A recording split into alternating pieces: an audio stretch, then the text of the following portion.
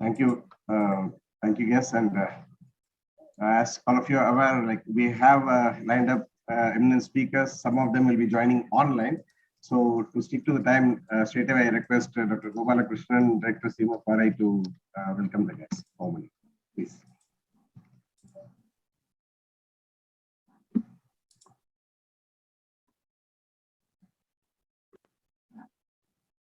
Hello, good morning, and a very good morning, and a warm welcome to all the delegates, dignitaries, and delegates to this international symposium on insulating marine fisheries sector in South Asia from uncertainties, global experiences with insurance, jointly organized by Fair Bengal Program Intergovernmental Organization, the World Bank, ICR Central Marine Fisheries Research Institute, CMFRA, and the Tamil Nadu Dr. J. Jayalalitha University and the NFDB.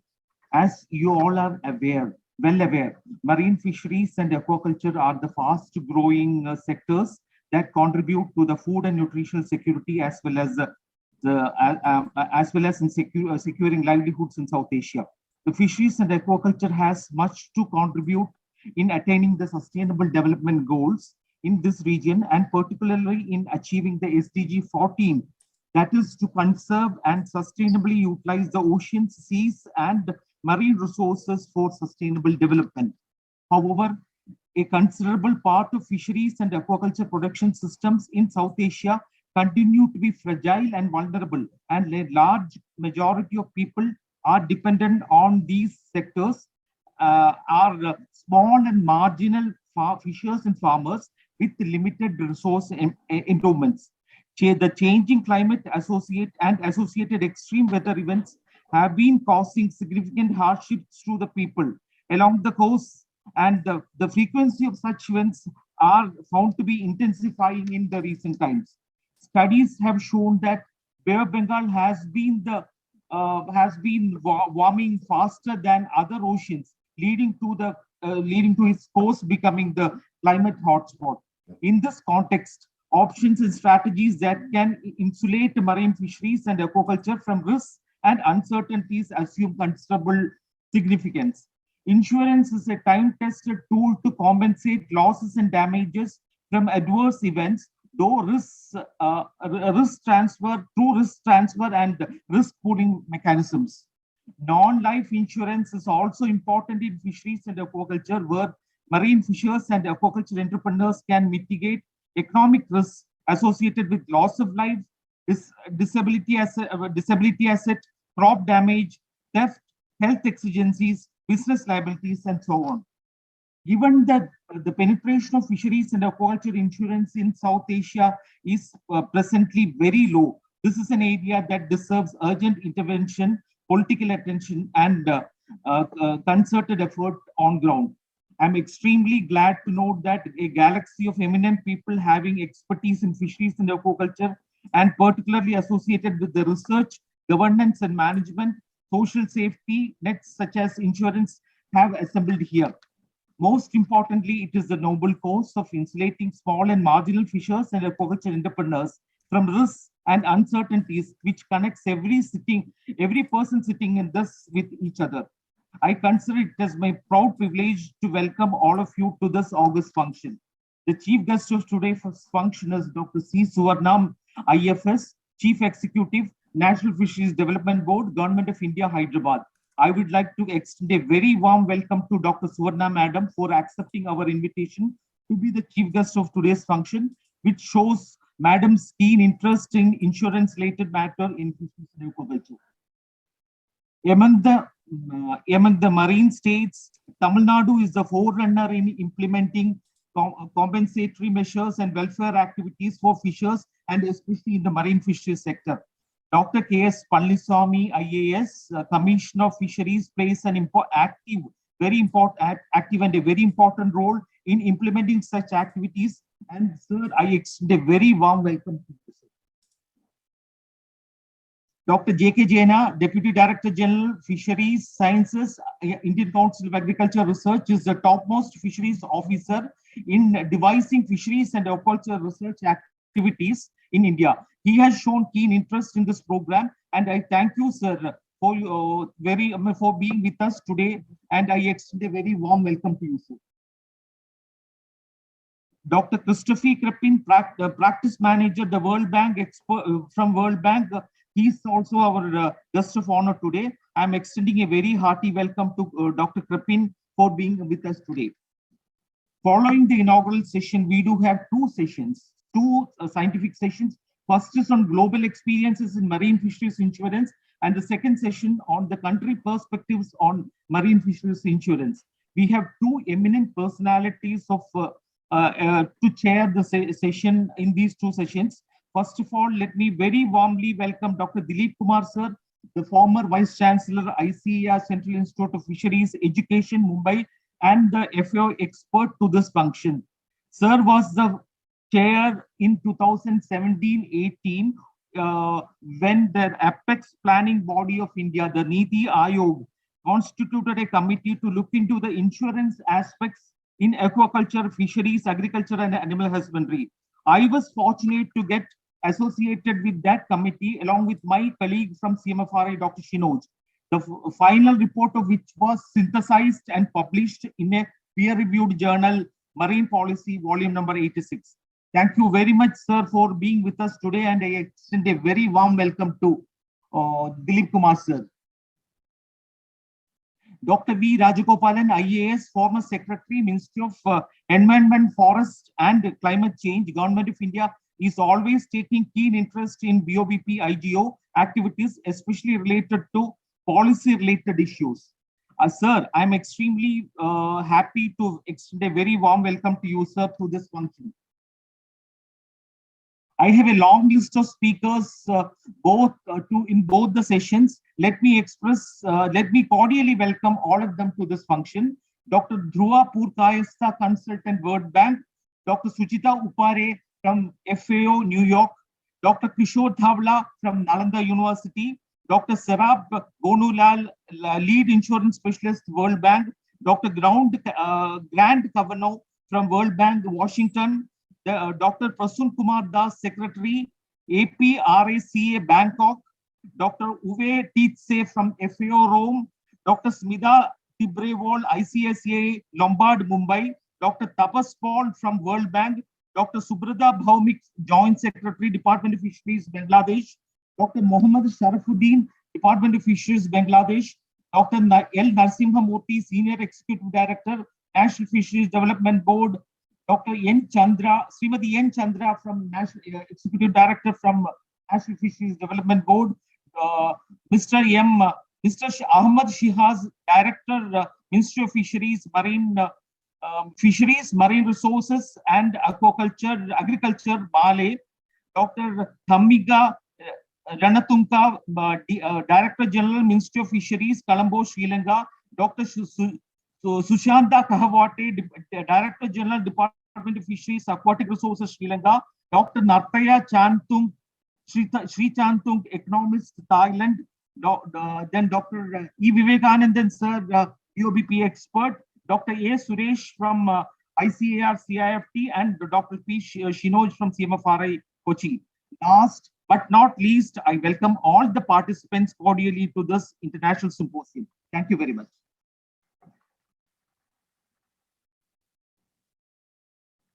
Thank you so much, sir. And now I request our guest of honor, Dr. K.S. Palaniswamy, IAS, Commissioner of Fisheries, Tamil Nadu.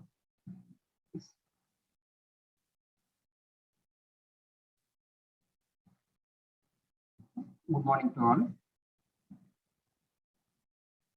Respected Chief Guest and Chief Executive of National Fisheries Development Board,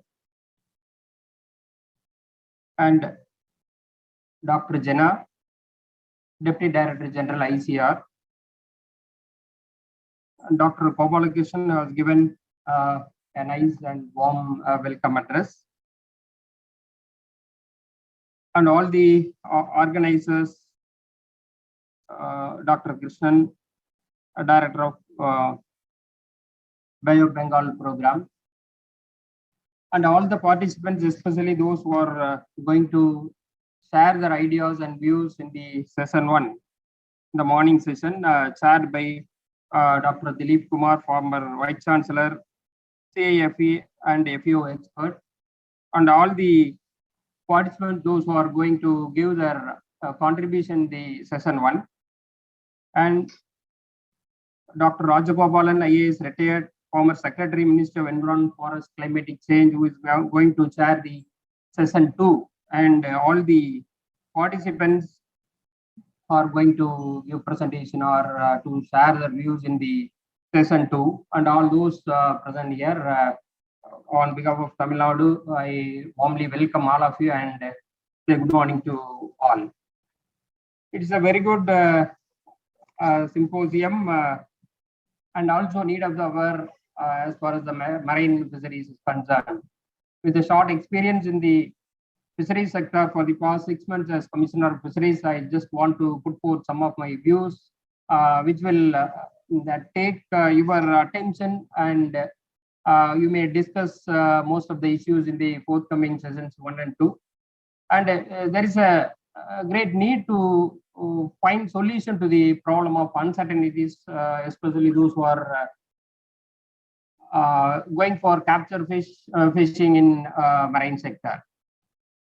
When compared to all the sectors covered by insurance, especially the motor vehicle sector or agriculture sector, now the coverage in marine sector, I can say it is very less and also very difficult to quantify, and also it is not encouraging for the fishermen or the vessel owner to go for making premiums, and also a lot of procedural difficulties also there. All these to be addressed. I hope this symposium will find out some solution. I'll come out with some kind of some ideas, new ideas, so that we can take it forward in the forthcoming years. Especially the in general in Tamil Nadu, the vessels are registered by the owner to the authorized officer. We call them as authorized officer, who is in charge of those marine areas. So after that, getting the license, they used to venture for capture fishing. Nearly 6,000 and odd mechanized fishing boats are there in Tamil Nadu, and also more than 40,000 country crafts with motorized country crafts, and also without motors also there are around 4,000 country crafts are there. The problem in general, it is common to all insurance issues, the high premium rate often. It won't encourage the fisherman or the vessel owner. So after that also there is a lot of procedural issues that the fishermen with their low knowledge of low education knowledge and experience, they find it difficult to move through the insurance sector or insurance people to get it registered. So and also for the some assured, since the premium is a little higher, they tend to go for less amount of some assured, so that they wish to reduce the premium. Often it has been taken as a ceremonial issue to get the loans also, the insurance issue. So the record, this thing should be, the companies should be encouraged to come forward to register the boats for insurance with low premium. That is one thing. Then the other thing being some NGOs can intervene, or they can facilitate the process of making the process of insuring the vessels also, so that with less knowledge or less education, the people can come forward for insuring this the vessels. So after that, the assessment of damage at the time of either natural calamity, generally it is a high risk sector when compared to road sector. The marine sector or operating in the sea or ocean, or going for marine fishing is a really tough job in terms of they have to overcome all the hurdles in terms of natural calamities like cyclone, heavy wind, or other waves and tides.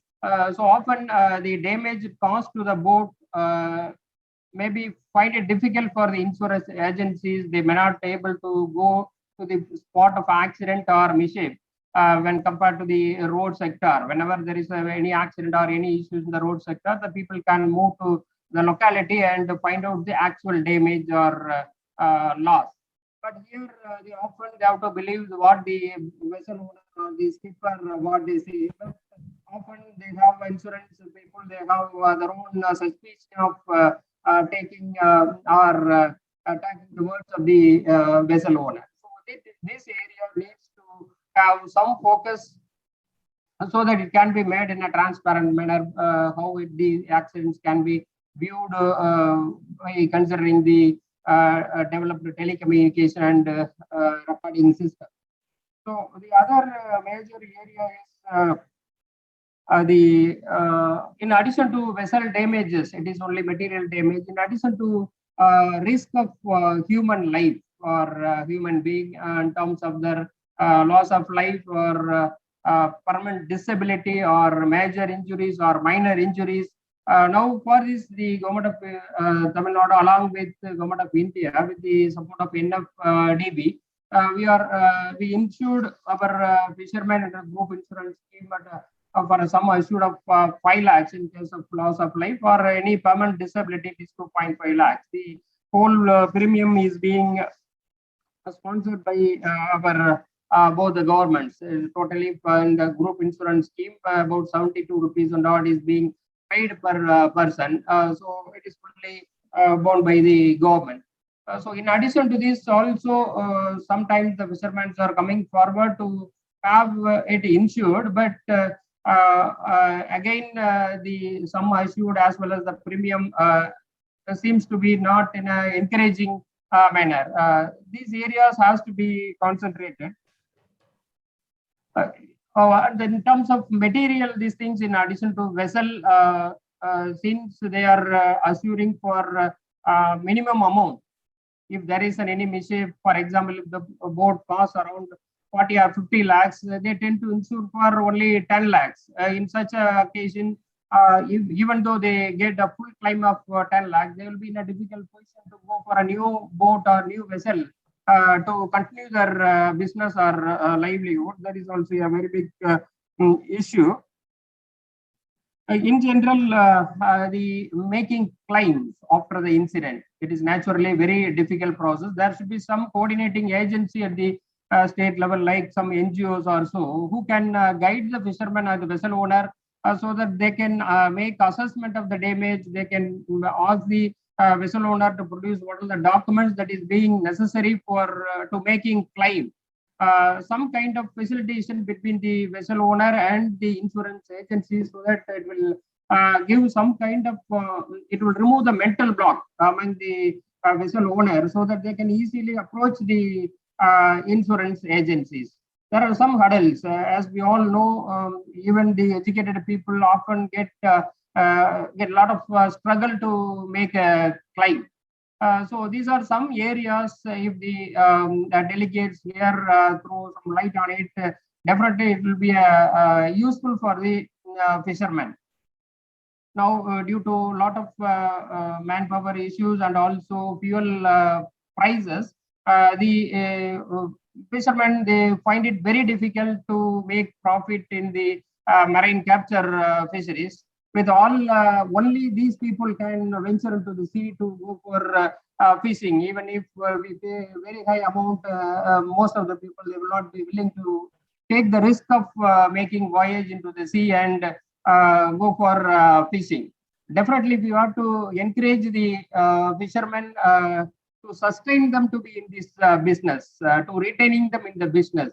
And also we have to encourage or find out ways and means to keep the youth of fishermen, that is fishermen family youth, to be in the sector so that in the future, I hope otherwise it may lead to some kind of manpower crisis that the other areas, people from other areas, they may not be in a position or they may not have interest to enter into the business or enter into this occupation since it is inherent or definitely a high risk area.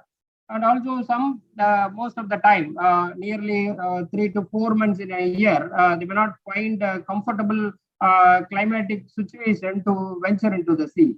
So even though they try hard, they can make 9 months voyage. Out of that, we banned total ban for 2 months. So nearly 6 to 7 months in a year, they can have some kind of full business to make voyages, bring back and also sell it. Not only this sector, it affects only the fisherman livelihood or this community as a whole, but also it has a lot of serious repercussions on the supply of cheap and good protein to the common man, especially the poor, downtrodden middle class also. In addition to this, fisheries sector plays a major role in the export of fish, shrimp, and other marine products. Definitely, if we encourage the original or the primary sector, especially the fisheries, those who are involved in the fishing and related occupation, definitely it will encourage the production. It will increase the marine as well as aquaculture production, so that considerable quantum can be exported, so that it will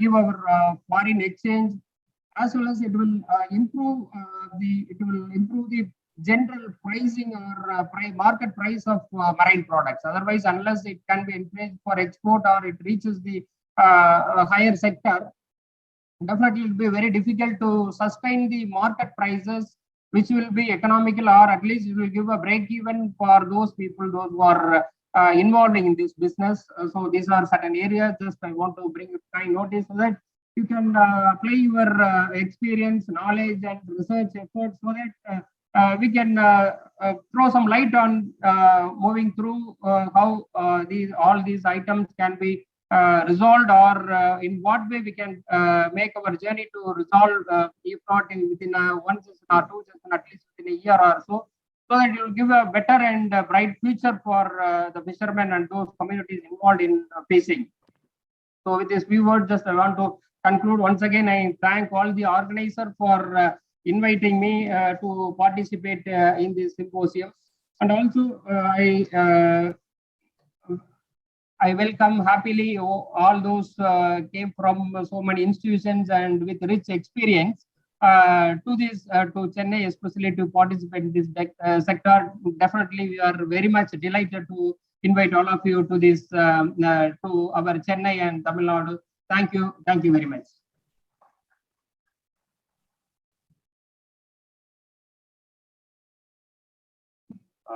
Thank you, sir, for almost setting the right context for this program. And next, I request Dr. J.K. Jana, Deputy Director General Fisheries, Indian Council of Agricultural Research.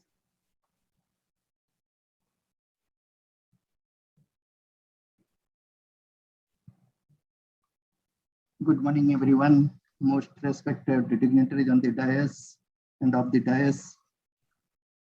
Chief guest of today morning program, Dr. C. Subarnaji, Chief Executive of National Fishery Development Board, Dr. K. S. Palaniswamiji, Commissioner of Fisheries, Government of Tamil Nadu, my colleague, Director of CMFRI, Dr. A. Gopalakrishnanji, Dr. P. Krishnanji, Director of VOBP, esteemed invitees, participants, delegates. I find several of our seniors and mentors present also. Dr. Dilip Kumar, former Director and VC of CIFE Mumbai, who has been our mentor all the time. We have former Secretary MOEF, Dr. V. Rajagopalanji, and participants and delegates from different countries who have joined. And one all greetings to each one of you. I, on behalf of Indian Council of Agricultural Research and my own behalf, convey sincere greetings to each one of you. Thanks to Dr. Krishnan for giving me the opportunity to be here. I never thought I have to be here sitting on the dais and speaking to you. Of course, I was aware about this program. He had written to me, but because this conference is going on, I thought I would not have time to be here, and I had a review meeting again 9 o'clock. So I told Krishnan that I will be here for half an hour and just meet people. But however, thank you very much, Dr. Krishnan. You gave me opportunity to speak before you.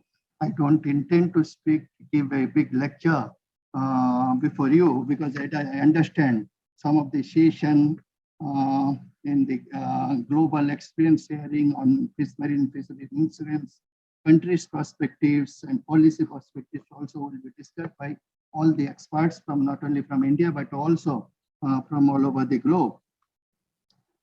We do understand the importance of such a program. If you see the very title, the insulating of marine fishery sector from the uncertainties. All of us know how the open water fisheries has been subjected to all sort of calamities or issues. All of us are very much aware.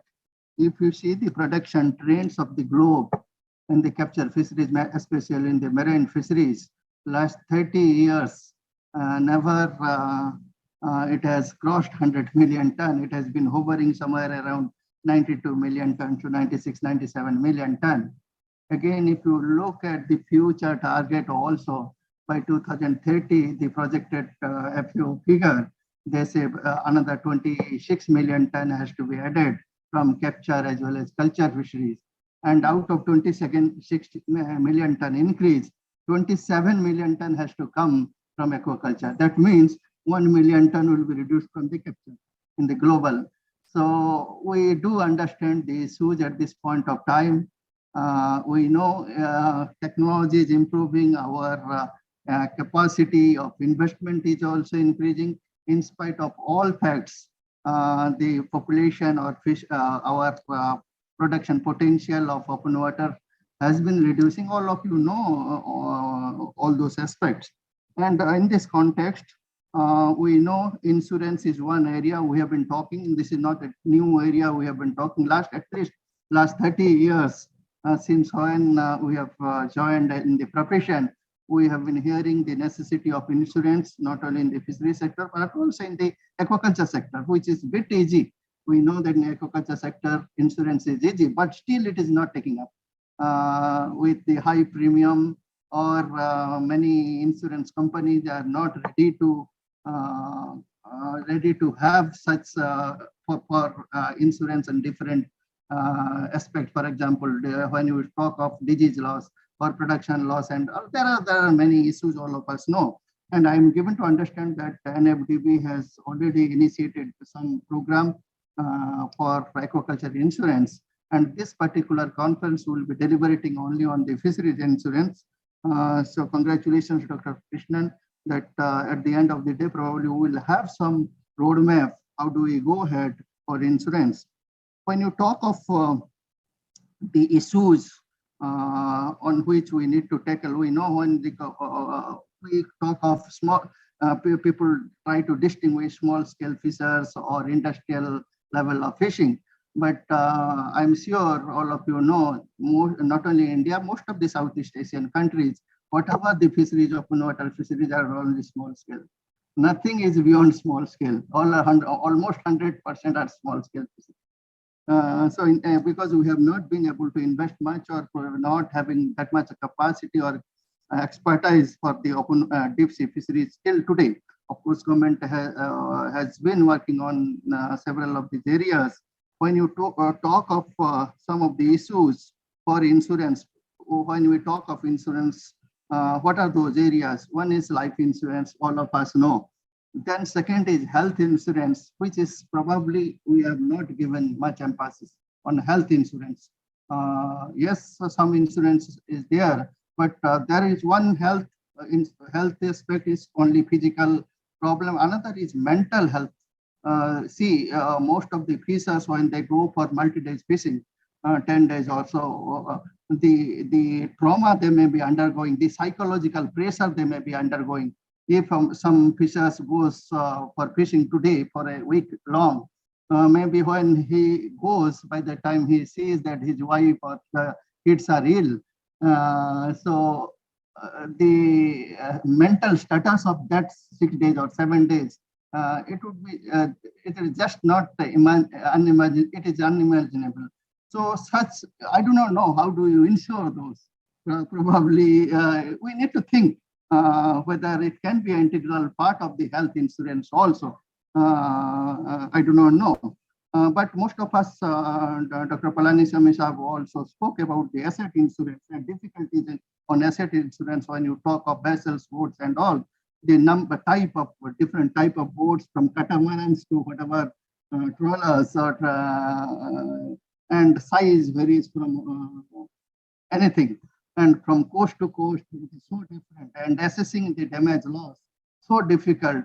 And when we are talking of, again, climate change and all Dr. Gopalakrishnan mentioned, with the climate change impact or the hurricanes or and all, or the other natural calamities increasing gradually. So how do we ensure? Many times we know forecasting is there, many times it is sudden. Just for 5 minutes, there is a wind blow, some boats may capsize. How do you prove that it has undergone a loss? Many times we do not have surveillance. We will not be able to have surveillance. The road, what happens, if you see Delhi today, every 100 meters you have a video capturing everything. But in the open sea, how do you say that, that it has undergone some capsize or something, loss has caused? There are issues, I am sure in this platform it will be deliberated. Not only boats, even the nets. We know we do not know if there may be net loss, there may be damage, all those can happen. Then production insurance is so important.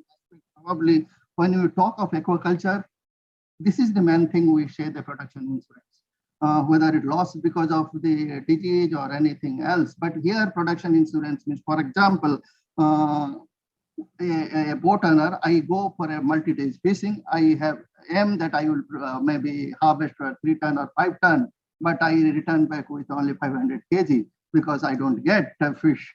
But I have spent for diesel, I have spent for manpower and all. So the loss which we have incurred, we do not know. How do you insure those production losses and all? Then market insurance, if fish is spoiled during the process, maybe I have not taken enough ice, or the ice I had taken because of some problem got melted. The fish what I had caught probably got lost. How do we ensure those loss or market fluctuation? You have seen during the COVID time, people came with maybe boat full of fish, but there was a lockdown. By that time, the amount of fish lost. Similar situation may happen anytime. We do not know. Maybe some forecasting of cyclone and all, you are not able to sell those fish. So all those market insurance also would be so important at this point. How do we safeguard all those from all those calamities or issues are so important. I'm sure today's discussion will concentrate on every aspects of our pieces, small scale pieces are undergoing every now and then. And besides this, also the strategies, how do you overcome or how do we have some sort of a smart investment? So we need to suggest also the people, fishermen, how do we, whatever the investment that they do, for example, somebody want to invest for a new boat or for a replacement, what we advocate so that the investment he does is smart, so that the loss we anticipate because of other calamities and all will be reduced and all. So I do not know, most of the aspects I'm sure will be discussed during this whole day. I wish the program grant success and like to listen to the whatever the outcome from this conference. Thank you so much, Dr. Krishnan.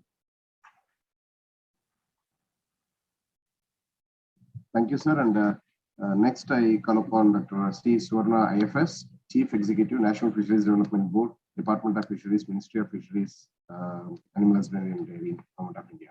For the information of the guests who have joined us from Maldives, Bangladesh, and Sri Lanka, National Fisheries Development Board is the apex development agency in our country, which oversees the entire development programs under the Department of Fisheries.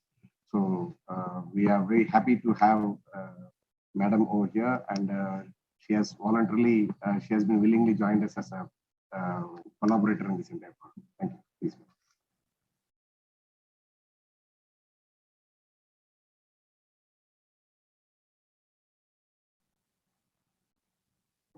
Good morning, everyone.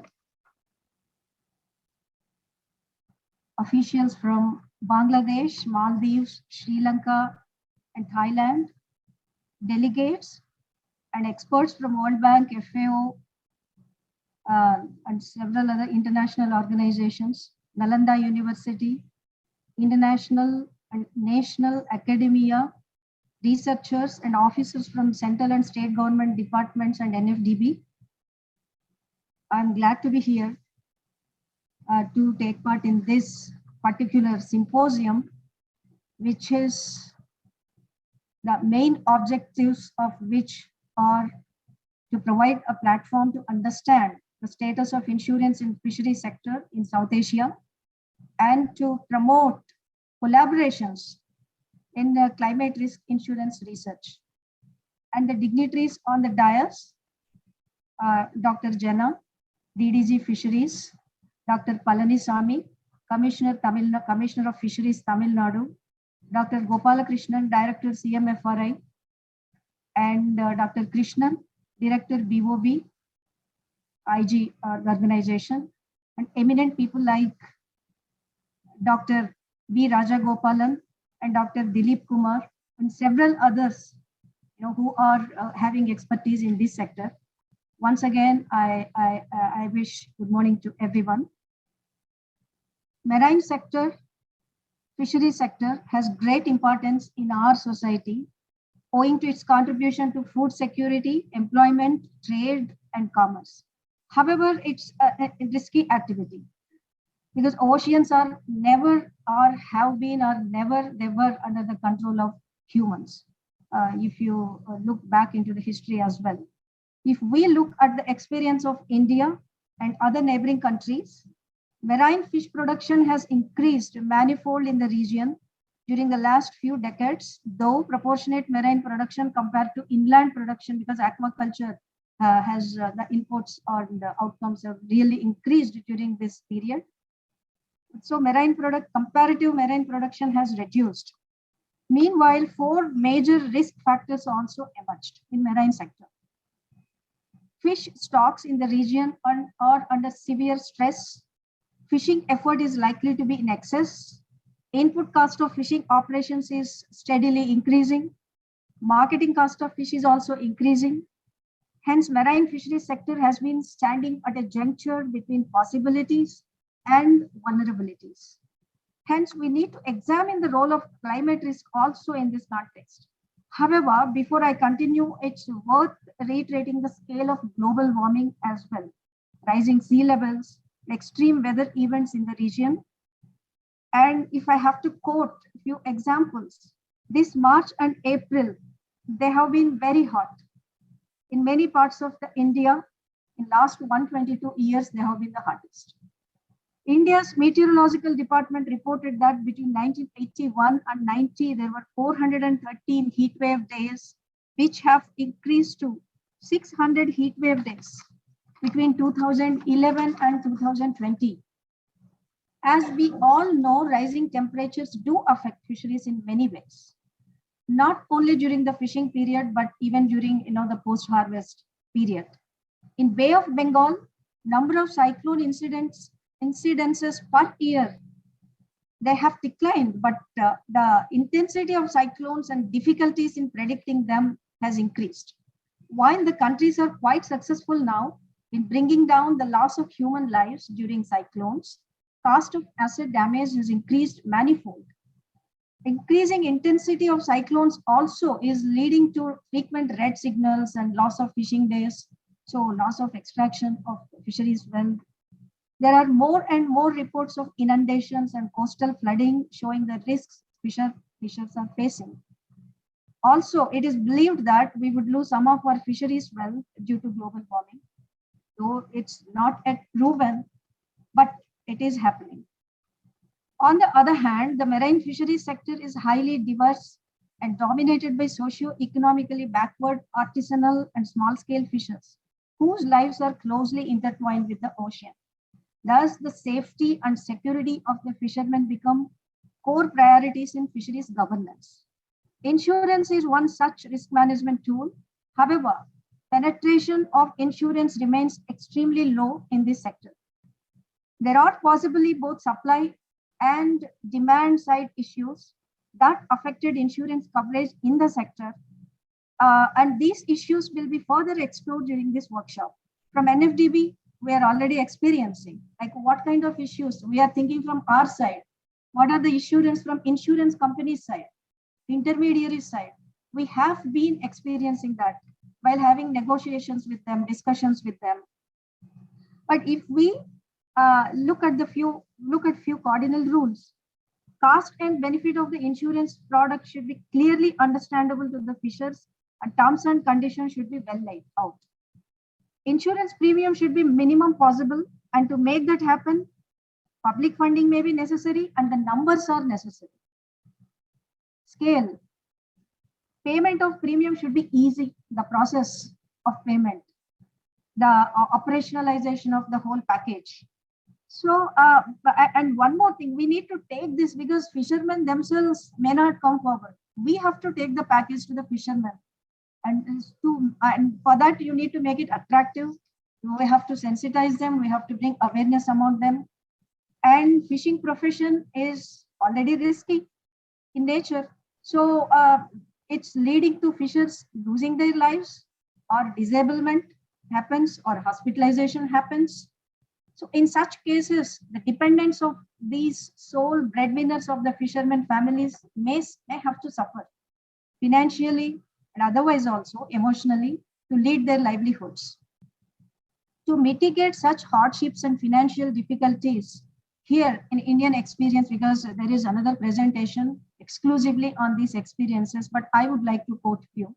The Department of Fisheries implemented group accidental insurance scheme for active fishermen in the age group of 18 to 70 years from 91-92 onwards to provide life insurance cover to active fishers under National Scheme of Welfare of Fishermen.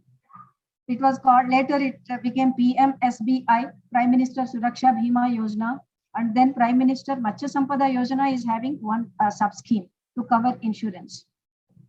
And but since beginning, entire premium costs were borne by both central and state governments. But it happened only when the states came forward to match their share. Wherever states did not take part, it did not happen. So that was a main lacuna.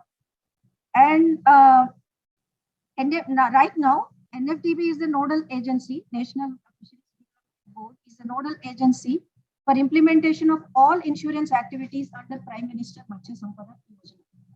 We have already put in place group accidental insurance scheme, because as I was mentioning, the scale is important. If you call for the bids at national level, you will get more numbers and you will also get an attractive premium, and that you can have, say in dealing with the insurance agencies, they're talking to their top bosses, and you will have lobbying power.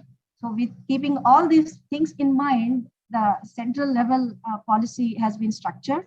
We did face a lot of dilemmas and confusion initially, because each state will join at one point of time. All states do not join at one point of time. So insurance companies were totally under confusion, like how this scheme is going to work. Even we had our own, uncertainties. But then today it has worked out very well. States are comfortable.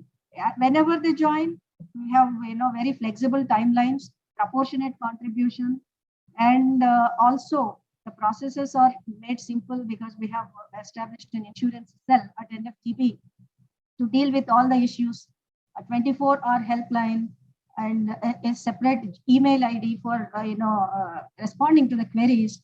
Many such kind of things have been taken up, and regular interaction with the states to bring more awareness, because I worked as Commissioner of Fisheries in Telangana. I know how insensitive some district fisheries officers would be. That will happen, but it will not be intimated. Coverage is there, but intimation will not happen on time. So what would happen? Insurance company will straight away reject the claim. Also, you do not file the documents properly.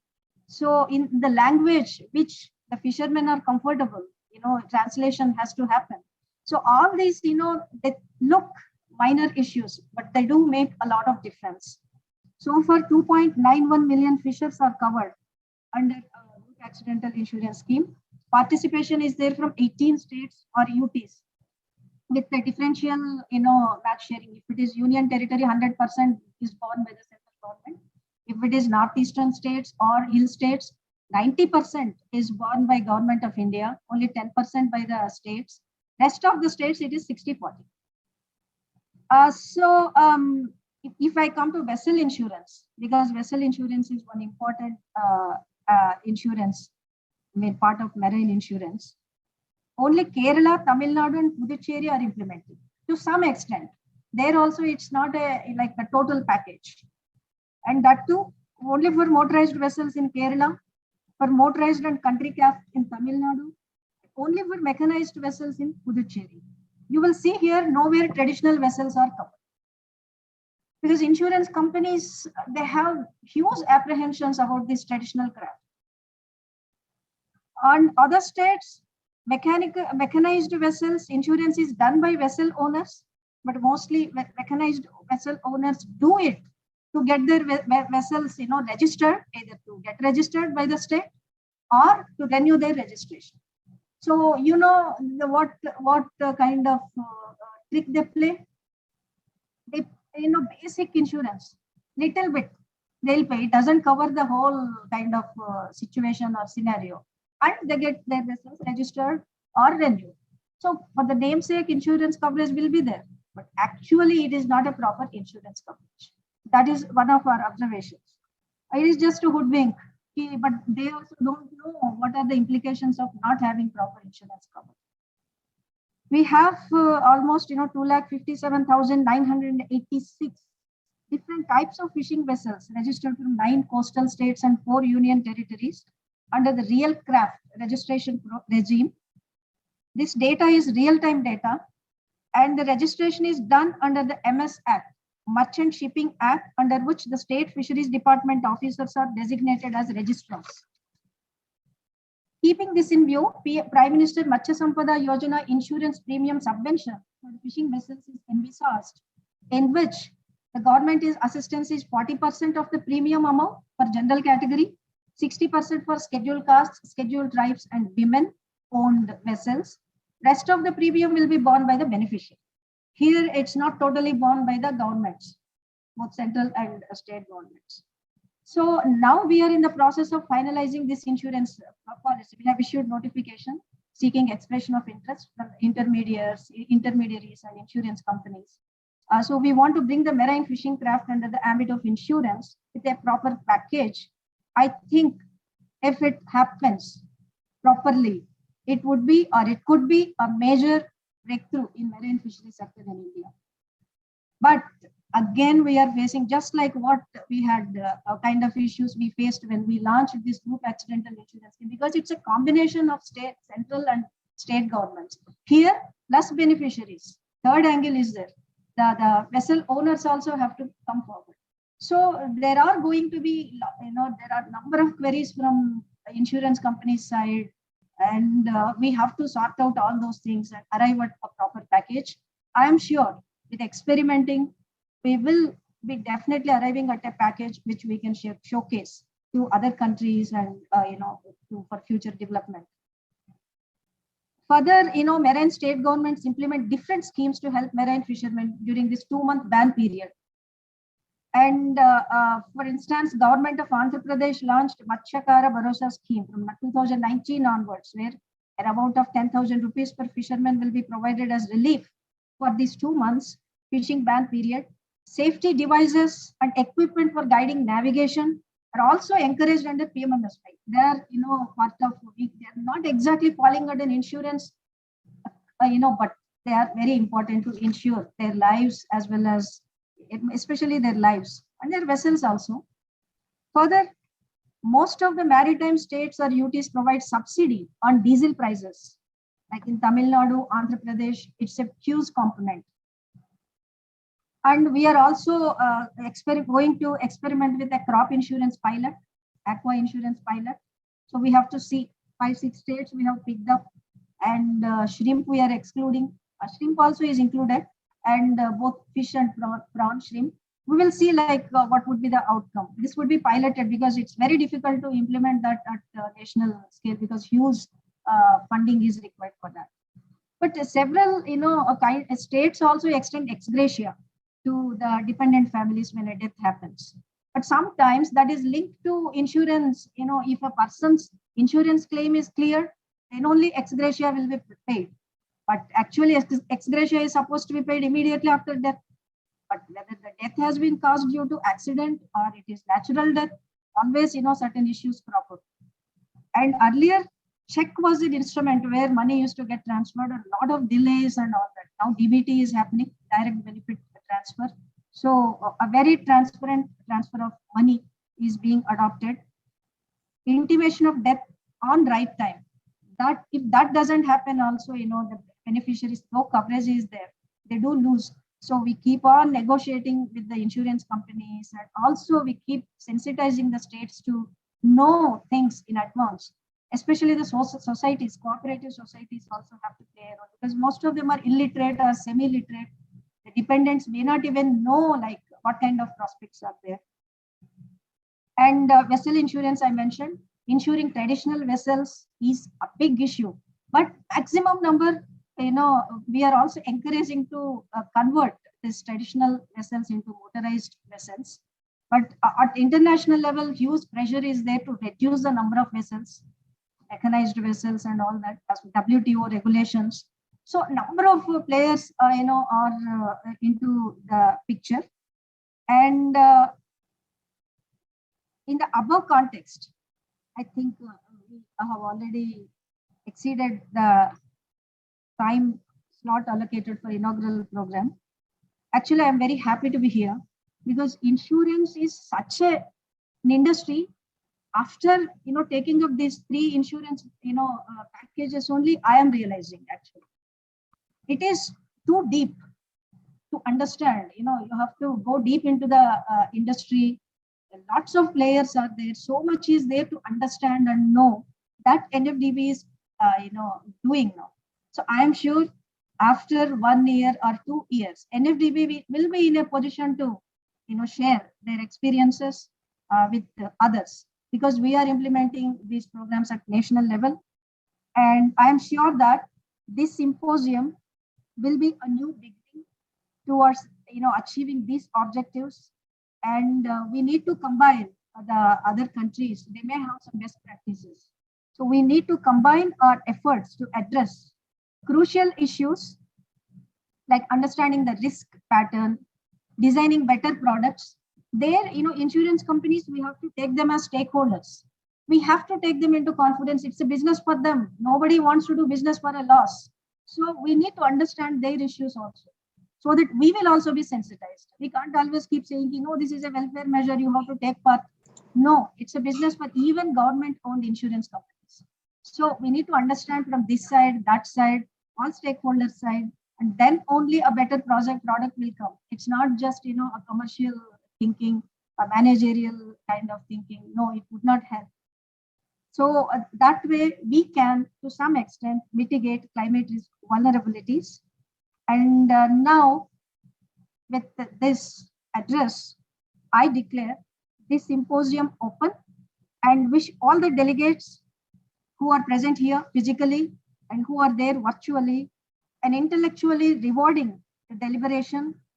Best wishes to the lead organizers, BOBP, IGO, Chennai and their partners, World Bank, CMFRE, TNJFU, and of course our own NFDB represented by our own officers.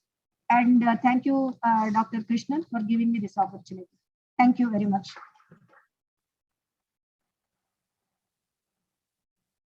Thank you so much, ma'am, for your very deep concern showing the significance of this entire symposium.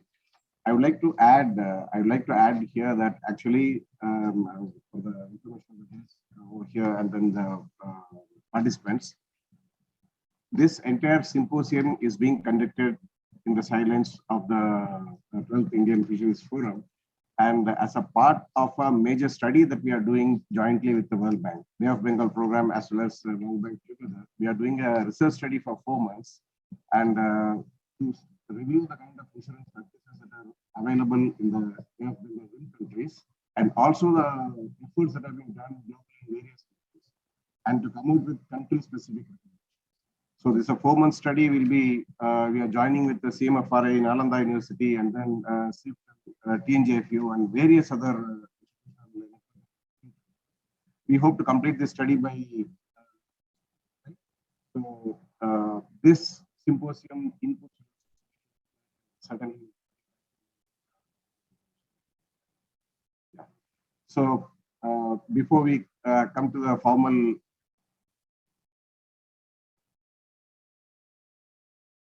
Before we come to the formal close of the inaugural session, I request Director CMFRA to honor our guests with a small moment.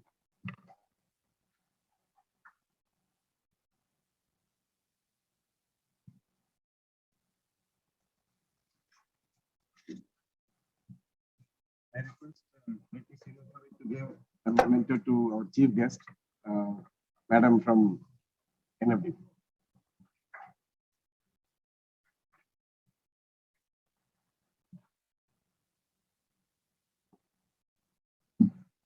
I request the director to give a memento to Dr. J.K. Jana, DDG.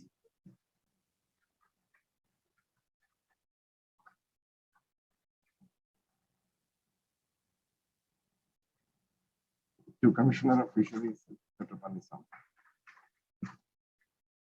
This is a handicraft work by our documentation officer, Dr. Jayaraj, and it's a special edition. So it's only for these 3 guests today.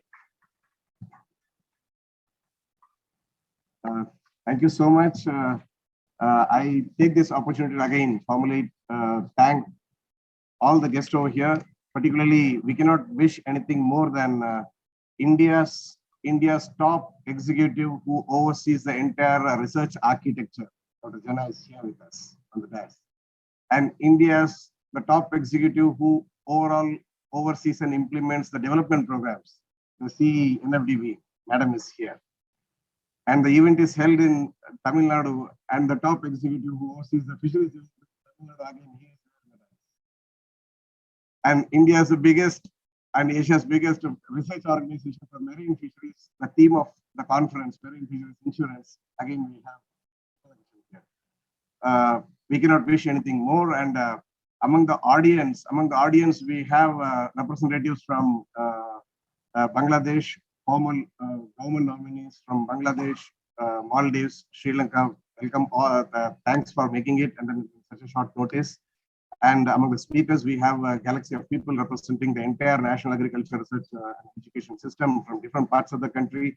I recognize the presence of Vice Chancellor TNJFU, former Director Marine Products Export Development Authority with us, Director SIBA, and many other distinguished guests, and our eminent chairs, Dr. Dilip Kumar, former Vice Chancellor CAFE, and then Dr. Rajiv Gopalan, former Secretary MOEF, and he has been a kind of a guiding force for all our programs of BOBP, and I had the luxury of having his guidance during my tenure in MOEF also.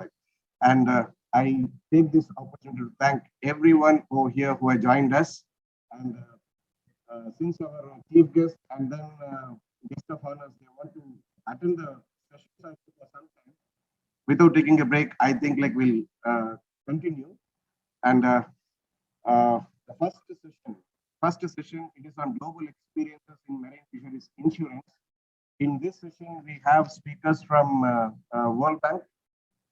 Sorry, I missed to thank very specifically one very important person, Mr. Tapas Paul, who practically connected with most of the resources in the World Bank, and then to the rest of the speakers elsewhere. He is joining. He has already joined live. Thank you, Mr. Tapas, and all those who are with us live. And in this session, we'll be having speakers from FAO, and we have the Secretary General, physically, he has come down here. And Dr. Dilip Kumar, former Vice Chancellor, will be the chair. Dr. Shinoj from CMFRA and Dr. Suresh from SIFT will be providing the rapporteur support. Thank you, sir, and I take the chair to take the lead and then proceed forward. Please.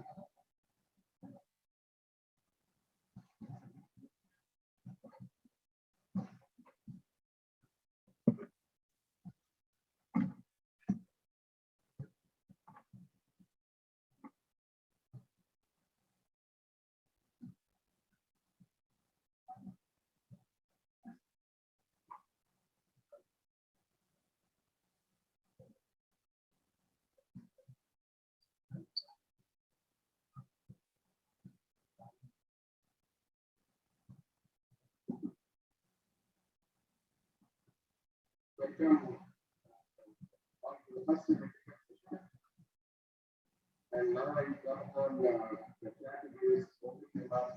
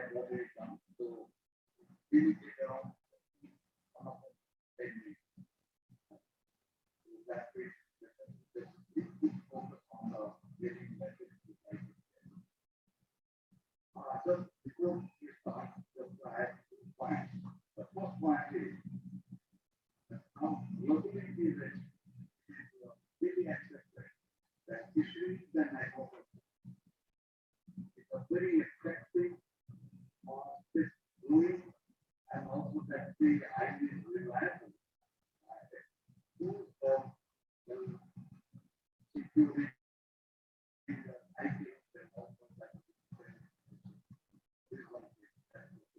but at the same time, if the growing union and impact of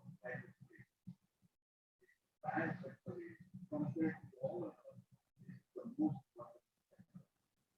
and the second thing that is the price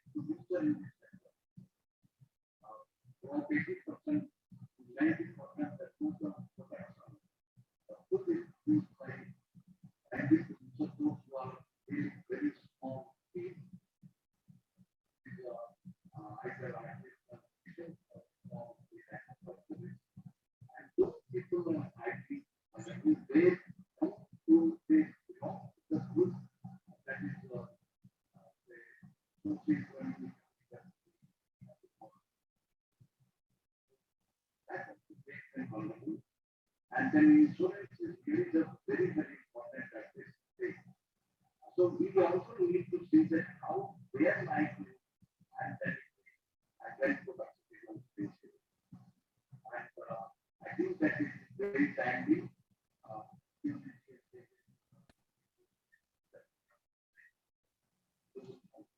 Already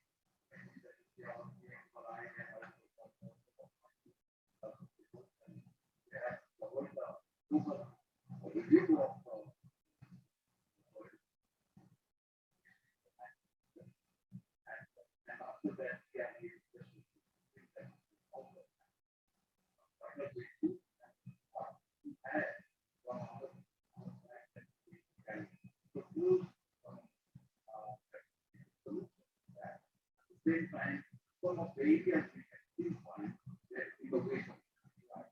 But it will not take much time. This is the main focus. And how the goal is to our people and our goals.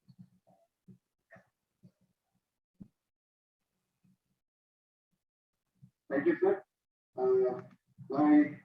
The first speaker is Surat. She is the lead insurance specialist World Bank. Can you share the screen?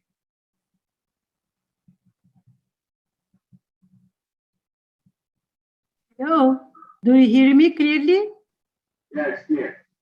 Okay, so good morning. My name is Serap Gönülal. I am a lead insurance specialist at the World Bank. So today I would like to focus a little bit much more on the climate change agenda and the connection with the insurance sector. So let me share my screen with you for my presentation.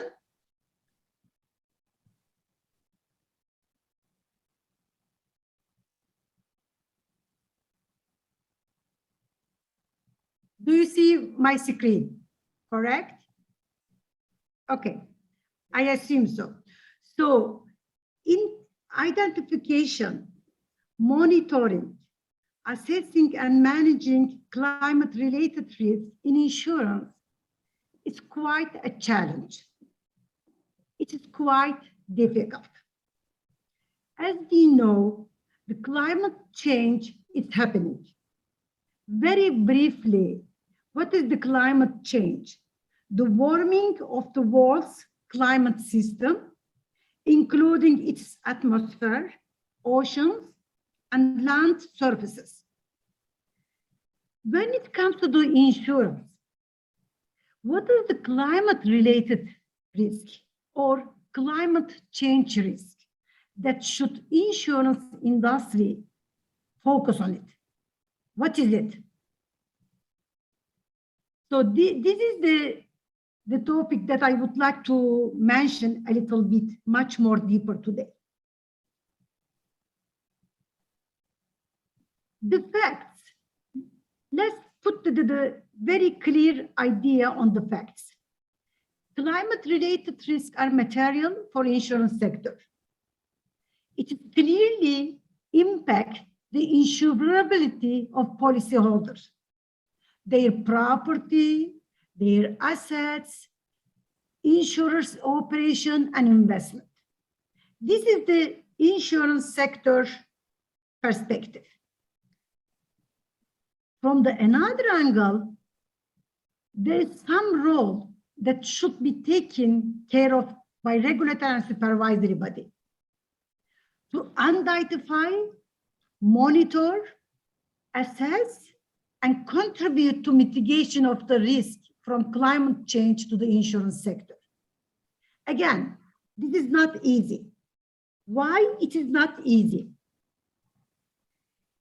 Think about the climate-related risks or climate change-related risks are usually or often systemic risks, meaning that difficult to measure. So whenever the insurance company has got difficulty to measure the risk, of course, this increase both financial losses and uncertainty.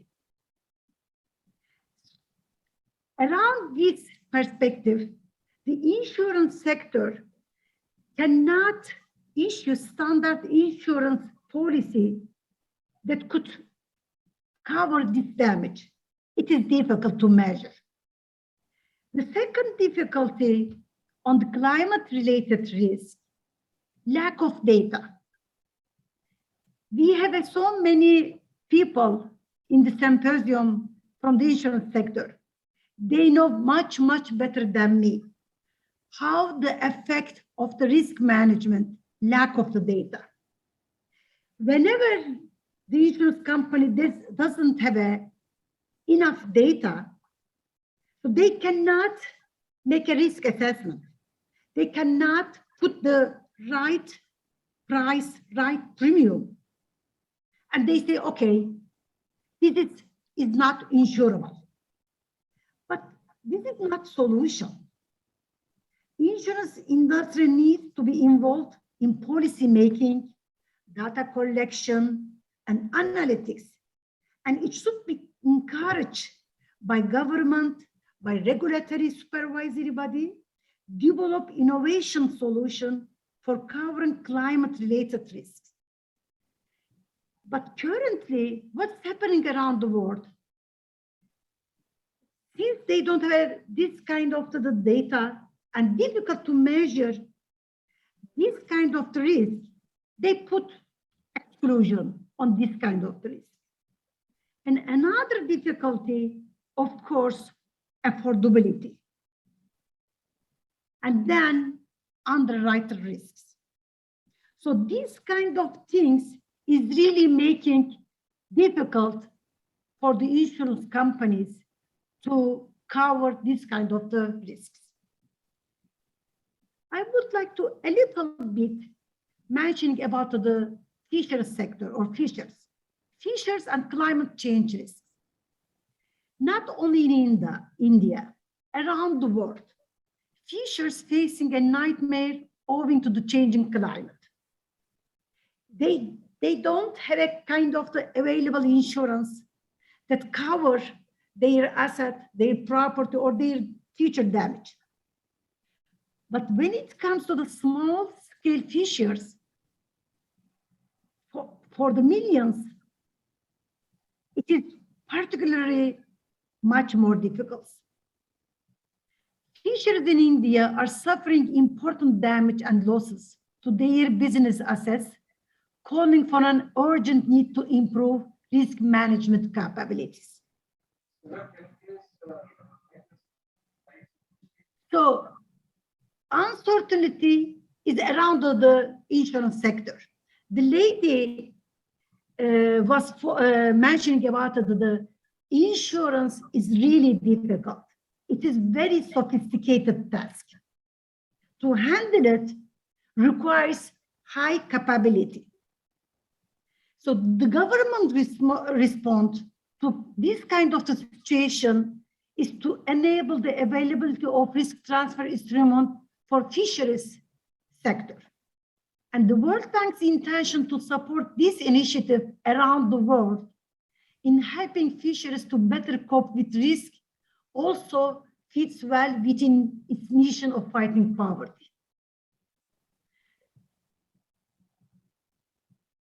Climate change should be handled from the insurance sector by the insurance company, but at the same time, it is super important to address by regulatory and supervisory body.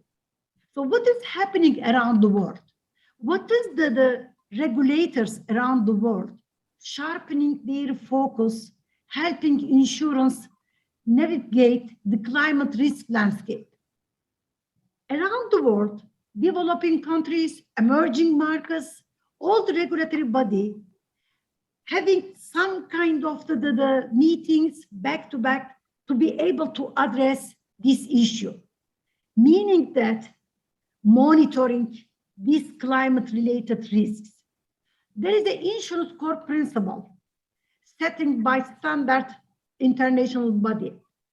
So under this framework, they have decided 5 big topics that should be integrated into climate-related risk whenever they design supervisory and regulatory perspective. I'm not going to talk about them, but this is going to be on the slide. And there is the supervisory review and reporting, corporate governance, risk management, investment, and disclosure. With these 5 principles, the regulatory and supervisory body around the world try to manage and assess the climate-related risks. Integrating insurance into climate risk management, again, it is not that easy. Getting the voice? Can you please put your presentation in the full screen mode? Don't you see my presentation?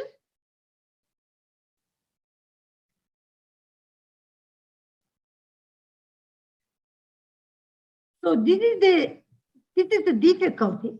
So what is the government and around the world, in developing countries, emerging markets, even in advanced countries, trying to set up effective risk management to be able to manage these climate-related risks? Government intervention is must.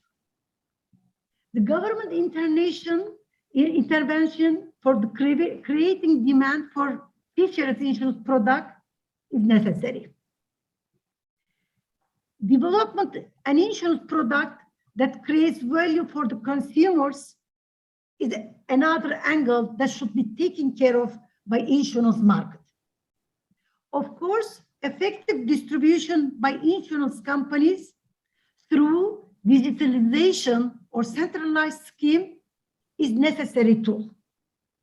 Whenever you have required the establishment of the effective risk management from the insurance companies, as a regulatory and supervisory body, you have to issue supportive regulatory framework. And consumer-friendly market practice is important.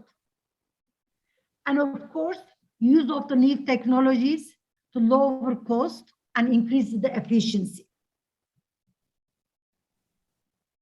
Whenever the government issue this kind of the intervention, the major nationwide public interest benefit is going to increase. The strengthened capacity of government to respond rapidly on the climate-related risk is important. The development of national insurance plan is going to shift financial burden from the government to the insurance sector.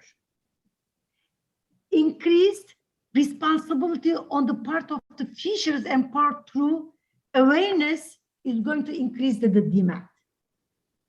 Whatever the government and insurance sector is going to do together, address this climate-related risk, is going to close protection gap, meaning that reduce the underserved population. I have mentioned this on this slide.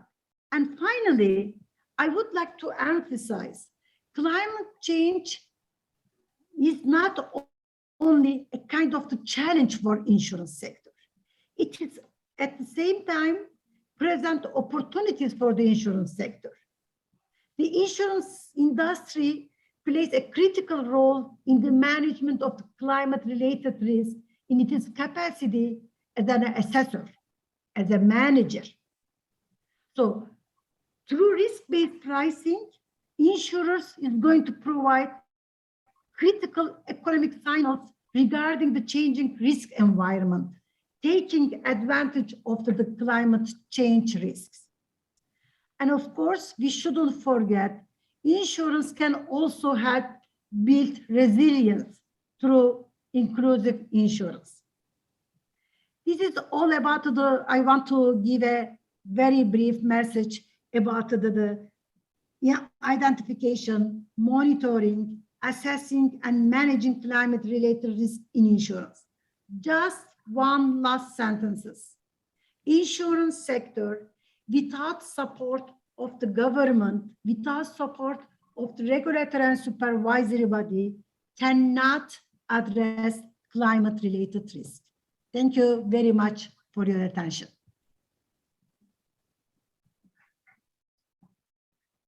Thank you. We have questions to all speakers. If not, next we have a speaker from we have a Suchitra, you're there?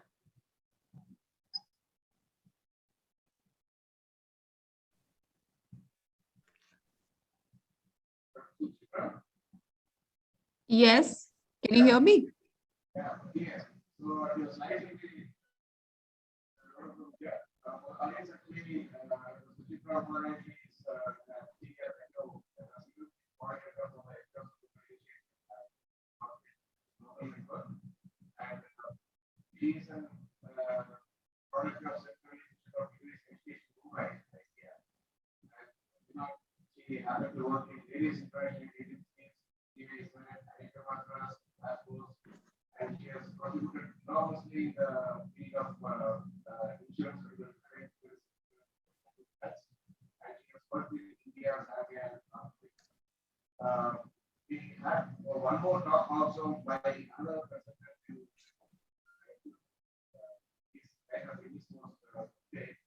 Dr. Suchitra will be making two presentations in discussion. First, her talk, world review of captive fisheries. Suchitra, please manage time also. Thank you. Okay, thank you. Namaste and good morning to honorable chief guests, guests of honor, distinguished guests, the organizing committee, honorable chairperson of this session, rapporteurs. So that was a kind introduction. So my talk today is based on the recently published document of the FAO, and I'm presenting this document on behalf of Dr. Raymond and Andrew. So this was this document is has got, as I said, recently published. It's a world review of capture fisheries and aquaculture insurance 2022. This next slide, please. This review is an update basically of the 2006 and 2009 review of the state of capture fisheries insurance as well as aquaculture insurance, as you all can see. And this has, over the last decade, what have been the recent changes, both in the fishery, capture fisheries sector, as well as the insurance sector in the insurance industry. This document is a review of that. As you all know, much has changed in the capture fisheries sector as well as the insurance industry worldwide. And with respect to the insurance industry, globalization and the increased openings of the international market has allowed both insurance as well as reinsurance companies to operate in a wider set of countries. While the technology transfer and innovations, as well as the experience gained, particularly in the risk management in the fishing operations, have influenced the way insurance is being offered and managed in these industries. So just to give you all a brief overview of this, review document has covered basically 30 countries. And we have received about 60 responses exclusively for the capture fisheries insurance, of which 48 responses have been directly from the insurance companies itself, whereas 12 responses have come from the insurance, from the reinsurers, as well as the insurer brokers, surveyors, as well as the loss adjusters. The other thing is this report covers about 5 regional, it has 5 regional chapters, right, from Asia, Africa, Europe, Latin America, and Oceania. And 4 country chapters are there, that is of India, China, the Russian Federation, and the USA. Next slide, please. Okay. So this review also contributes directly to the implementation of, some of you all, a lot of you all may be aware, for the FAO Code of Conduct for Responsible Fisheries, the SSF guidelines, as well as the recent FAO's Blue Transformation Strategy for the year 2022 to 2030. Next slide. Over here, this review report also contributes to the achievements of the UN 2030 agenda of the SDG goals, particularly goal 8, 12, 13, and 14. 14, as you all know, is life below water. 8 number is decent work and economic growth, which particularly related with the insurance sector and in the Asian context is very much relevant, as well as in some other regions also. Next slide. Okay, so here I'll just touch upon the overview of capture fisheries production. As you all know, 179 million tons of production has been there, of which capture fisheries contributes 54% of that. And the first sale value is 401 billion US dollars. Again, over here, 38% originates from the capture fisheries segment.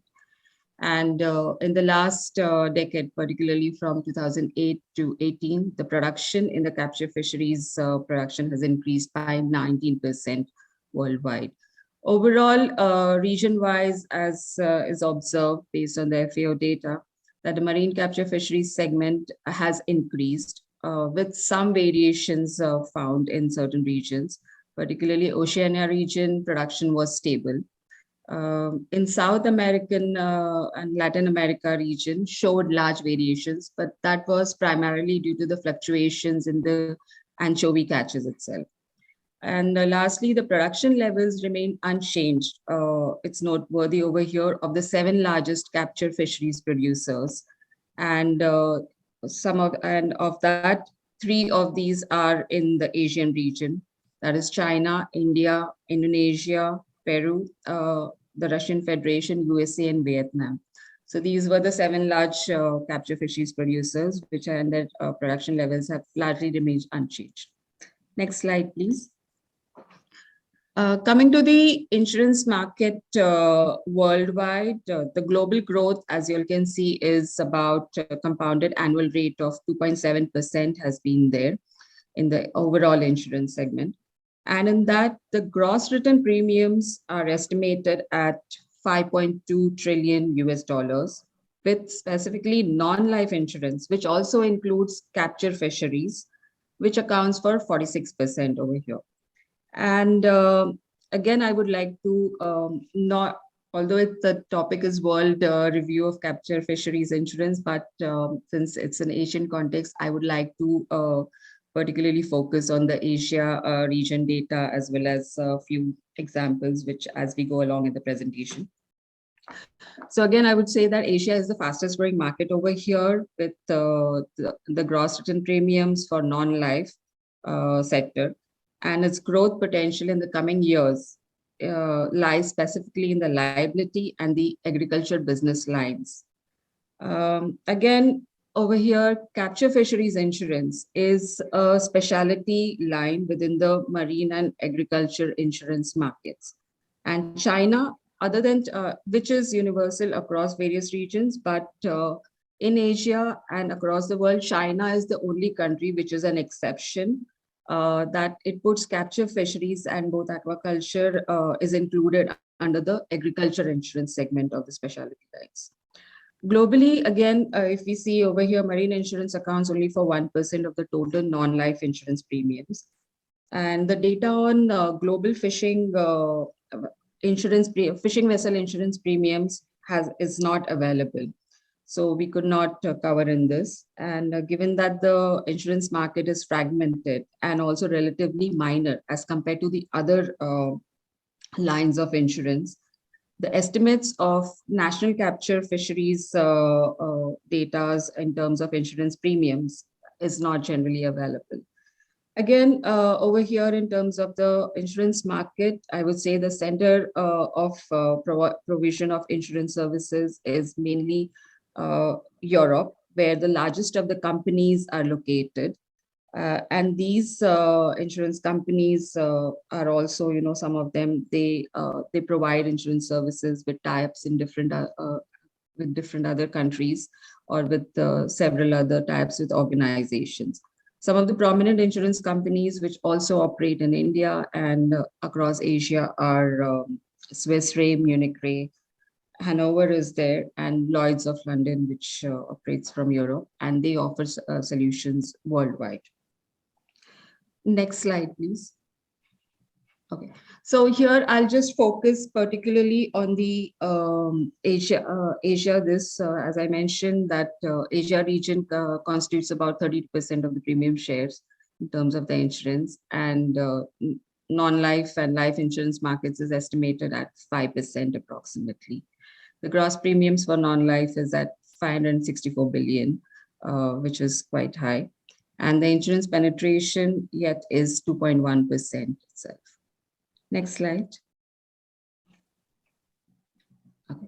So over here, I would like to show you all the data of the fishing vessel insurance policies in general, and the data which is there about the global fishing fleets that is available, which is also there in the techno-economic performances recently that has been published, I think last year.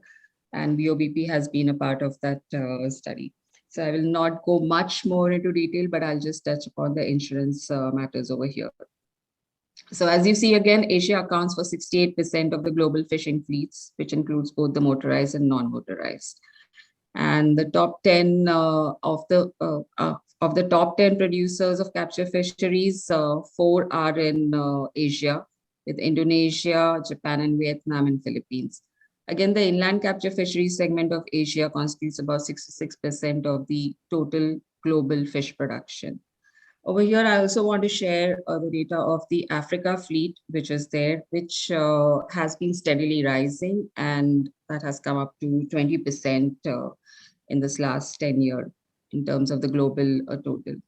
So over here, just providing the key facts about the insured fishing vessels in the country worldwide, which is about 450,000. And again, of which, as you can see in the Asia region, we have about 275,000 of those fishing vessels are, constituting or contributing from the Asia segment itself. Again, over here, as comparison to the last 2006 and 9 reviews, which is there, the global fishing fleet, as we were mentioning in the inaugural, this also, based depending on the demands, the global fishing fleet has reduced by 3% as compared to the 2006 data, which was there. And but this has been because, as said, that it has been because of the implementation of the fleet capacity management plans, as well as the fisheries management and conservation plans. But this is not across the, this is not the trend across all the countries. There are variations there over here. While also, I would like to particularly mention this review report states that there are also data gaps in the fishing vessel information, because a lot of reported numbers may not be accurate, given that many small scale fishing vessels which are in operation are not yet included in several of the national fleet records or even the vessel registrations which are there. So, and this is the absolutely latest information. And then again, FAO estimates that 82%, which is about 2.3 million of those motorized fishing vessels, which are smaller than 12 meters in length, By contrast, the number of large-scale industrial fishing vessels was estimated at 67,800 in 2018. Next slide, please.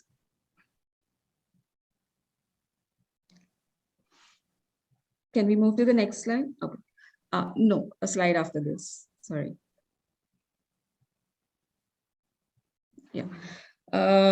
So over here, I would just like to touch upon that the demand for fishing vessel insurance from large scale for large scale industrial fishing fleets has reduced tremendously, or in some regions it has remained stable, except for in Africa as well as in the Asian region, the demand is still there. And this is often resulted as established by the fleet capacity management regimes, as mentioned. Over here also, I would like to mention that just like how the where the large industrial fishing fleets are there, there's a compulsory insurance because of the various international maritime organizations conventions that there is compulsory insurance, and they do not distinguish between the merchant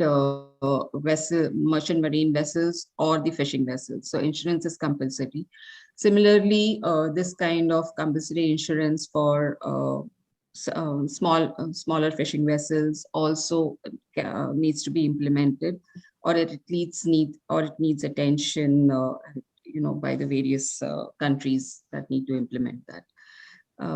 Next slide. Sorry, you need to go back to the previous slide, the peril one. Yeah. So we found that over the last 10 years, there has not been much change in terms of the peril coverages which are there. It has been more of standard. All risk coverage is the most common type of coverage for the capture fisheries insurance. The only exception we found is across the world is India, where they do not provide all risk covers, but they only provide cover for the named perils. So this was one exception for which I wanted to share this slide. Next slide, please. Next. Okay.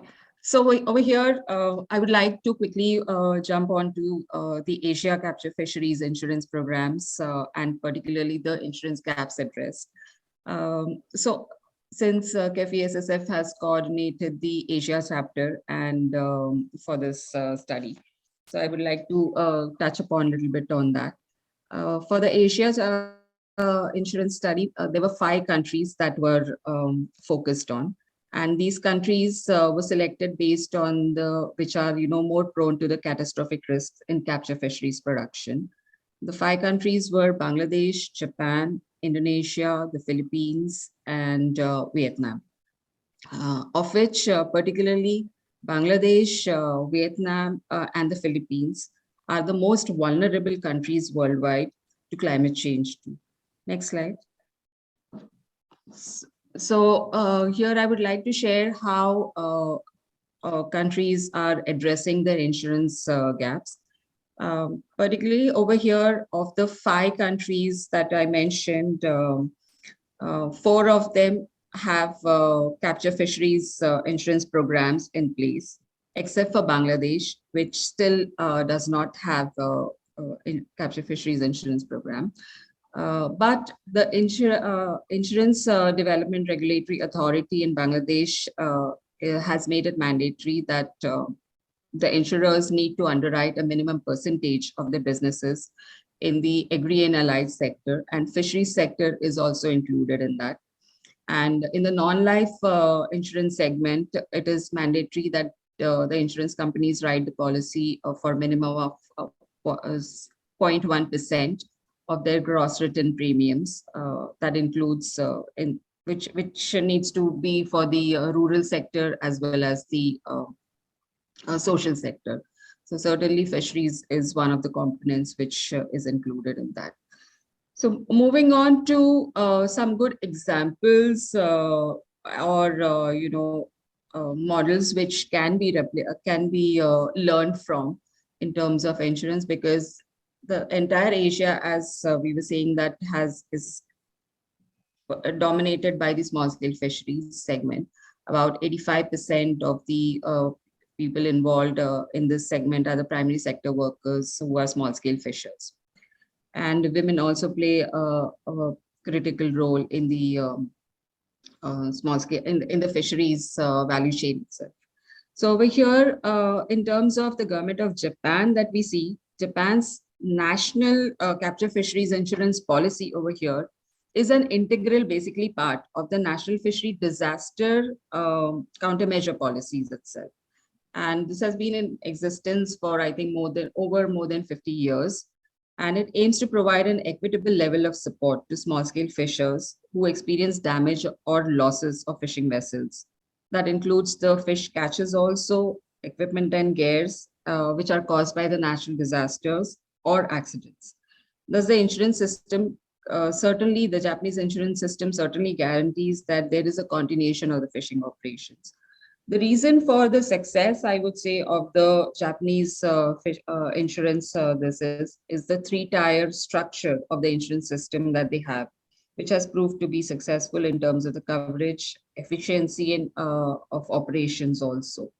And the mutual fisheries insurance, which is there, the model which is there, it's mandatory for the fishers to be a part of the fisher associations to avail the various government insurance coverage programs that are provided, because government provides subsidies, as also the lead insurance specialist was talking. Government intervention is critical.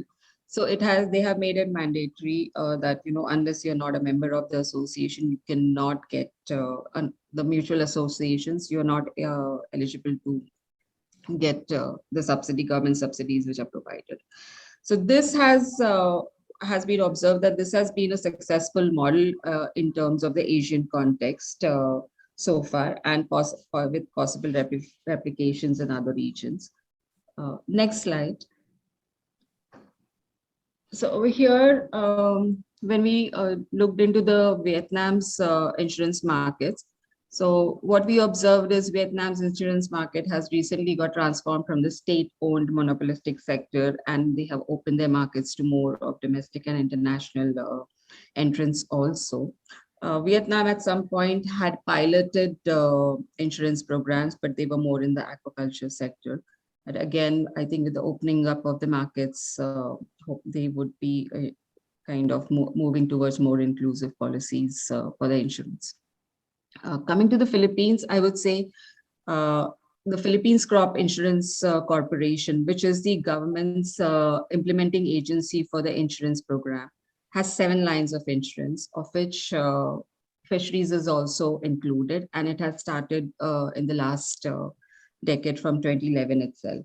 So over here, I would particularly like to mention Philippines insurance program, which we found has wide coverage in terms of losses from damage to fishing vessels, equipments, machineries.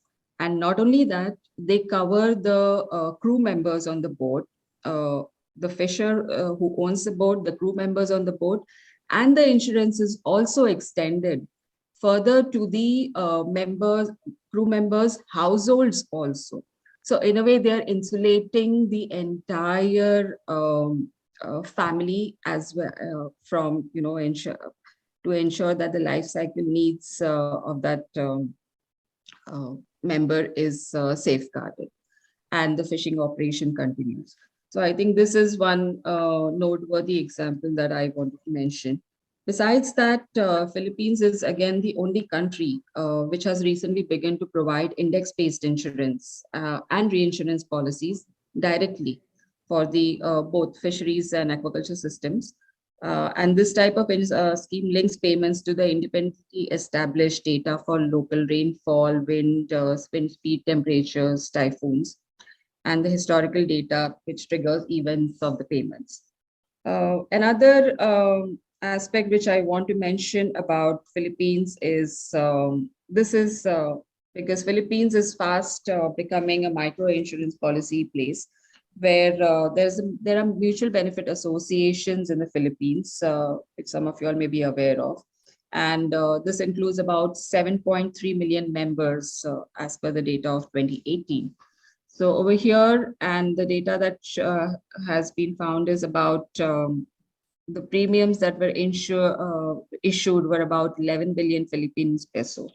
So in a way, Philippines is fast becoming a model for microinsurance policies in Asia, with about 28.5% population that are covered under the micro policies.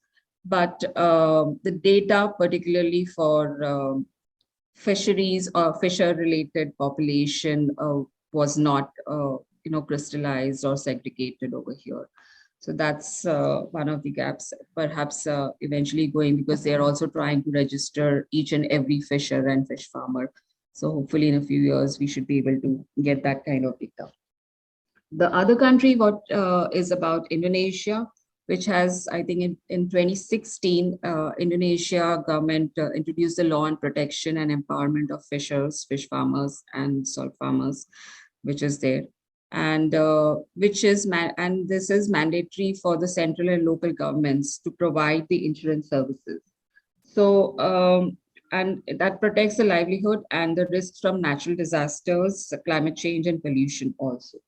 Another noteworthy thing which I want to mention over here is the Indonesian government has initiated a program on personal accident insurance for registered fishers, and premium is paid by the MMAF, which is the Ministry of Maritime Affairs and Fisheries. The other thing about Indonesia is that is relevant for underwriting, and it's gradually evolving also, is Indonesian government is having a synergistic implementation way. Through them, they have got in touch with one main insurance company, and this insurance company has further created a consortium of all the other about more than, I think, 12 insurance companies. It's a consortium of companies which is there, which is implementing the services, government insurance program across the entire Indonesia region. So this was, next slide. So this was the major how insurance gaps are being addressed by some of the Asia regions, and good examples or models can be seen. Next slide. Okay. So here I just want to bring forth that the opportunities which are there for capture fisheries insurance. As you all can see, the global fleet is just about 4.56 million fishing vessels, of which these 5 countries, including Bangladesh, so we have about, within these 5 countries itself, the fishing fleet vessels are 1.54 million. So there is certainly a lot of potential for, other than the public sector, also the private sector insurers can, provide insurance services for the capture fisheries segment. Next slide.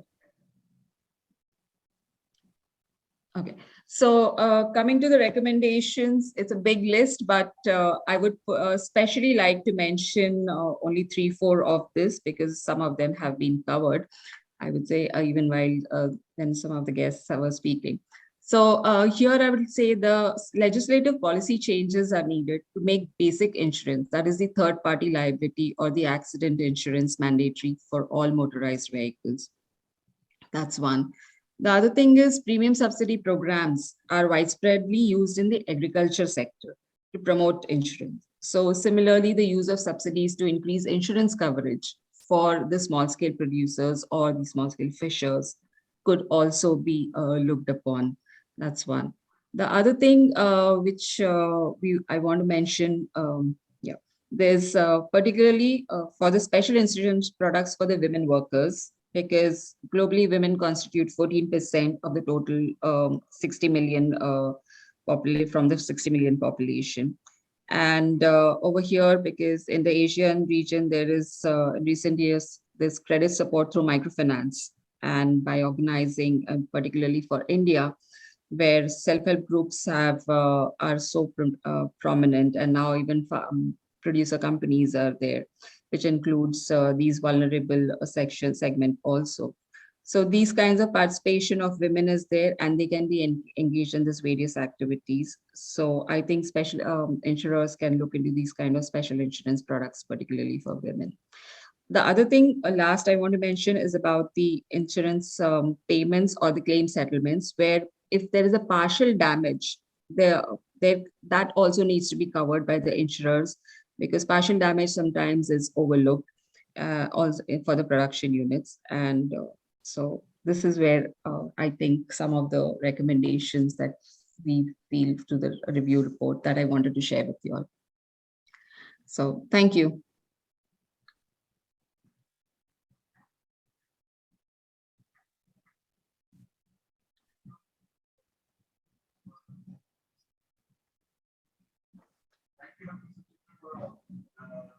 Very, very comprehensive.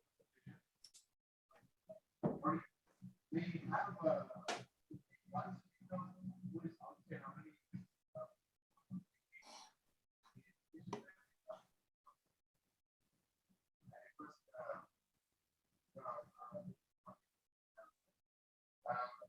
Next we'll have a brief presentation from Chief Investment Officer.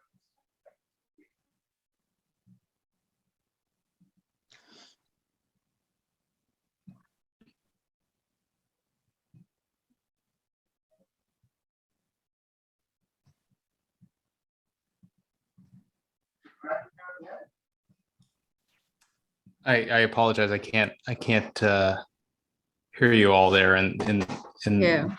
the room. So, but I'm assuming this is my time slot, so I'll give it a shot.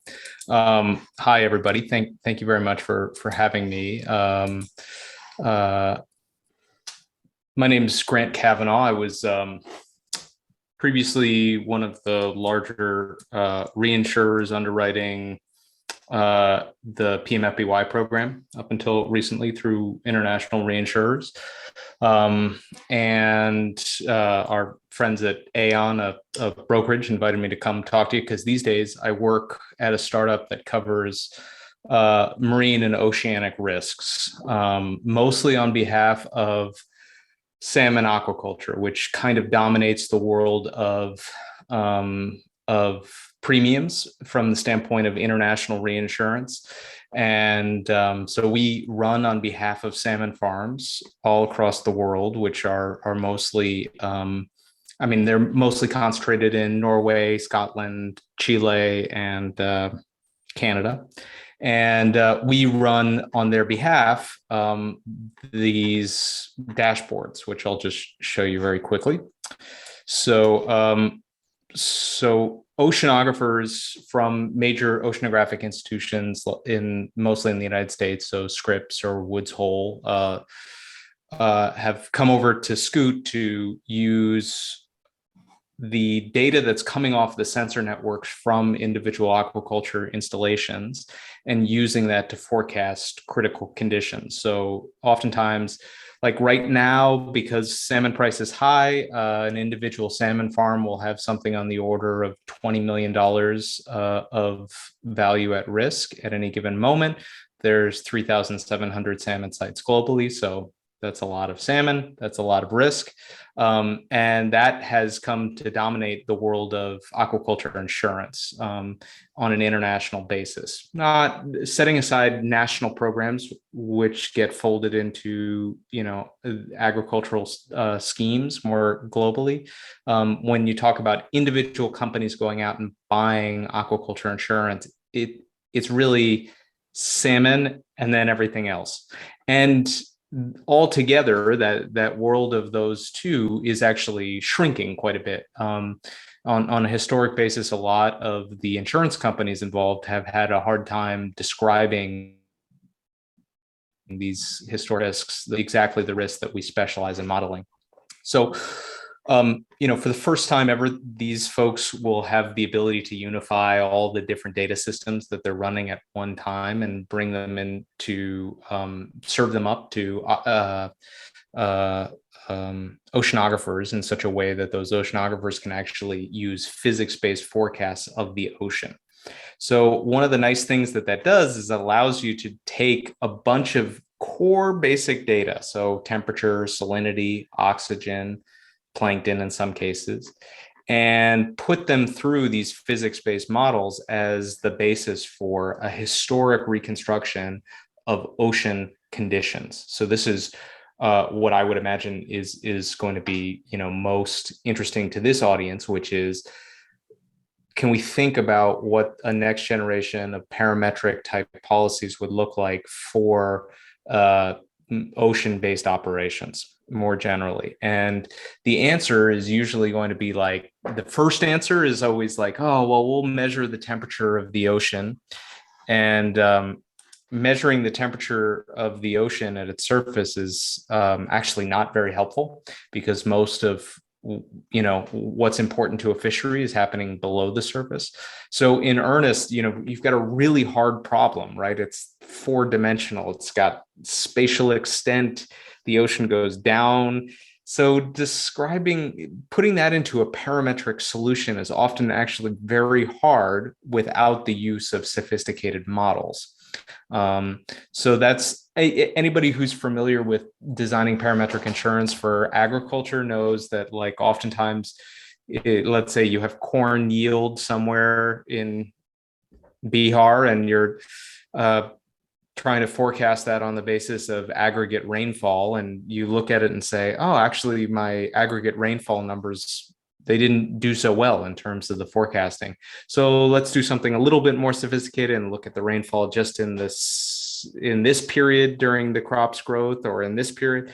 And what you do once you start adding those little pieces on, you get to a policy that doesn't necessarily work for anybody, in the sense that it's relatively hard to scrutinize. And one way to cut through all of that noise is to use sophisticated models that are specific to the domain it involves. So let me just walk through an example really quick and see if that is interesting to you. So these individual companies will be measuring their temperatures at their site at multiple depths. And so you can take that as the starting place, take also global weather, which is gridded weather, atmospheric weather, and combine the two into a physics-based model to create ocean conditions synthetically for day 2, and so on. You can keep doing that until you reach important conditions. So in this case, for salmon, they tend to have effectively heart attacks when the temperature of the water goes below negative 0.5 degrees Celsius and it's important that it has to be at multiple depths, because otherwise they'd go and hide at a different depth. So you can basically take a physics-based model and use that as the basis for a much more sophisticated parametric solution for oceans than you would previously get with other data. And it's actually kind of surprising how little data you need to get out and running. So for ocean-based operations that are in the near coastal ocean, I don't know if this necessarily applies to, say, shrimp, for example, but operations that are exposed to ocean conditions on a day-to-day basis, these types of models are very helpful and useful. So anyway, that's just a quick overview of what we do and some of the direction for the global aquaculture and fisheries underwriting sector right now, as I see it, as someone who kind of practices that. I'm happy to take any questions. Otherwise, thank you very much.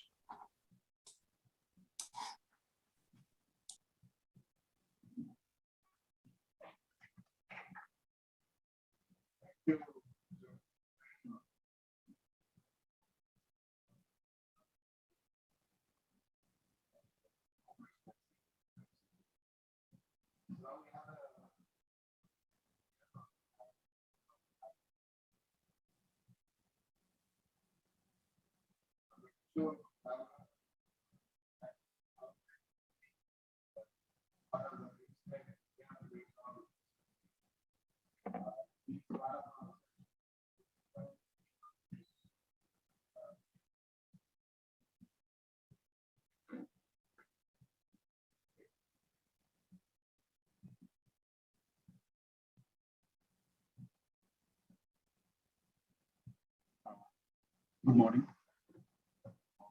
Presenters.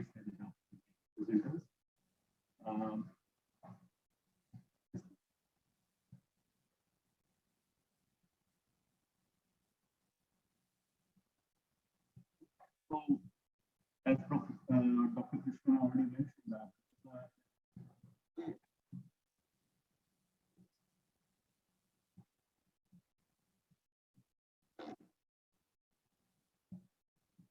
So as Dr. Krishnan already mentioned that this is an ongoing project and we just started and I'll present a little bit of our results, the preliminary results.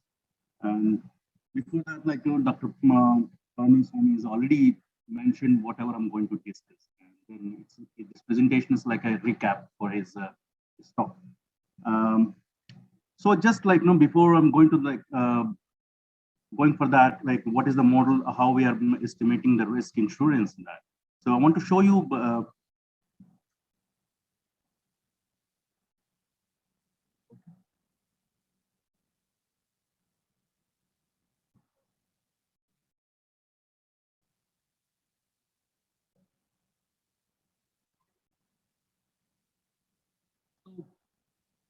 as we know that the intensity and severity is increasing over the years, and then I've taken a data for the 30 years data in between 1990 and 2021. There are 190 cyclonic like depressions, we call them.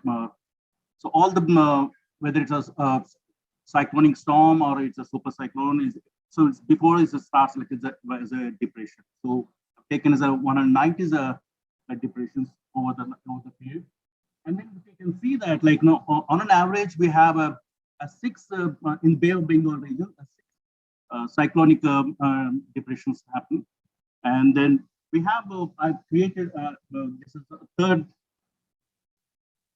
There's another taking this the graphics actually they have two colors are given. One is the orange, which is a pre-monsoon, and then the red one is a post-monsoon. So we can see that like the post-monsoon is more more depressions and more severe cyclones and expected in that. And then one good thing is about the pre-monsoon is that these 3 months is the government as it declares as a fishing holiday, like or a fishing ban, and that is like April. This year it started in the April 21. April 21 to the June 20, April 15 to the June 15, so 61 days. So that is in that period, the fishermen are not supposed to do any kind of fishing as a motorized fishing. So that is that period we are excluding in that. So this is an indicative figure I want to show you here is the damages happened, the overall damages, not just for fisheries, not for the fisherman, but overall damages. These are all current current prices. They are not like constant prices, but it is an indicative figure.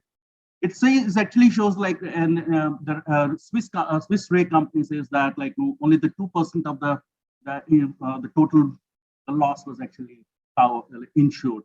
So the remaining is like the most of the time like this is the government's job, and the government has to do the post-disasters plans. So when this picture like shows that like how many divided into the 3 categories here: the depressions and cyclonic storms, and severe cyclonic storms. If you look at that, like severe cyclonic storms is that like it's expected in November. It is now quite evident that like we will get at least one cyclonic storm. So when we go for the frequencies here, and this is the one highest. So the first pre-monsoon is where, because of the government ban on the fishing, so the fishermen they don't, especially the motorized the fishing business, they don't venture into the coast in the deep sea. But when it comes to the post-monsoon, the fishermen still take the risk, because for them is a lost days, like fishing lost days is they have to cover, and then so if there is for that to take care of the family and take care of the household, so if they venture it out and get an accident. And so this is the probability essentially showing the probability is saying here is that any depression in the October and November it leads to a cyclone, is a severe cyclone or extreme cyclonic situations. So, and this is I collected the data from different places where the fishermen were actually interviewed and asked whether they have taken any kind of insurance or not. So there is the right now is like no fishermen's like no the spend almost like the $1,000 to $6,000 for repairing the boats. That's after any kind of disaster and that. And then most of the time is this Mishra studies is done in the Palin affected region in Odisha. They found that like no fishermen, they usually sell their assets to recover the damages from the, I mean, like to regain or to get back to the again work for that. So and then also they have because of this disturbance, there's a loss of the working days. So the mostly they depend on the post-disaster the aid which the government gives. So these are all like these fishermen are all like low income people, and then they're they kind of like the assets they sell it, and then they're unable to go back to the fishing. That's what the Dr. Palaniswamy has already mentioned that. And then we are looking for what are the mitigation strategies here. So one mitigation is early warning system, which is IMDs periodically does, and then it is very effective these days because of the technological advancement, and because of this early warning system, in any depression comes like is a 5 to 6 days it goes away. I mean that's the time like so fisherman cannot that. And then fishing community that aid like these days like fishing community is actually making their own contribution, and then anybody and any mishap happens, and then they are the one they contribute to the families. Then after that, like when it comes to the insurance scheme, so Madam has already mentioned that like there has a group insurance scheme is there. The government of India is that the group insurance covers only the death or any kind of permanent disability and partial disability, and that. So it is not for the people who work, I mean, people who want to engage into the work.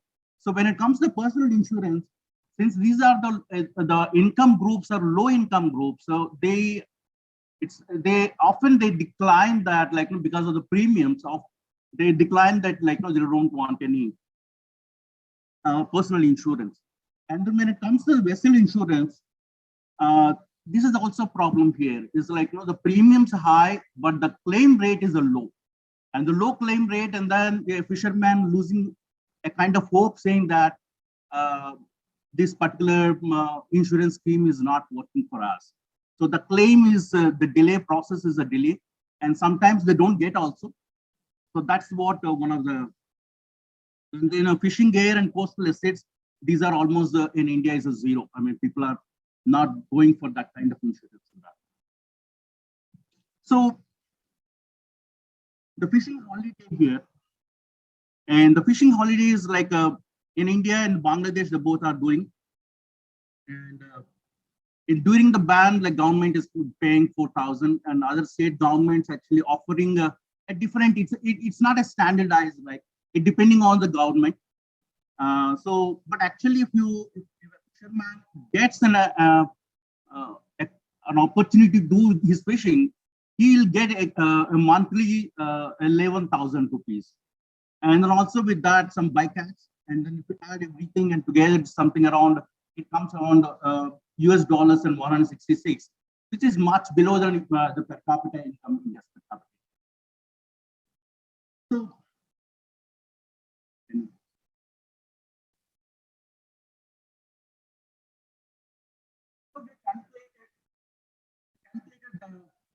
safe days for fishing, the probabilities were calculated here.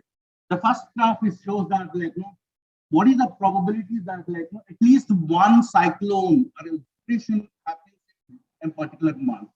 If you look at that like month of November and October, it is certain, it is 100% is there that like it is happening in that those 2 months. And also when we calculated that A cyclone, sometimes the cyclones in the same month, 1, 2, 3, 4 cyclones, the depressions happen. So we calculated that, what is the chance of getting more than one? So based on that, what we calculated that for every depression, and then there is a loss of 5 to 6 working days. So those are the certainties. They know that insurance companies cover for uncertainty, that not for the certainty. So we are removing the fishing holidays, which is the 61 days, that's the time the fishermen are not supposed to venture into the lakes. And then also we are calculating the safe days. So in the total safe days, we come out with that in a year 274 days. If this 274 can be insured, if it's insured, anything, if an uncertain event or any other event comes and then where the fisherman did not get the minimum of this one, 274, that can be insured to the insurance company. And those any days which are less than 274, the difference can be paid through the insurance. And also we have done this work for the entire Bay of Bengal because it's a pooled, risk should be pooled. Otherwise, insurance companies at the port level, they don't go for that because for them is the frequency is low and the risk is high. So it should be the entire the region, and then anywhere, any place the fisherman, if they're working working days is less than 274, that should be compensated. And also Jana is mentioned that mental health insurance is that. So that should be clubbed because fishermen is often they have psychological issues when there is any kind of loss of their job or loss of their So the next is fisher vessel gear, fish gear insurance. And then here is the report was saying that in Pauline report during the Pauline affected region, that although fisherman has the insurance, but still they had to pay an 87,000 rupees or US dollar to 1,200 rupees for repairing their fishing. So for that the paying an insurance is not an option for them because anyways they have to repair the cost. That's where the rightly mentioned the premium should be high. These vessels they pay very less premium and then they try to gain. So that's where the insurance companies they claim they delay the process. Sometimes they delay, sometimes they don't pay. So because of that, the cost there always the cost is more for them. And the next is Shinoj, the paper has observed that in this Tamil Nadu, Andhra Pradesh, and Odisha, there is there's not many and the low rate of the vessel insurance on that. So that is so this can be solved with the three stakeholders, with the government and the fisherman and then insurance company. Insurance company has to lower the premium. The government has to share the burden of the fisherman in a way that how much is the willingness to pay from the fisherman. So that comes and then also so the more the number of the fishermen add in the insurance claim, then the claim rate is also more because the insurance companies the individual, if you approach an individual, and they won't be able to do much speedy process but if it is a group kind of an insurance and then the process is much easier. So that's the points I've discussed with some of the focus some of the insurance fishermen in the Visakhapatnam, and then where actually I found that they don't have any faith in insurance scheme. That's what clearly saying. They're saying also they will say the group insurance, any kind of a community, their community helps them if any damages happens in that. And then also they say that the premiums are pretty high, so we are not going for that. So these are the issues for the right now for vessels. So finally, I want to conclude.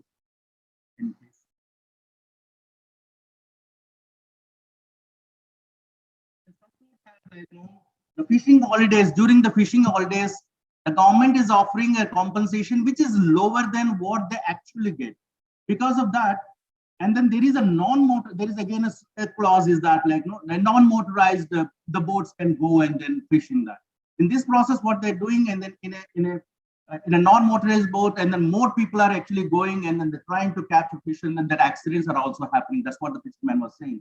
And then the risk is they're taking the more risk because this 4,000 is not enough for them.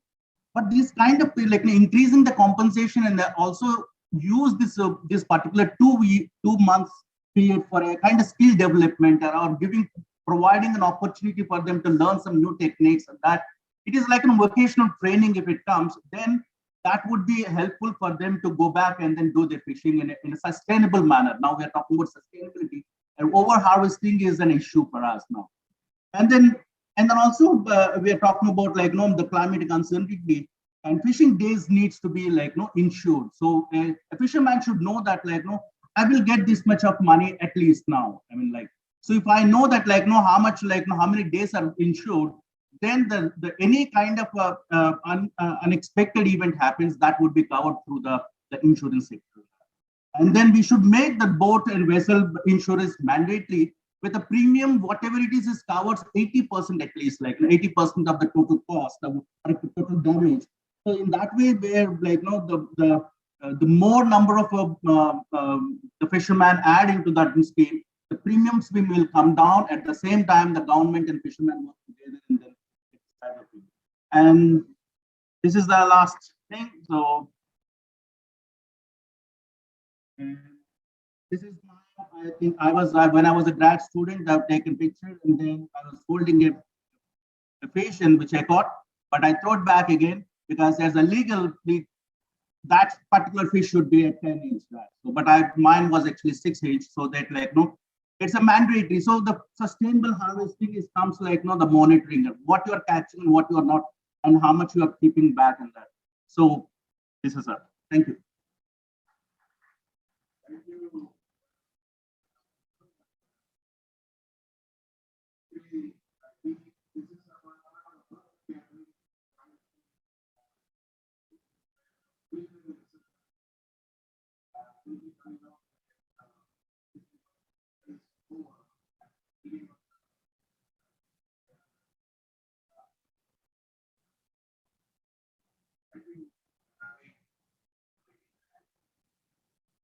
Next we have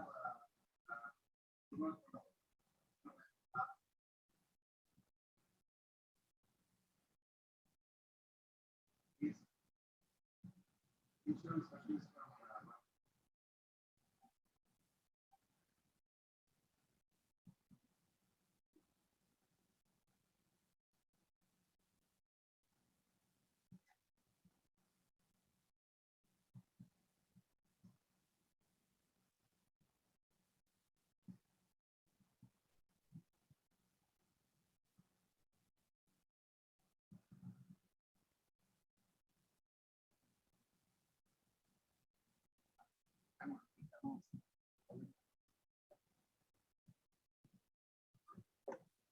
Sorry, actually, the mic from there, it's not reaching the people outside.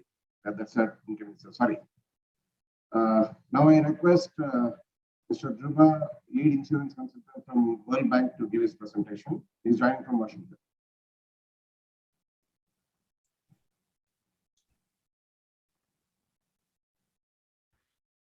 Thank you all. Thank you all. Good morning. I'm a little unwell, so just excuse me for that. I'll try and share my presentation. Good morning, and thank you for giving me an opportunity to talk at this extremely important session. My session is on climate adaptation insurance, and that is what I would talk on. Let me just start sharing the screen. Yeah, okay, so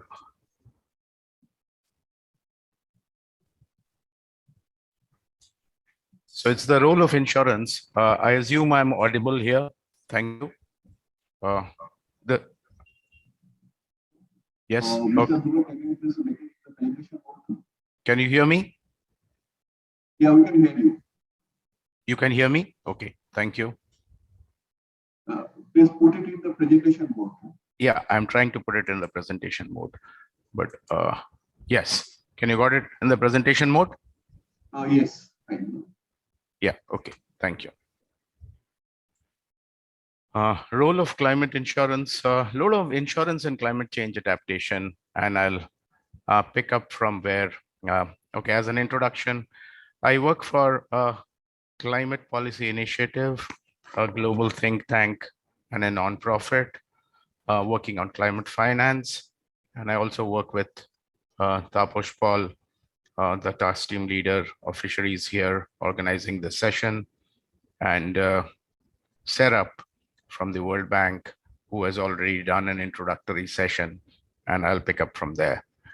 I think I've divided broadly into climate change adaptation, insurance and guarantee, and trying to see that what are the offerings and what probably needs to be done. We've heard a lot from the previous speakers, and I come in as more a financial sector person rather than a fisheries or an insurance person per se, but seriously in terms of addressing what finance needs to do for climate adaptation. We all know, we all have heard of climate change, and I think the introductory speaker did introduce the issue of climate change. We recognize today that while climate change does cause the weather changes, the temperature, the sea level rise, and we are at a point, if all of you see the IPCC recent report, you'll come to the point that we are really not on the path today to be able to shift the carbon emissions down very soon. So effectively what? Effectively, we have to cope up. The world has to adapt. So adaptation is about ecosystems and ecosystem services, preserving health, food, water security, building resilient infrastructure, and preserving livelihoods of communities. That's how GCF defines it. And where does insurance come in here? Insurance is an extremely important tool to at least protect financial losses arising from climate change. And we all are seeing in India the impact of inclement weather, the heat, the cyclones, and so on. I'll come to that soon. But let me unpack, as Serap had very clearly articulated, that it is difficult. This is difficult, and we heard others also from the insurance or the modeling part of it, that it is difficult to model climate risk. Now, what happens in climate change? What happens in climate change is, from a risk point of view, there are two risks which emanate. And let's look at it from the finance point of view or financial sector point of view. There is a physical risk arising, which all of us are seeing, are clear about. There is floods and cyclones and heat islands and so on and so forth, which are essentially physical risk, which cause direct harm to assets, whether it is means of production, whether it is ships, or whether it is factories, or whether it is vehicles. So there is a physical risk, and the physical risk is pretty geographic. It is geographically getting mapped at certain places. And India, by the way, is hugely and highly vulnerable to climate risks. There is something which we tend to often ignore, is a transition risk. And this transition risk also impacts an insurance provision or insurance company. So both of them tend to impair asset values, credit quality of loans, investments. So all of it gets significantly impacted because you have a new risk which is showing up, which was not possibly understood or even attempted to measure. Now, there's two sides to it. The side one is what needs to be insured, and fisheries surely do need to be insured from development point of view, from a livelihood point of view, from an asset loss point of view, and all of it. But it's also important to understand, how does an insurance company do that? Because the insurance company has got two sides to it. The insurance company is also faced with increasing pressures to shift its investments from fossil fuel intensive, carbon dioxide generating intensive economic activities or businesses. And if you look at the investments of insurance companies, they are significantly fossil fuel intensive. Now, what's changing and what's happening is because through COP26 and subsequent Net zero is what the world is targeting, and India is also kind of accepted and targeting net zero carbon emissions. And therefore, finance or an insurance investment is being asked, and it is both voluntary, I would say stakeholder pressure, I would say otherwise regulatory pressures are requiring insurance companies to shift out from where their conventional investments were to something which is more greener, which is clean energy, and so on. So there are two sides of an insurance company of what it is faced with: a risk which is not always computable and assignable, and therefore there is difficulty in assessing that. This is from the insurance side. How does one manage it? How does one address it is what I'm coming to it subsequently. Sometimes I have seen in this experiences, insurance and a guarantee. So there is a guarantee which is often thought that you guarantee against losses. Effectively, these two are very different things. A guarantee is a financial credit loss providing an assurance in the case of default, but really does not take care of unexpected losses. Whereas insurance is indemnification against a set of losses which might happen because of a certain event. So now what it leads to is more frequent, so effectively there is more frequent catastrophic events in combination with the need to meet evolving regulatory requirements. And if you recollect in Sarap's presentation, she showed in the last few slides the regulatory requirements which can threaten companies' business models and make insuring some risk unaffordable and unfeasible for insurers. I think this is a point that I would like the audience to be cognizant of, that while it is desirable, and therefore the points that were made by earlier speakers, making it mandatory, subsidizing premiums, and also ensuring that there is public intervention against losses arising out of climate change become necessary, because left to the market, a lot of activities and a lot of assets would become uninsurable. And as I'm speaking now, I heard previous speakers talk about insurance claims not being paid, insurance not being obtained. Now, why is it happening? It is happening because the insurance provider cannot cover, and the insuree, the indemnified entity, cannot afford. So we have a double-pronged issue on climate change or climate risk. Adapting to this would require new laws, new rules of the game, but at the same time, it's critically important that government intervention supports by enabling regulation. Government intervention enabling regulation ensures that losses due to climate change are minimized to whatever extent possible. When we come to insurance, and I'll draw it to India. In India, we have a loss and damage insurance, which is often called property and casualty insurance. So it's an assessment of loss incurred, protected against a certain set of risks, and therefore there is an assessment and you get paid for what the loss has been assessed. But let's remember that out of a cyclone, Amphan, or a Nisarga on the east and the west coast, it is not just the losses which have been incurred on the physical assets, it's livelihoods which have disappeared and may not come back over a period of time. It is means of livelihood which have been completely lost forever. So therefore, a loss and damage insurance can pay for the loss of assets which has been protected against, but cannot therefore pay for the overall loss. Should the overall loss be protected? Therefore, globally, typically, climate tends to take the form of what is called parametric insurance.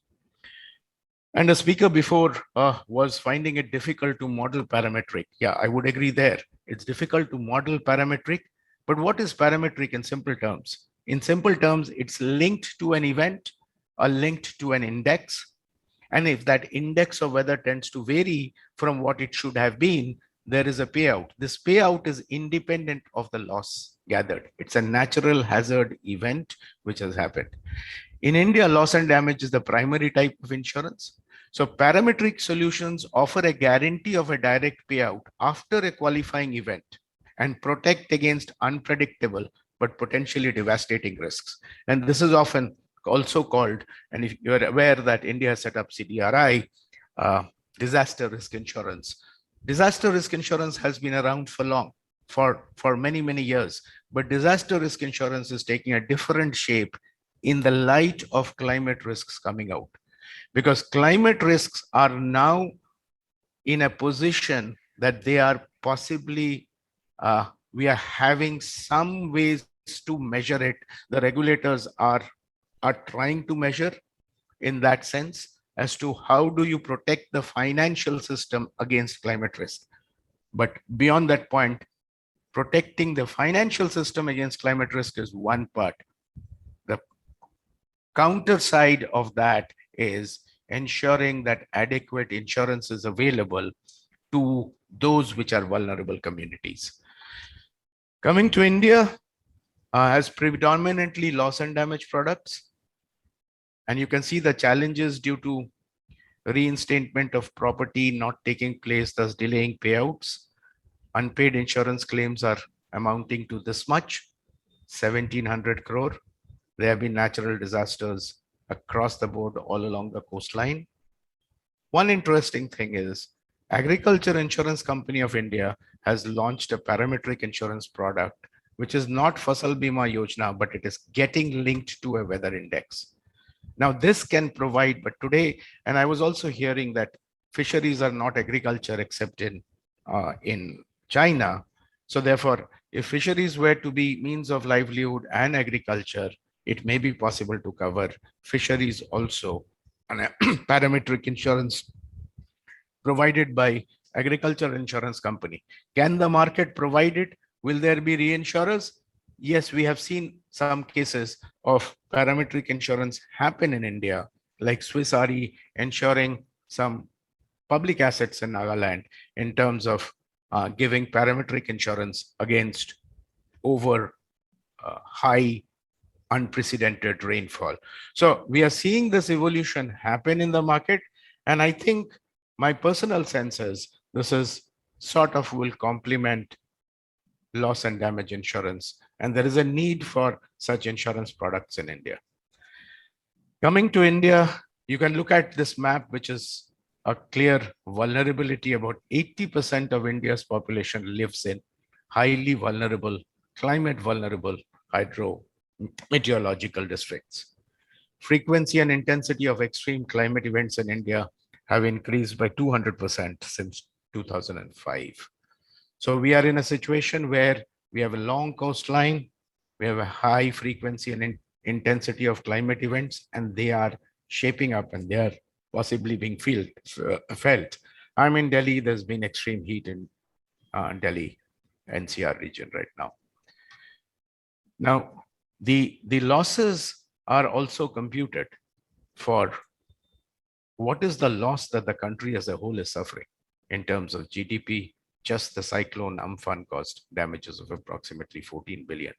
If we take into impact all of these weather events, a staggering 87 billion is the loss overall assessed. Somebody is losing.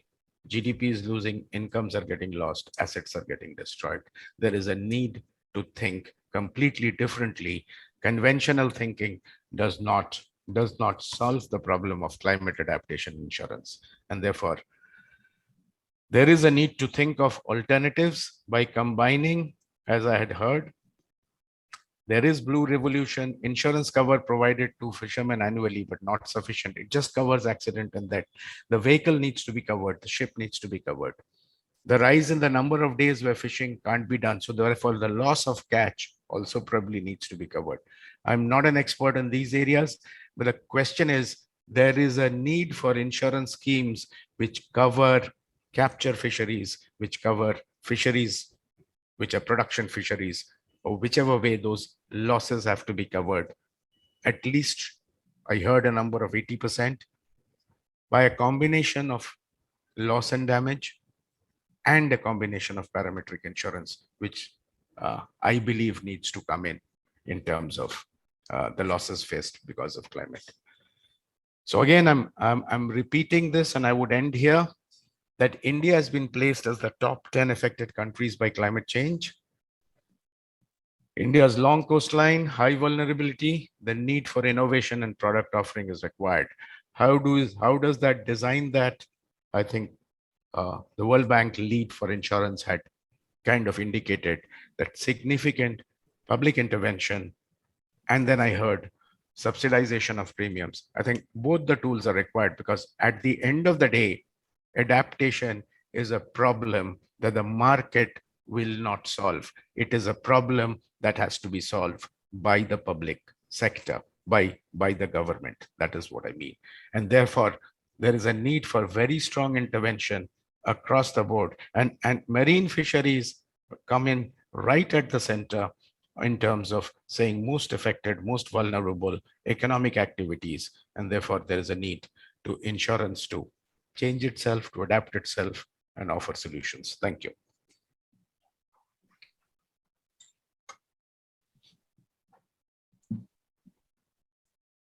Thank you, Mr. Drubal, for an excellent presentation, giving a strong pitch for climate-based insurance.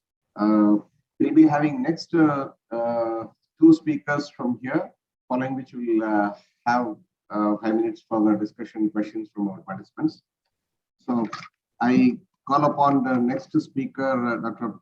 Prasan Kumar Das. He is currently the Secretary General of the Asia Pacific Rural and Agricultural Credit Association, APRACA, based in Bangkok, Thailand. And by training, he is an agriculture professional, graduated from Indian Agricultural Research Institute, IIR Delhi, and MBA. And he has held senior positions in finance services sector and consultant advisor expert for many rural and agriculture development programs in Government of India. And he has served for almost more than 14 years with IFAD, FAO, DFID in various capacities. Please.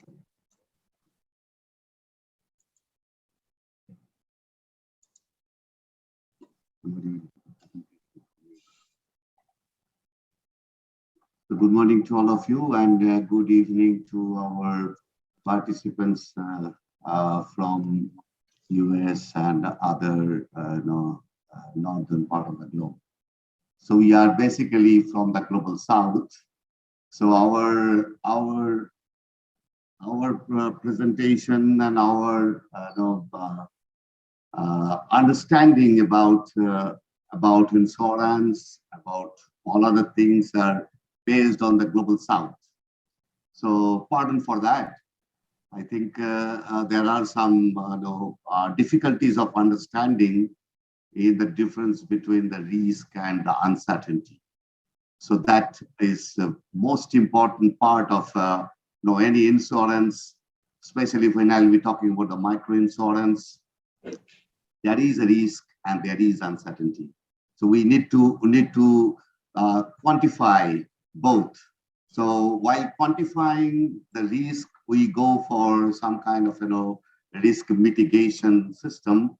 But what to do with the uncertainty? We do not have any mitigating tools available for the uncertainty. But we need to have a social engineering for that and some kind of an economic engineering. So let me start my presentation. Is it okay?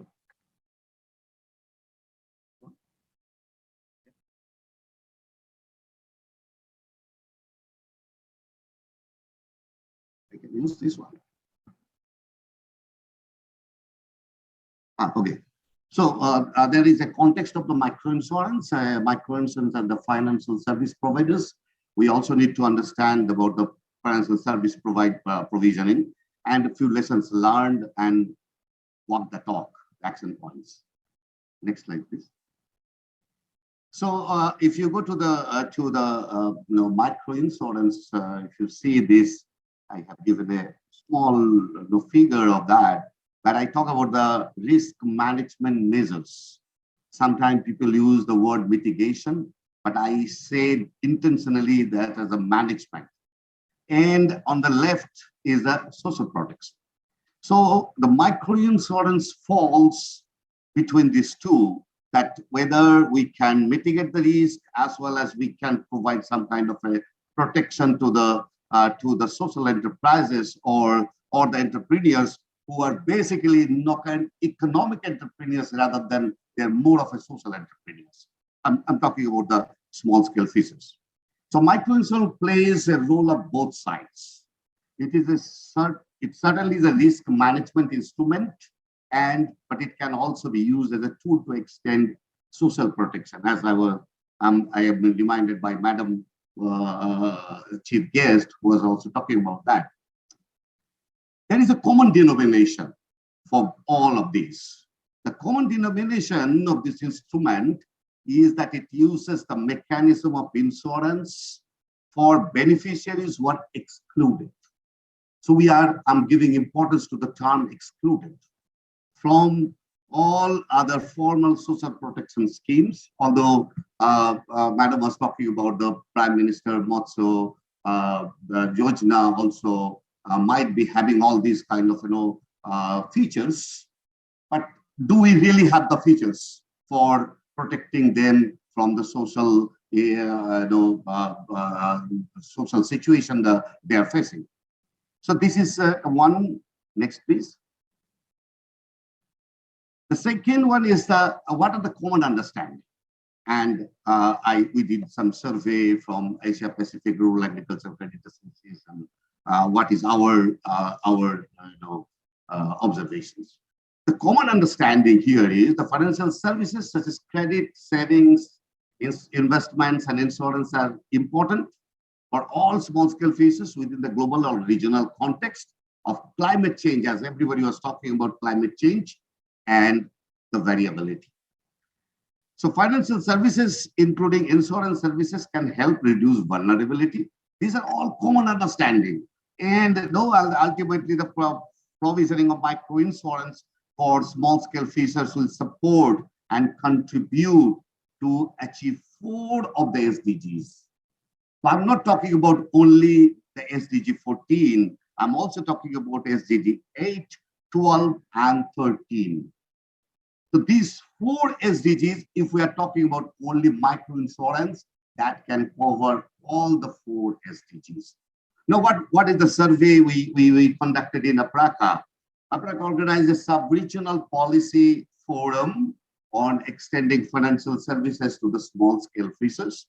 The forum was attended by 17 financial institutions from 8 countries in Southeast Asia and East Asia, including China, Japan, and Korea. APRACA used the survey tool, the digital survey tool, for understanding the issues related to the roles of microinsurance in mitigating the risk faced by the small-scale fishers in the sub-region. The responses were extremely interesting and worthy to share. Please go to the next slide, please. Yes. So if you see this, I think one very important message at the end is missing here. I will tell you that. So the learning of us is, we divided into 3 parts. One is the product. Second is the supply and the delivery system. And finally, the policies. So most of our speakers all talk about the policies, and some of us also talk about the products. But there is a very important issue, that supply and the delivery system.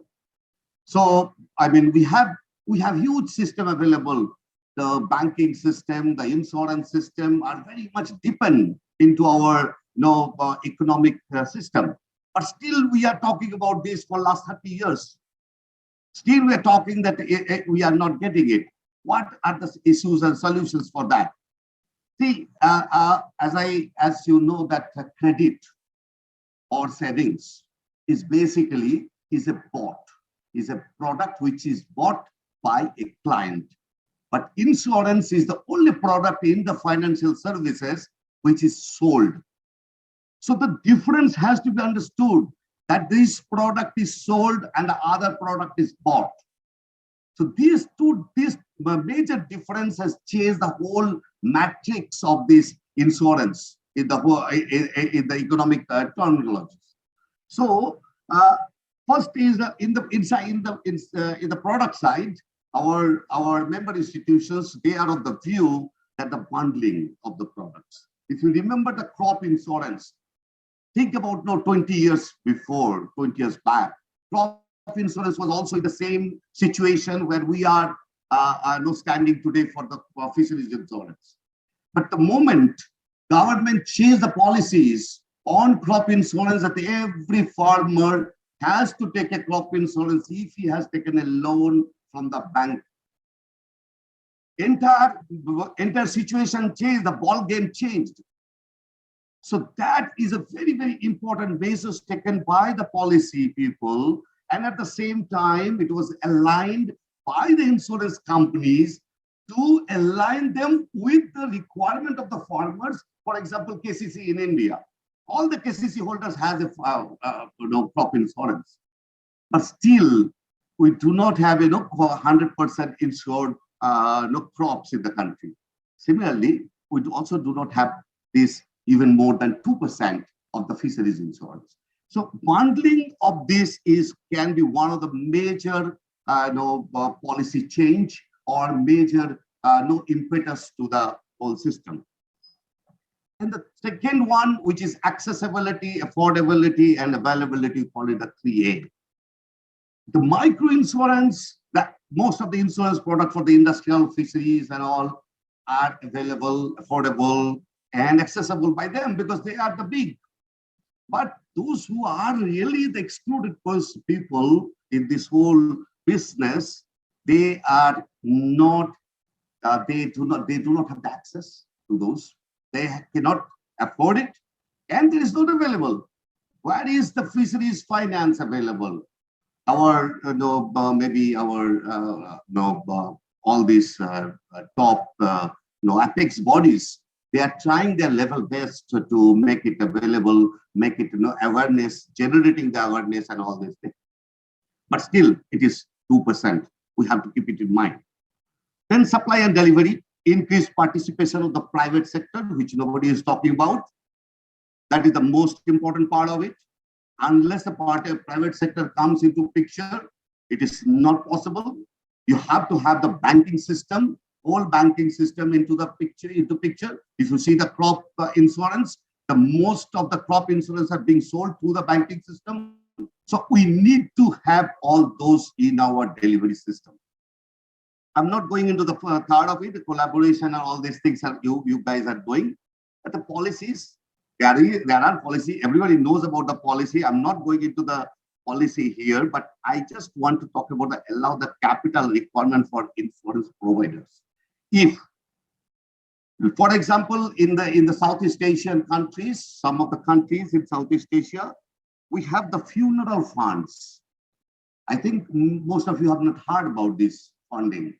The funeral funds, which is one of the major source of funding for the insurance in Southeast countries. So these kind of, there are mutual benefit associations. For example, here the cooperatives. So there are mutual benefit association. In case of Japan, someone was telling that Japan is highest in the insurance. But why? Why Japan? Is it the private companies are doing it? No, it is the pension fund. So the pension fund has created a huge amount of investment in the insurance sector. So these are the areas we need to understand, and also to understand the most important part of it is that insurance is sold, not bought.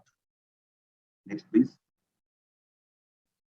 I think now we need to walk the talk, and action points emerged out of our discussion in our sub-regional forum, that a shorter period of claim settlement, which is very important. You cannot ask a farmer to wait, or the fish farmer to wait for months together Simple and easy to understand the policy contract. No 20-page policy contract. Most of our, we have the experience of 20-page policy contract. It's not, will not work. Simple documentary requirement. What are the requirements? I think, you know, medical certificate and all these health, heart and all these things. Need to reduce it. Increased option for distribution. It is not that the banks or the bricks and mortar buildings will be only distributing this. It can be distributed through the post offices. It can be distributed by input suppliers, many of them. In the Philippines, I have seen it is the insurance is being sold in a net. They are selling the net. They are selling insurance. And the formalization of informal insurance schemes, as I said, like funeral funds, mutual benefit association, maybe pension funds. So all this, the return is very high. And we also need to take care of one of the major areas, that is IUU, illegal, unreported, and unregulated fishing. How you want to insure them. So these are the real issues for the food, for the thought, for all of us. I thank you here for your patience listening. Thank you very much.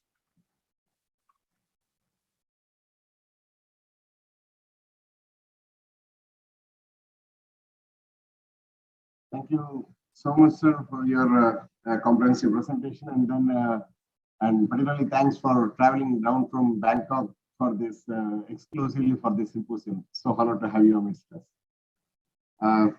Next, we have heard the perspectives from the technocrats, the need for climate-specific insurance, and then what are the strategies, issues. And in the next session, we'll be getting the perspectives from the governments. And to bridge, now we have a representative from the industry. We'll be hearing from Ms. Smita Triviwal. She is Vice President, Agriculture and Mass Underwriting, focusing and specializing on agriculture and fisheries insurance. Please. She's from Mumbai headquarters. Thank you so much, sir. It's a pleasure to speak to all of you. I've heard a lot of problems and concerns from everybody, and I guess I'm a single soul here to answer all of them.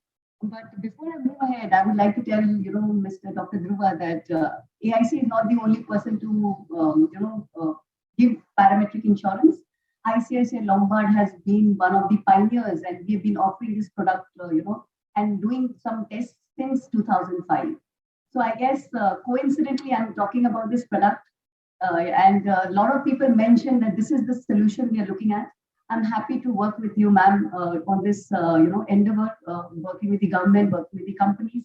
And there are a lot of solutions which parametric covers. It's an easy to settle claims. I guess, our chief guest and, other members who was, on the dais mentioned about a lot of issues. I guess parametric solution is the answer.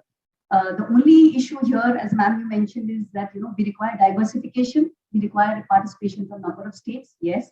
We require government support because the product, rates are a bit higher. Yes.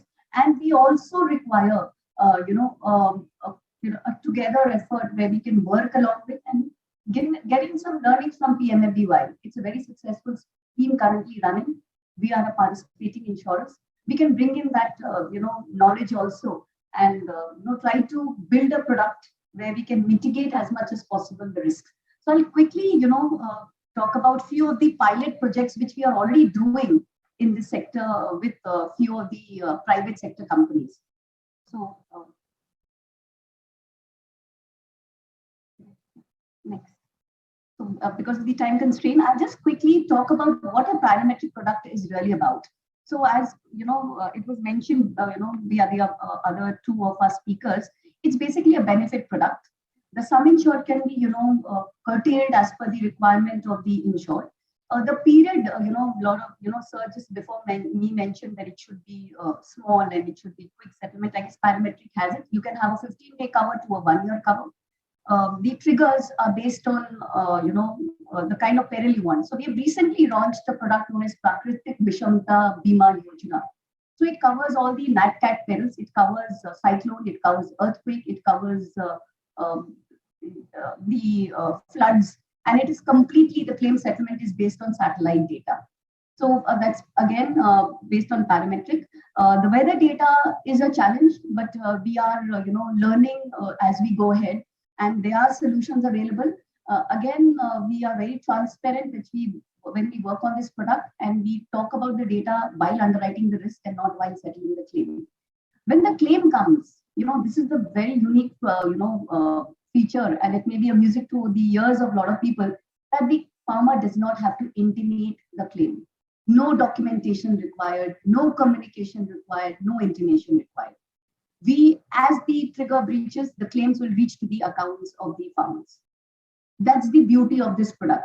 And I guess a lot of concerns which were raised, in the previous presentations were on the claims, on the fact that these people are uneducated. I guess this product does not require anything from the farmer. Everything happens at the underwriting stage, which is with the government, with the institutes which we work with, and the farmer just has to buy it.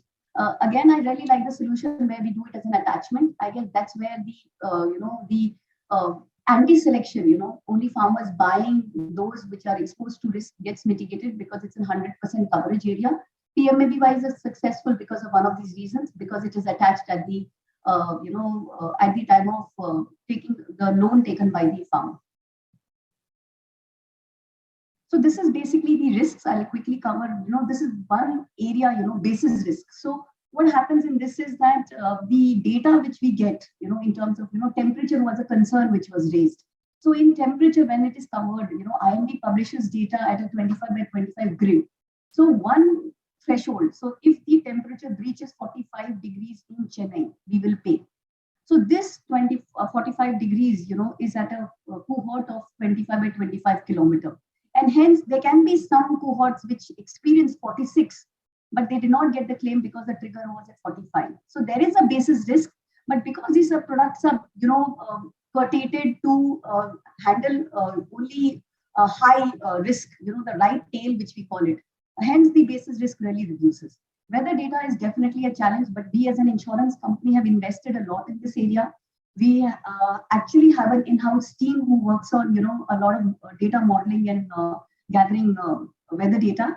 And now we are really equipped, and I guess this piece of challenge is already taken care of. The last is educating shareholders. Now, why we cannot go retail is because of this. But if we work with government organizations, we work with, institutions like you, I guess this piece can also be taken care of. This is something, where we actually just trying to say how it affects the marine fisheries. I guess this has been already said, and I guess I'm just reiterating. So quickly, I'll take it over. A flood is definitely a concern, as across it hampers the fishing industries. People mention that they cannot even go onto they lose mandates. I guess this can be also covered. Cyclone definitely is a big concern, and I guess we have actually come out with a. I guess there's a link. Just a bit back. Okay, I guess it's just not there. Can you just come? Sorry. So cyclone cover, we've actually come. I don't know if the slide is. I don't know how it is missing. We have actually created a product for cyclone. We can share it with the participants here, where we have actually tried to pitch a cyclone cover to everybody. And the last is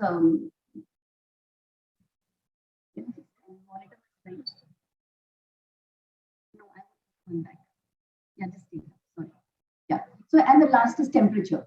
So, temperature was also mentioned. So we can actually create a product which helps the, fishermen take care of all the three. We can give a cover with all three coverages. We can give covers independently for each coverage.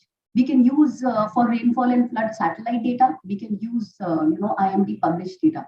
So the product is very flexible. The product is, a fine product with us. And as we speak, we are doing pilots on these products. just going on some research, I guess we have them here itself. This has been, why we base our products on, we do a lot of internal research also. So it's very seen that, the aquaculture farmers specifically, they actually get impacted with seasonal variation, and that's 90% of the time. Cyclone is definitely a very high risk for them, high temperature and followed by irregular rainfall. So our products, we can work with, all of you and actually create a product where we can provide a parametric based solution based on all these specs. So these are, extreme events, which has been experienced and which is absolutely based on only climatic reasons, and where the fertility is actually experienced losses. So had this product been given to them, they would have definitely been benefited by this stuff. So I guess that was what I had to, offer. Historically, the product is, we used to give indemnity-based cover. The insurance industry has met with a huge losses, and hence, they are shying away from offering the product because there was a gap in the industry and the need. Hence, we've created this product purely based on parametric, and happy to discuss with people as to how to take it forward. Thank you.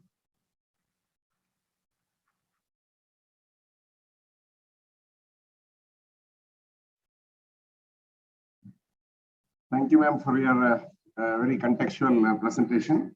And now the chair of the session, Dr. Dilip Kumar, he has requested like we should have at least few observations or questions if you have anything. All the speakers are here, and the speakers who made presentations online, they are also very much with us.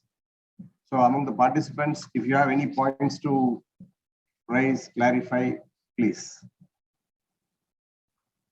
Yes, sir. Dr. Rajagopalan, he has a question.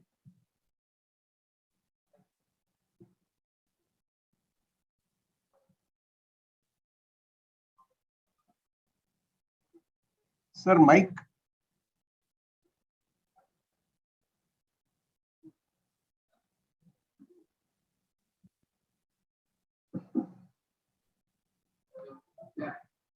It was made that in the larger context of loss and damage, the visual made this point that insurance covers a subset of this. Point was also made by the work of the World Bank. So that's a very valid point. Loss and damage is a much wider thing, and insurance covers a subset of that. Now, in the context of climate change, loss and damage was discussed in detail, and I used to be part of the Indian that discussed this issue. And in 2013, the Fisheries mechanism on loss and damage was agreed upon. And that was to cover not only extreme weather events, that is what we have done. To show all the data, like ocean acidification and temperature, this is also what we discussed. And the development thought that it was a free activity, and that is funding available under the ambit of this Pasha institutional mechanism, and it will not be merely confined to insurance as we are today discussing. And but there is a lot of opposition to that, and the Pasha institutional mechanism stands today. Over the last 9 years or so, there have been various expert groups discussing various themes and preparing response, but we have not had the benefit of a financing mechanism. So what we have today, suggested from the Pasha institution, is a set of insurance that we are discussing now, and there is no separate funding available under the Pasha institution, but only insurance schemes that. But as you know, insurance schemes that they can cover only accidental, sudden, and unpredictable events, and so all the events are not under the ambit of it. So that is there is a limitation of insurance. So the other point that I wish to make is from what Rupa mentioned, the combination of parametric insurance plus insurance based on assessment of loss. The ICCA know, but also talked about the parametric insurance.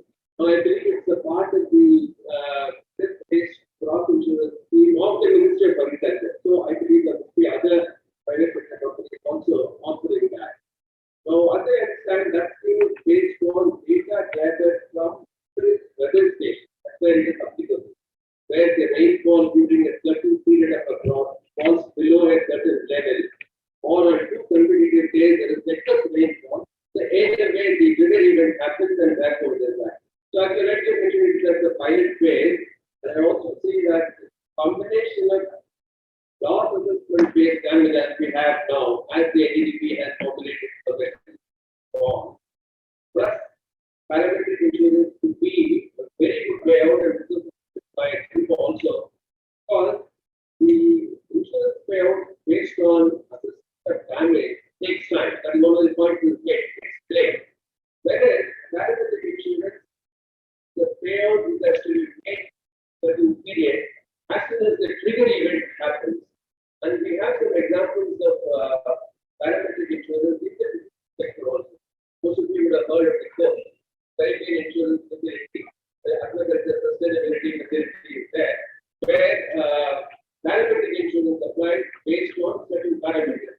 It's the wave height, sun surge, and so on. So, but I will pointed when there is a part of some time back, slide saying that we are not considering parametric insurance, which is very expensive. I don't know for what reason, but this is the reply that Government of India has given to state of the parliament. Maybe the time has not come, but considering that in the agricultural sector, same Government of India has formulated a weather-based insurance scheme. This parametric nature, I would say that it's trying to think of a combination of insurance scheme as we have today, based on the problem that very kind assuming, and the insurance scheme parametric triggered by the sector needs. Thanks for the observation, sir. And one question from Dr. Kumar, Dean Fisheries College, Bangalore. Good afternoon. I understand through Dr. Kishore Cavanaugh, said the claim rates are. Can you please come here because the online there is some audio issue.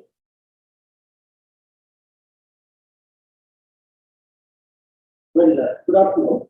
I noted 2 points. One from Dr. Kishore Cavanaugh. He said the claim rates are low. On the contrary, Ms. Mita said they have incurred huge losses.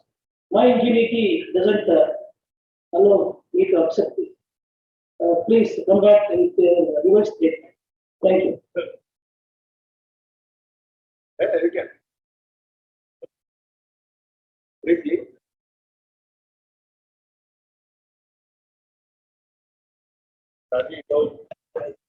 Just we started this project and then I started discussing with some of the fishermen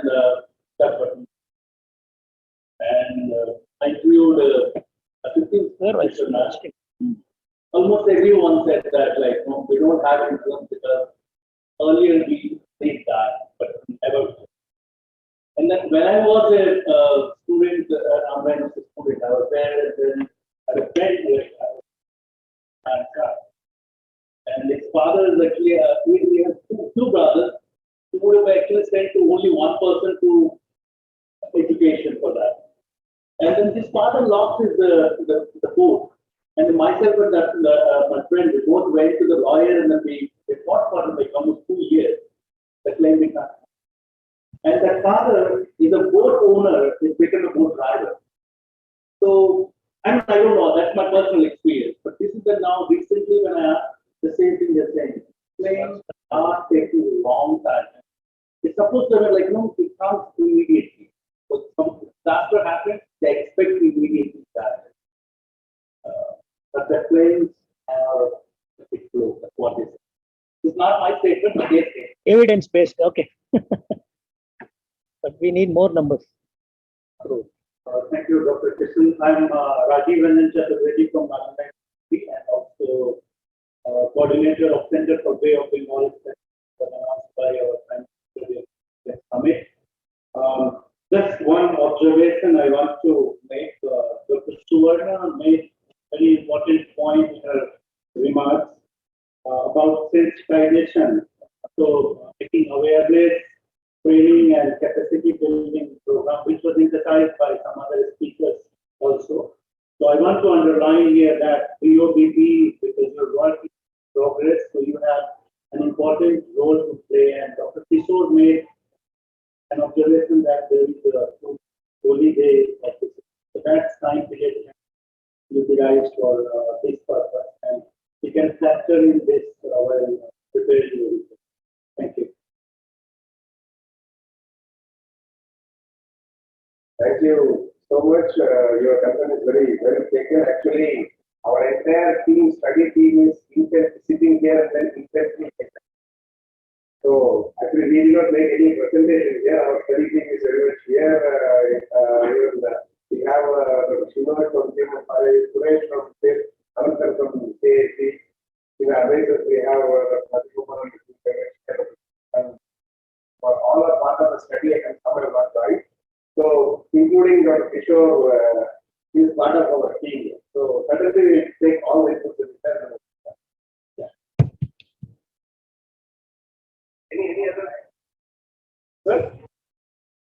Yeah. So, if there are no further questions, maybe as per the direction of the chair, we do come to Mangalore. First session. And second, Mangalore Fisheries session, no, please come. I'm inviting you. Thank you. Because Professor Bhatta is actually working with you. Ramchandra, yeah, he was a teacher. Yeah, I am his counselor.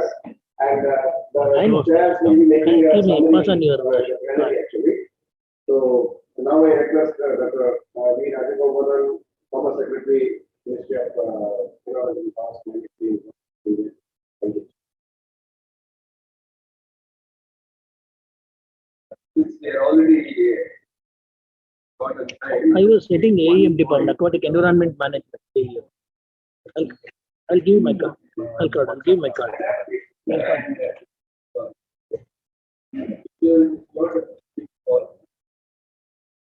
Lack of adaptation leads to very high for the insurance, and the insurance is because the risk of very high observation is very high, and therefore cannot be guidance, cannot be or even the reinsurance or not, I mean, or alternatively, on the other hand, when adaptation measures are taken or resilient as well as accident then the we will go down. So there is a close linkage between adaptation and that is my point. We can weigh on this.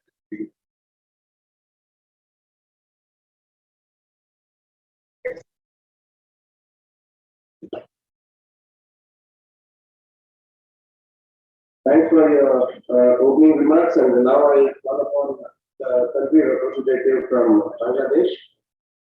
We have two representatives. Maybe I request the joint better because Subrata Bhaumik, who is the Joint Secretary in the Government of Bangladesh. And Dr. Mohammed Sharifuddin, he is making a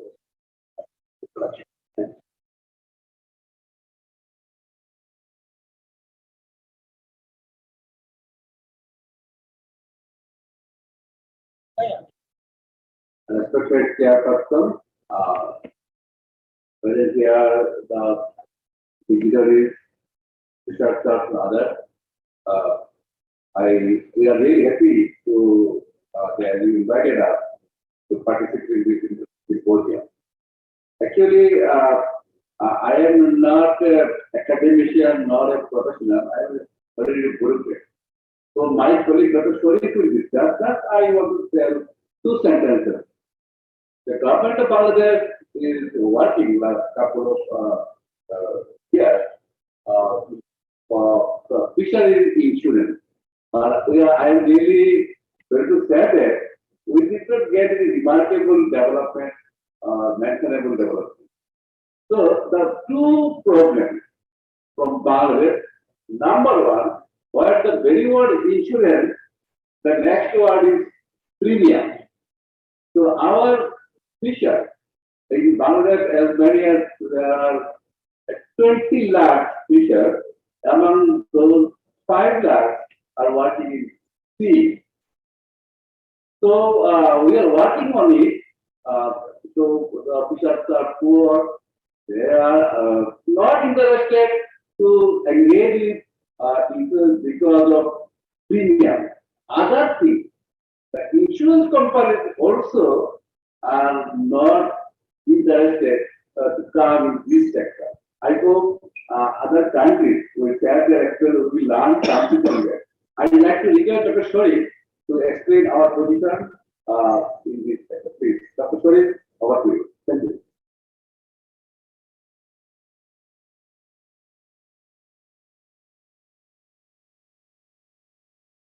Mr. Fisheries and Livestock Bangladesh.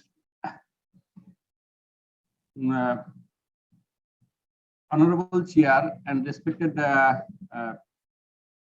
delegates from different countries, different organizations. Parts of the world, both virtual and also in physical arena.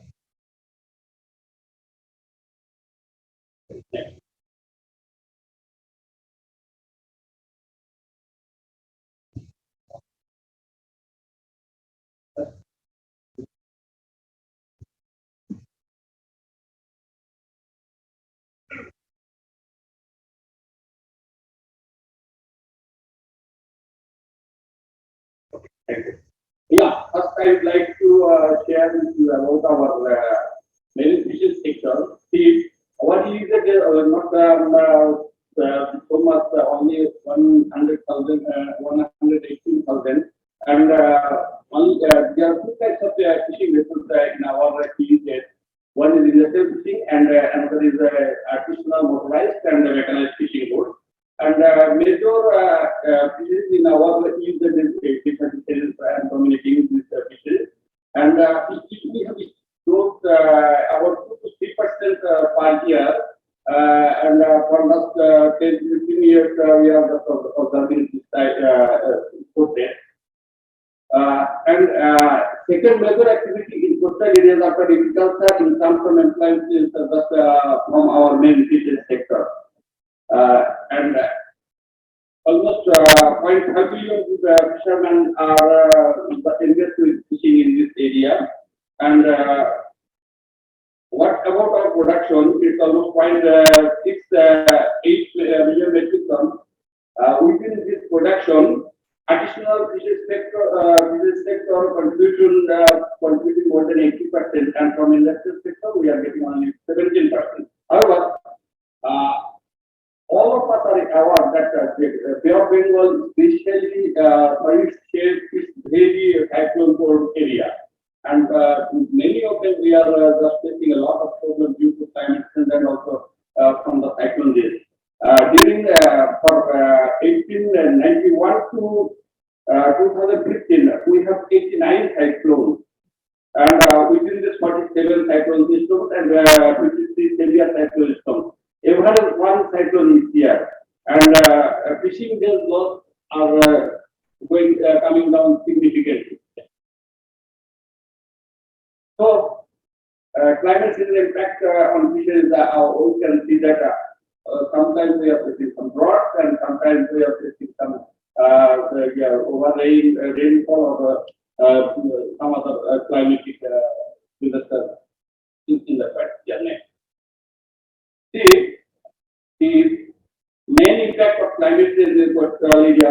Already you see a level region. Sometimes we are facing during the tide, the sea level is going up, and some of our villages and also some of our especially food that we can face some problem that we can understand that sea level is rising.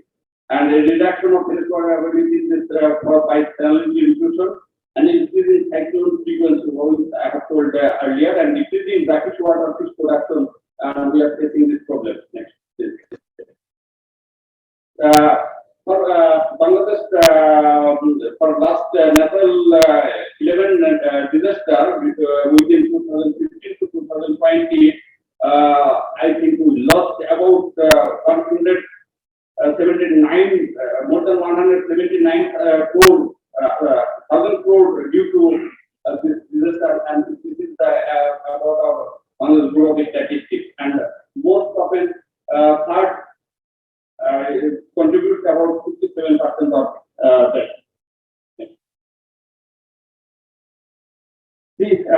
have some different types of natural calamities, storm, drought, earthquake, we can some extreme temperature, and is the pictorial view within 1980 to 2020. And here we have shown that the number of people affected within this period. And also about the contribution from the natural hazard occurrence between this period through storm, drought, earthquake, epidemic, and extreme temperature, and also flood as well. See, what we are doing during natural calamities, especially for cyclone, we are doing some from the government side. We are doing some activities during the cyclone, and post cyclone. During the cyclone, for safety partners, we are building cyclone shelter, pre-warning and evacuation. Many of them will go for the evacuation if the cyclone occurs. And during cyclone, we always control the vessel movement, and post cyclone, rescue operation is done by the government and also some NGOs, CBOs, and lots of and damage assessment. We usually do that, and some cases compensation is there from government and the Department of Fisheries, Minister of Fisheries, and the Minister of Fisheries and Livestock started through Fisherman ID card project grants around about 50,000 Bangladesh taka for accidental death of registered fishermen. And now it will be started with some of our development projects, but now this program is from our revenue budget. And this is only for the accidental death during that period. Yes, changing profile of cyclone in terms of sequence and occurrence, intensity, area, and landfall, and height of storm. This is the scenario. And sequence of cyclone occurrence is reducing, but intensity is increasing day by day. And existing insurance policies does not cover cyclone damage. And the final thing is that at present we have no insurance for the gill letters and additional vessels and not insured at all. Only insurance we have for the bigger industrial fishing vessels, and it is required only for their bank loan. And the crew and the people working on board, these people are not insured at all. And for the small fisheries, no insurance product is available in our country, and documentation required for insurance not available also, and not interested as well, and they are not aware also. However, we have some experience regarding insurance.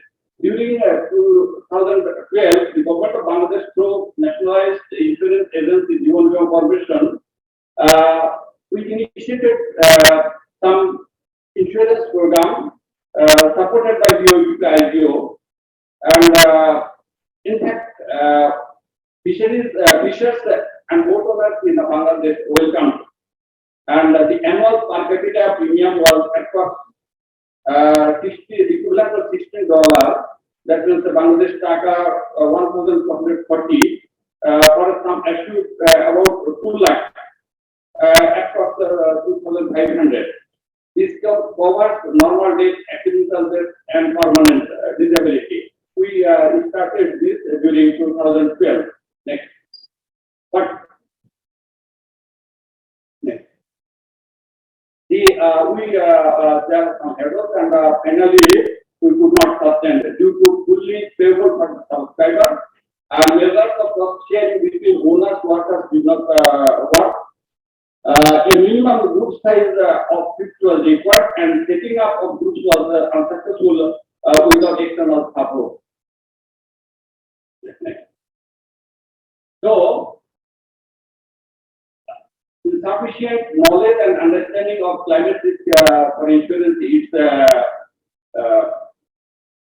one of the challenges, and low level of insurance literacy is the second one.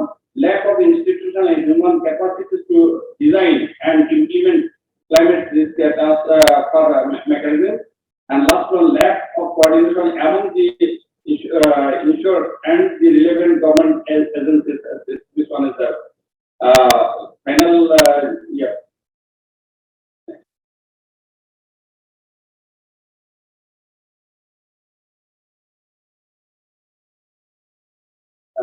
Thank you all. I think less better than never.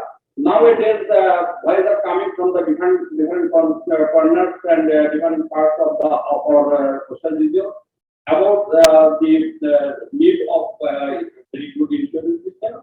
We are thinking about that, but after getting the experience from this symposium and also experiences that we are observing and learning from your side, I think the days are coming. We can initiate the things, and I would like to request the BUPI as again they can come with us with new ideas and new formula we can go ahead.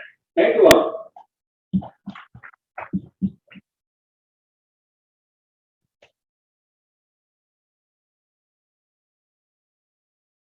Thank you, sir. Now I request Mr. Cavanaugh, Executive Director, Technical National Business Development Board, Energy, Hyderabad, to present the experiences plan.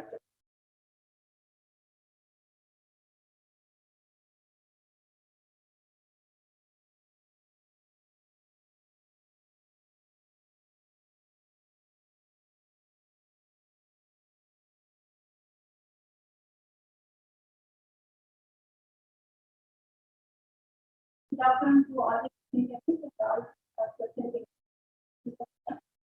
My name is Chandra. I am from Mitigation Strategies. Insurance in marine fishing sector experiences and plans from India.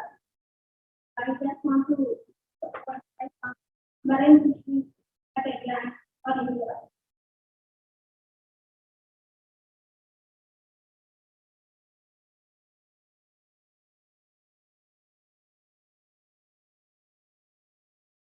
India is blessed with a coastline of 8,108 kilometers, with an exclusive economic zone of 2.02 kilometers, and have a surface area of 0.13 million square meters.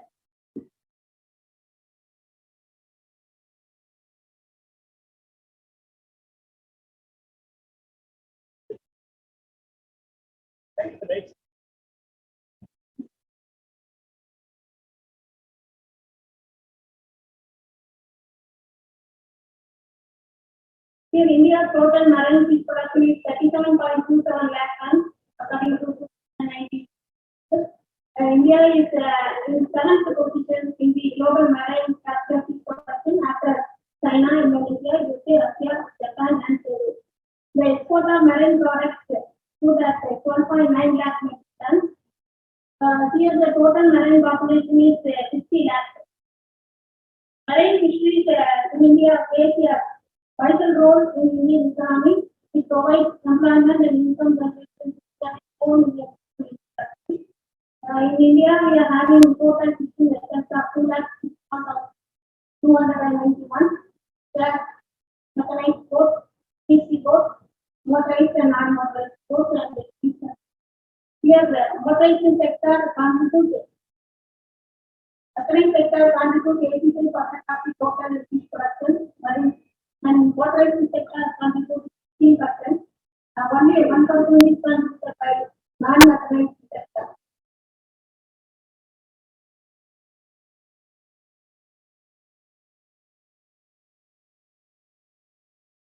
Based on the importance in the marine fisheries and fish production and all those things, the Pradhan Mantri launched a flagship scheme in May 2020. It's called the Pradhan Mantri Matsya Sampradaya Yojana.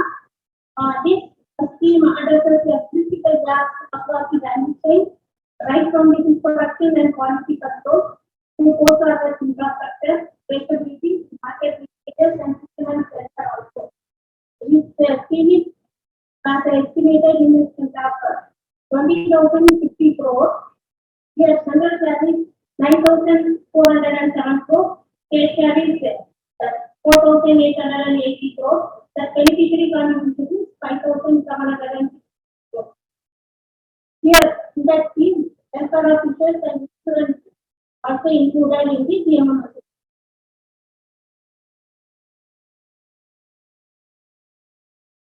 Insurance scheme in the maritime fisheries sector is under CMM group accident insurance scheme partnership and insurance premium subvention partnership methods, and we are having aquaculture crop insurance also. Apart from this, to improve the livelihood and nutritional support, scheme during the ban and lean period also there. Then one more, apart it is not an insurance actually. Relief assistance from the state disaster response fund and national disaster response fund. This funding is given only during the disaster.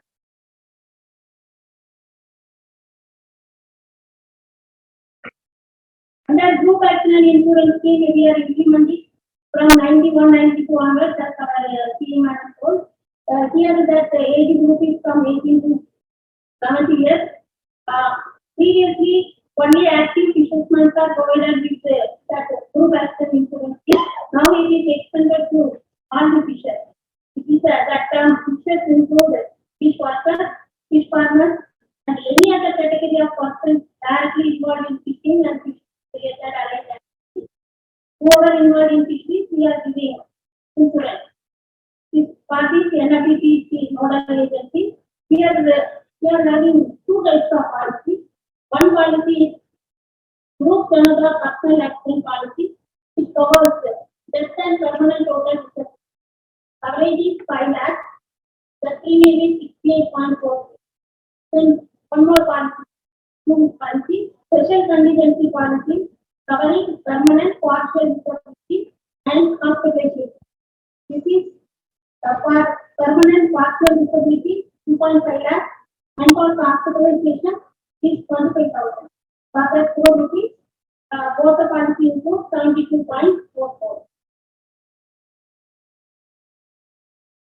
Here, the fishers need not contribute any premium amount. Full premium amount is owned by the both state government and central government. That funding pattern is, in India we are having 3 types: UT, central and northeastern Himalayan states, and general states. For general states, the funding pattern is 60-40.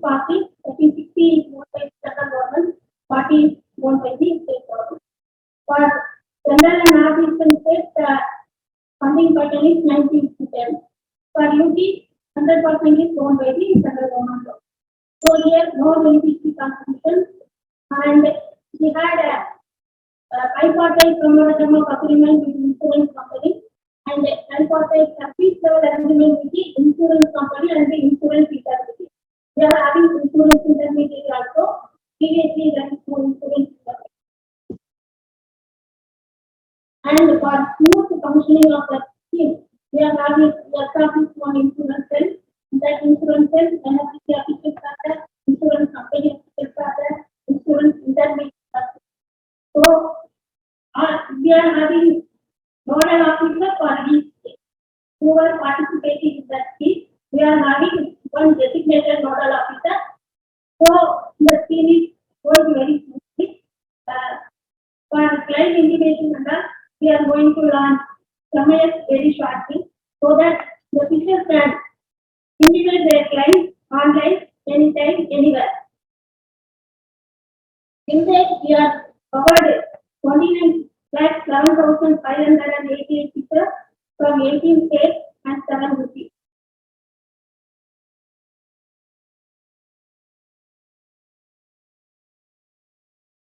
Another scheme, insurance premium subvention purchasing methods. All the fishing vessels in India is registered under the state work registration regime. So anybody can that registration state. We are having 5 types of fishing vessels. One is motorized mechanical and motorized non-mechanical boat with outboard engine, motorized non-mechanical boat with inboard engine, and non-motorized, that is traditional or country craft engine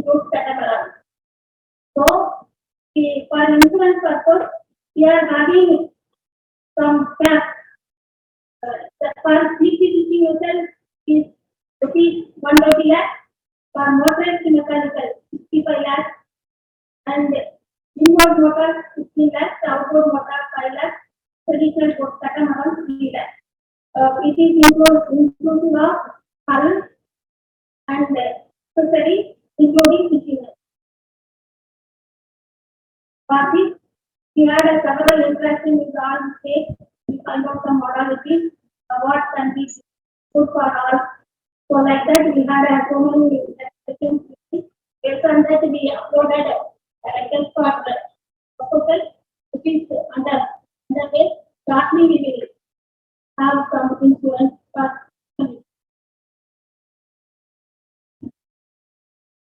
Here also funding pattern is here for group accident insurance, there is no benefit. For it is a subvention scheme, so the beneficiary has to pay for the insurance. This is a funding pattern. 40% of the annual premium amount for the general category, 40% for the scheduled cost, scheduled rights, and different categories, it is 60%. According to the states also, the sharing pattern will be different. Apart from ourselves, different states are doing their own insurance for the fishing vessels. For Kerala, they are having insurance for traditional boats, not for boats.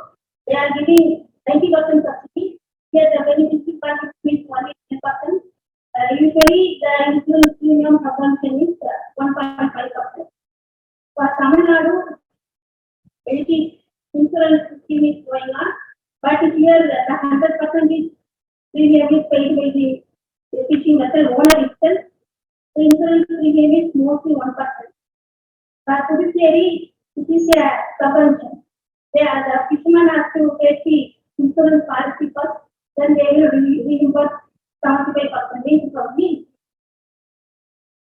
And many states are having their own thing, and many of the boat owners are insured other states by themselves. Here, Tamil Nadu and Puducherry, many persons are having very low insurance. Because in Tamil Nadu and Andhra, government is implementing diesel subsidy.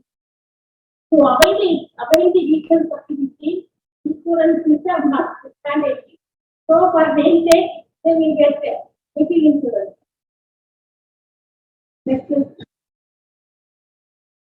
annually, it is not directly an insurance scheme. Under PMMSL, livelihood and nutritional support scheme is there for ban and injury. For India, East Coast and West Coast, the ban period is different. This is 61 days. 15th April to 14th June, ban period for East Coast, and 1st June to 31st April is for West Coast. It is mainly to confirm the fishery resources. With livelihood support scheme also, the fisher has to pay 1,500 rupees over a period of 9 months. This scheme is mainly to inculcate the saving habits of fishing. Each month they have to pay 1,050, 150, 8 months 150, and last 9 months they have to pay 100 rupees like that. So it becomes 1,500. According to this case, the sharing pattern is different. For general case, 50% is general share and 50% is state share. For example, the beneficiary contribution will be 1,500, state share will be 1,500, general share will be 1,500, totally 4,500. For Northeastern Himalayan states, they have to general share is 2,400, state share is 600, beneficiary is 1,500. Their beneficiary contribution is 1,500, state and general share will be different. For Union territories, beneficiary contribution 1,500, 300, 3,000 will be general share, total into 4,500. This amount is to the first beneficiary department 3 months together. 1 month 2,500 3 months, 4,000. Apart from insurance, we are having relief assistance from the state disaster response fund and the national disaster response fund. Here we are expensive of payment to this person, 4 lakh rupees. This is mainly given when the disaster is declared as a national disaster. Then only this fund will be given. Assistance will be given through this fund. Then last of like 59,000, and if it is 40 to 60%, more than 60% means 2 lakhs. Hospitalization also 12,700. If the hospitalization is more than a week, if less than a week, it is 4,300. This scheme is not only for it is to all general public, but fishermen are also included. Then in fisheries, if the catamaran is fully damaged or lost, 32,000 payment will be given. For repair and rebuilding of partially damaged catamaran, which is 10,000. If the FRB Vallam or Written Vallam is fully damaged or lost, the subsidy is only 75,000. This is the maximum amount. Otherwise, 35 to 50% of the total cost, whichever is less. For partially damaged FRB Vallam, 20,000 per unit, and the replacement of fully damaged last mechanized support scheme, the subsidy is 35% of the total cost, but it is restricted to maximum of rupees 5 lakhs. For repair and partially damaged mechanized fishing boat, subsidy is 60% of the assessed value of the damage, but it is restricted to 3 lakhs per boat. For replacement of business for catamaran, it is 10,000 per outboard engine, inboard engine super 5,000 per year. And for houses also, assistance is given if it is damaged. For Papa house, if it is fully damaged, it is 5,100. Partly damaged houses, 5,200. If the huts are fully damaged, 5,000 per hut. If the hut is partly damaged, it is 4,100. Apart from this, some state government also doing two medical companies, especially Tamil Nadu, they are having some revolving funds. Each district is provided with 10 lakhs. Each is mainly for whichever not covered as catastrophe. For example, fire accident or rise of water level, heavy wind wave action in the particular area. It is recently introduced 2018 only. So the fund is given to the collector. They will have some committee with the revenue and fisheries officials. For individual clients, they will be paid. For material support, battery collateral, loss of net, house, everything.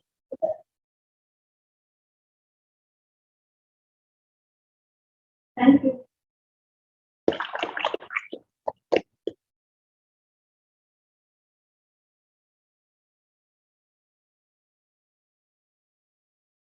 Thank you for giving a complete overview of the schemes that are in operation in India that directly and insurance. Right? Now, I request slide us from Molly to share his experience, share the experiences plans for Mr. Ahmed Chipar, he is Director, Ministry of Fisheries, Marine Resources, Maryland.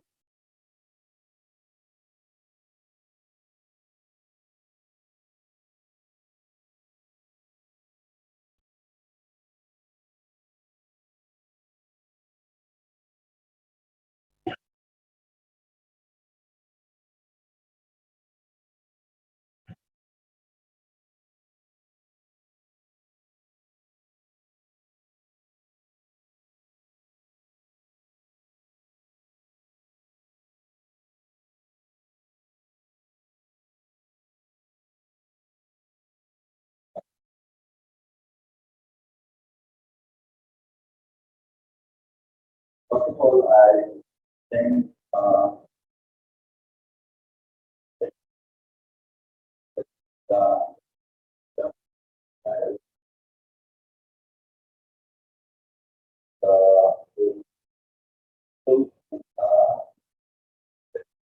also discussing about very important topics that should be addressed, and the importance of very so briefly first of all, brief introduction of the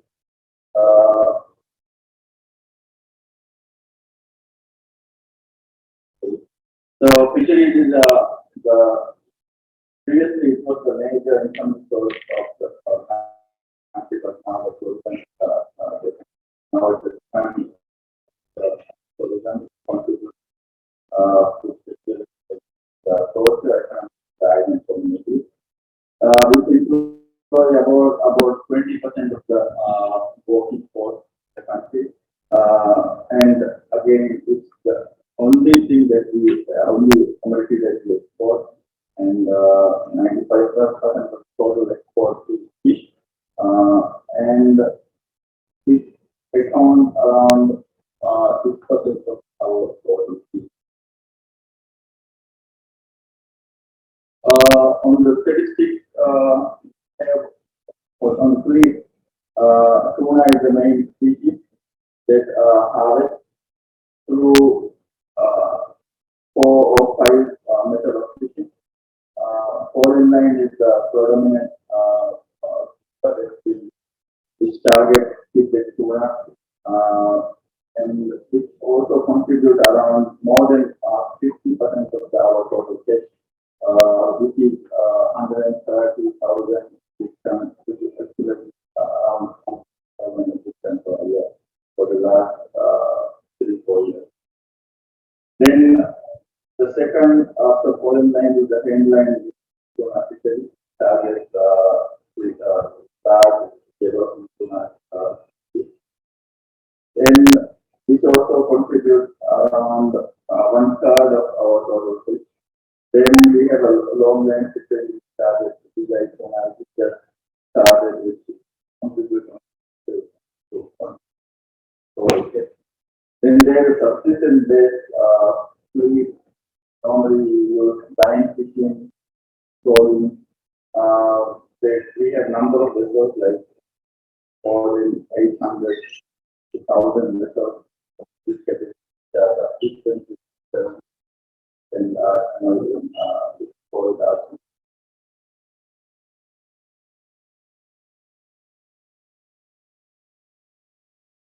then on the insurance scheme, we have life insurance scheme and vessel insurance scheme, as well as income-based insurance scheme, and not all these insurance schemes are governed or implemented through government schemes, especially life insurance scheme and vessel insurance scheme managed and implemented by insurance funds.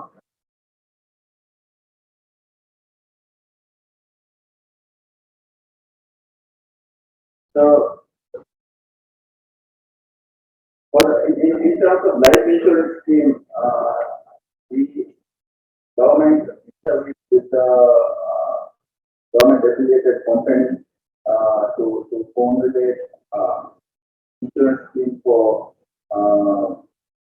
the health and as well as the damage that they get physically through fishing operations, which include disability or as well as if a person gets blind by fishing, because the nature of line fishing, rarely we had an incident of hook getting contact with the ice. There's been incidents of blind, so this is just seen as covered with damage, physical related challenges. And the premium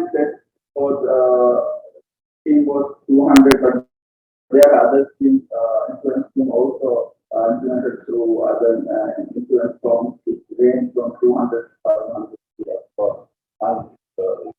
per year. So it is the annual scheme.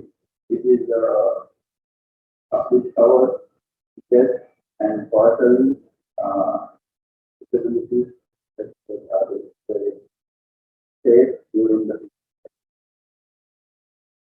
and the challenges. Then the support that we got, okay, it's not very good. Like the country's experience is the same. So it's very few participated, less than 2-3% of participated. And then we also, from the experience, the challenges or the difficulties maybe fishermen face for when talking to fishermen and actually found that the application procedure was difficult and of transparency of the coverage and claim process. Again, we all lot of speakers have already talked about trust and at least not trusting on the scheme. So the same culture was there. Because again, with the transparency and the information that they provide, that. Then with the insurance scheme is there are forms that gives this special insurance scheme or called house insurance scheme, and which is mandatory requirement under the legal and vessel registration process. So for especially larger vessels going beyond the 12 nautical miles of our use. So these vessels are required to get insurance scheme through farmers. In the same issues are there with the insurance scheme as well. They are just getting for the purpose of special registration. And our ministry government defense also formulated income-based insurance scheme in 2013. Then basically the purpose of this scheme was to compensate for the low fishing season, the income that they get, the low income that they get from the fishing season. And there are incidents that fish or the price of the fish going decline significantly because the market value and things like that. So those kind of for those incidents, the compensation was given under this scheme for the income, the loss of income they pay during the fishing throughout the year. So in formulating this scheme, we also looked into the fishing operation and the days where they get low fishing or low fishing season during the southwest monsoon season where they have severe weather conditions, gusty, strong wind. The vessels normally, especially the smaller vessels, they cannot go out at sea. So this trend has been observed throughout last 10 years, decline during May, June, July. So this is one of the bases that we want to.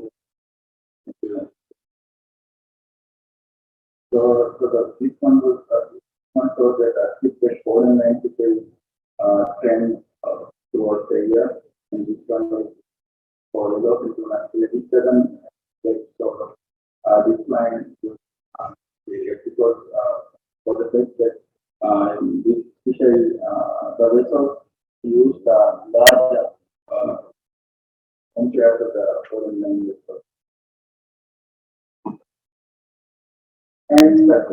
then in formulating that scheme, we also looked into sizes and the effective income.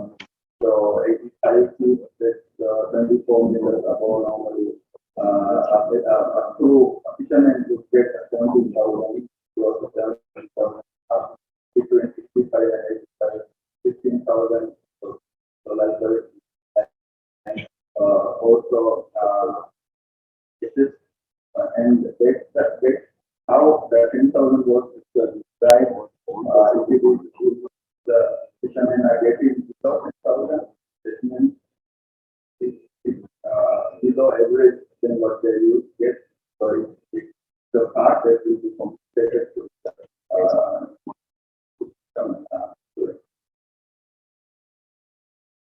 so their procedure was again also has a premium that fishermen they so in formulating this government actually looked into the way that in 10 years time it would be this proceed. So the initial premium from the fishermen was 250, and from the government side is also 250. So insurance fee, contribution, and this scheme was managed by social protection agencies. Which normally deals with health related insurance and so basically they had to claim for the claim they had to submit the month that they and the through every through not receive a pay of 10,000.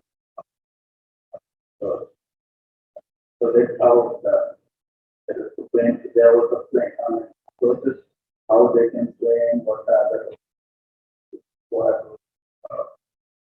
for making a claim. Then again, the participation was not the intended or planned or overseas, but was quite low, less than 2-3% of fishermen will participate. Again, from the observation that we found that especially for the claim part, we also if other without those information, it would be difficult to say whether the crew has still obtained amount of 10,000 or not. So there were a lot of documentation submitted for any claim.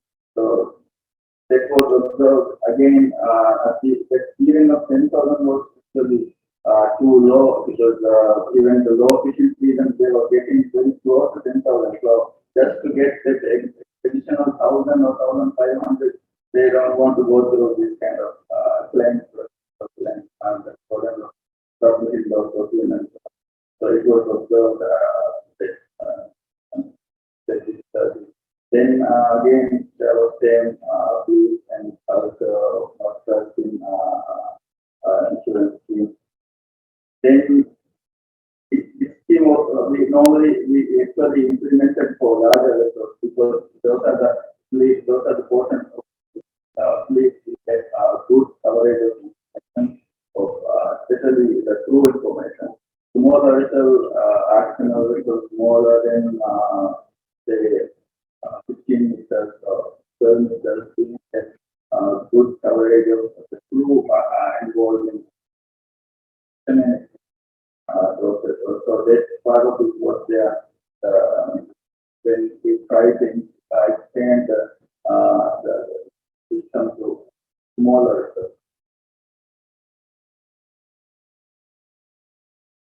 So from the insurance schemes and the implementation process, the general lesson learned are very similar to what I heard from other speakers.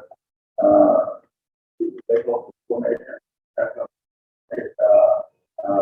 it's difficult for implementation. Again, for each implementation, it's important again that the return, the insurance return are taken into actually the fishermen because otherwise, if there's no good information, anybody can claim for insurance system. So this would always be an excellent storage of data, especially the two smaller size. There is also found that government intervention required, especially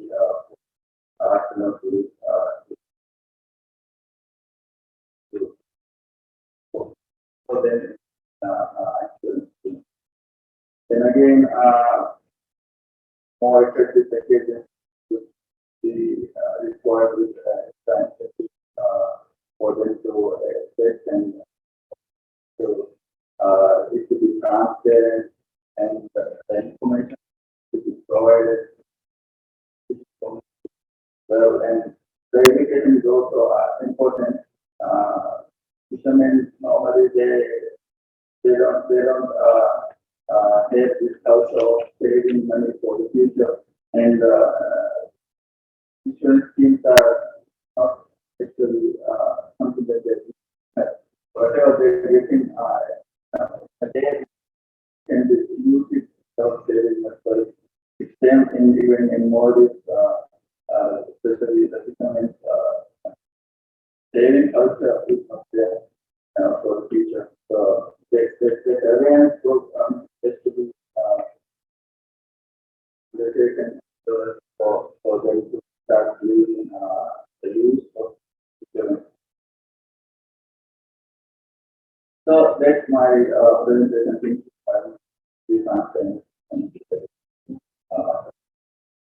Thank you.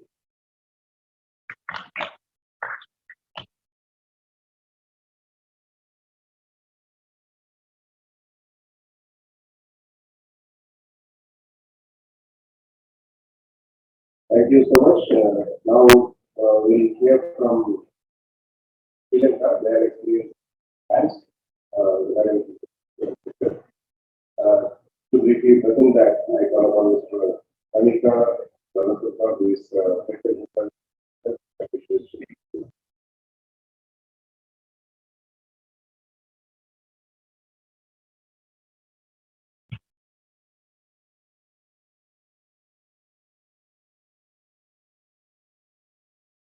Good afternoon.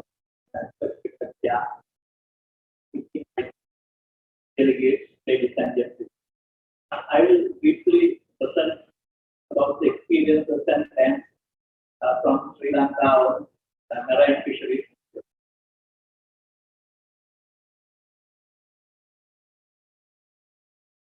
First, I will brief overview about the marine fisheries industry in Sri Lanka. Our marine fisheries production is about 500,000 tons a year. We have a fishing fleet with 5,000 multi-day vessels in the vessel, out of which about 1,200 are annual.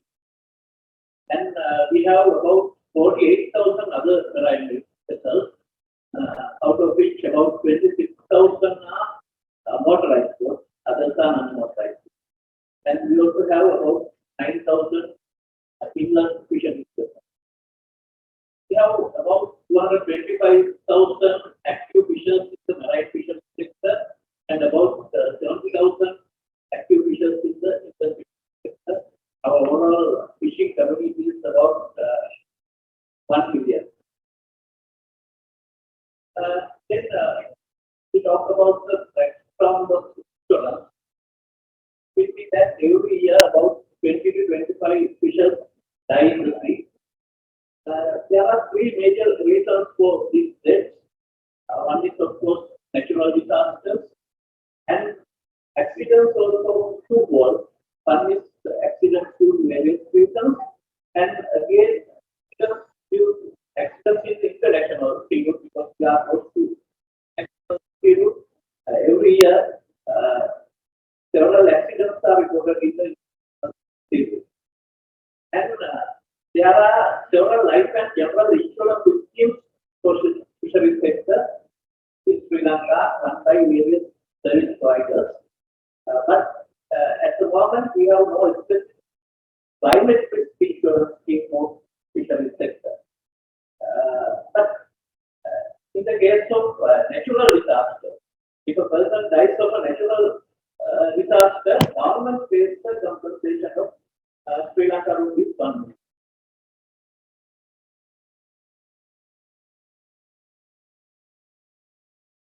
But then when it comes to life insurance, personal insurance, it is not compulsory in Sri Lanka for officials to take personal insurance. Therefore, obviously, majority of small scale fishers are not insured. But majority of multi-day fishers, which can be considered as the medium scale sector, almost all the crew members are insured. Term of insurance coverage is only 1 year, and minimum value of insurance is Sri Lanka rupees 1 million. But this minimum value is the government decided rate, and that has become the maximum value as well because nobody is willing to pay more premium to get insurance of more than 1 million. Since it is compulsory, we have to keep that rate. Then when it comes to boats and equipment, again it is not compulsory to insure boats and equipment. And we have no insurance to cover the damages of equipment, fishing gears. But there are schemes to cover the boats, and most of the boats are insured. Sri Lanka, both multi-day and small scale motorized boats. Then when we look at the strengths and opportunities of the marine insurance sector in Sri Lanka, we find that there are very strong and established insurance providers in Sri Lanka, and they have a contract network of insurance providers, and government policies also encourage insurance. That is mentioned in the government policy framework that fisheries insurance is encouraged. And also we have two government-run insurance organizations, Sri Lanka Insurance Corporation and Agriculture Insurance Board, where they involve in fisheries insurance sector. And another plus point is that now the market value of boats is very high, as we all know, and that it also promotes general insurance boat insurance. And also climate change and recent natural disasters and man-made disasters remind us the need of insurance in the fisheries sector. But there are challenges, differences and threats. One is lack of awareness of the importance of insurance. Still, people do not believe in insurance on scale fisheries, and that is not compulsory, optional. So very easy to go wrong. When the cost of production goes up, the first thing to forget is insurance. And again, another problem is in Sri Lanka marine fisheries coverage is only for 1 year.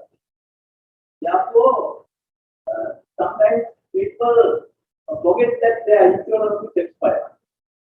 You know, the small scale fishers are not very educated, they don't keep records. Sometimes they don't know whether their policy is active or not. And another problem is now this minimum value of Sri Lanka 1 million is not sufficient, especially when the breadwinner dies of an accident or something. Those benefits are not sufficient for the family members to survive. And that is another problem because then people lose faith in insurance. And we have some plans for future. We recognize that due to climate change and the possibility of other various natural and man-made disasters, expansion of insurance coverage is a must. That is accepted in the government policy framework. So, first thing is we are trying to make insurance compulsory, especially at the first place. At the beginning, we are going to make it compulsory for multi-day crew. Then Again, we try to promote insurance with the support of service providers. We have about 10 insurance organizations. They have their marketing arms, they have marketing budget, and they have a wide network in the country. So with the support of them, we try to promote insurance among fishermen. And another point is that now we are trying to revitalize our existing fisher's pension scheme. We have a fisheries pension scheme in Sri Lanka, but it is not well updated at the moment because the benefits are not sufficient. When person reaches 60 years, what we get is not sufficient to survive. Therefore, the person pension scheme is not very attractive. So, with the support of the Agriculture Insurance Board, now we have designed new pension scheme. Where insurance is also considered as one component. Yeah, so that is the pension scheme. If a person dies before the retirement age, there will be an insurance component. Then again, introduction of climate risk insurance, which is still not there in Sri Lanka, but we try to introduce climate risk insurance in the future with the support of Agriculture Insurance Board, which is the government organization. We are having some discussions with the Agriculture Insurance Board. Those are the main points I want to highlight in the session. Thank you very much.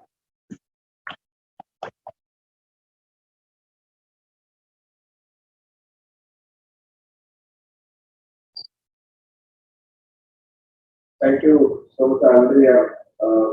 We have passed the schedule. Kindly spend the time, and we have a last speaker who is joining from Thailand, and after that we'll be having a very, very brief final presentation that like only the 2,000%. I request to kindly have it. And Ms.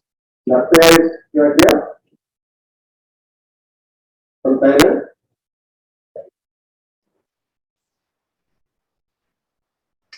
Good afternoon, everybody. And I request Ms. Natya, Economist, Policy and Plan Division, Department of Fisheries, Thailand, to make a very brief presentation. I request you to kindly make it in 5 minutes, very briefly.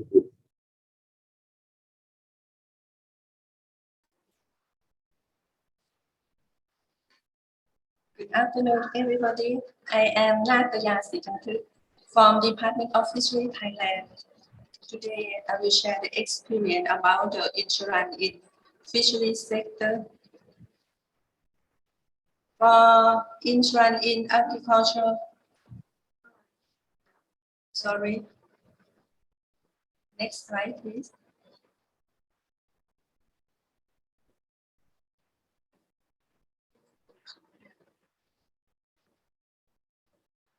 For the insurance in agricultural sector in Thailand, we are focusing priority on crop insurance such as rice, tapioca, and corn.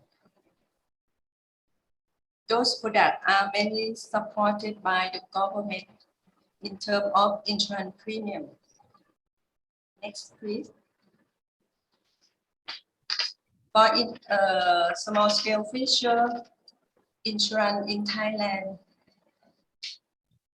to establish the insurance in fishery sector, relevant agencies such as Department of Fisheries, Marine Department, Department of Disaster Prevention and Mitigation, Office of Insurance Commission, Thai General Insurance Association, Bank of Agricultural and Agricultural Cooperative, Fishery Association of Thailand, the Folk Fishermen Association of Thailand, and representative of the aquaculture farmer sector now jointly put forward the implementation of the insurance system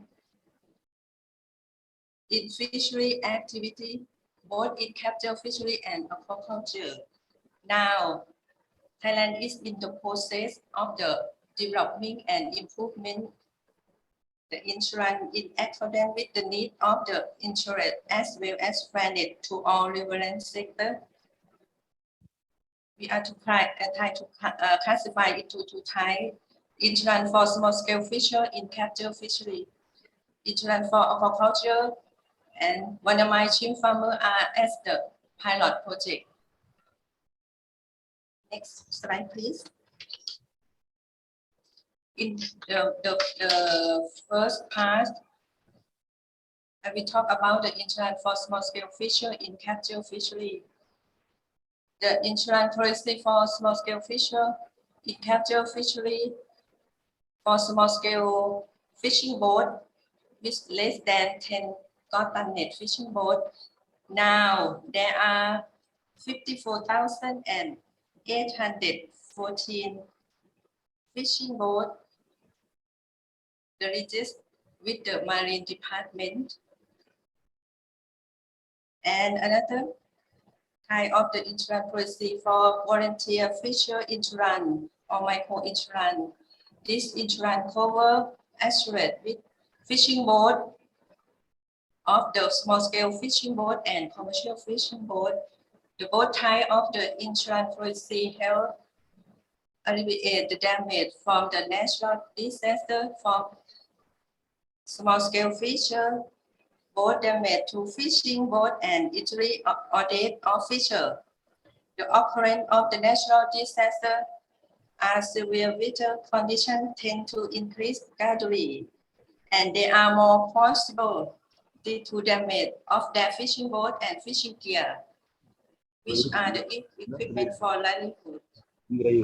The small-scale fisher are in risk on losing occupation and have inadequate income, which affect their well-being.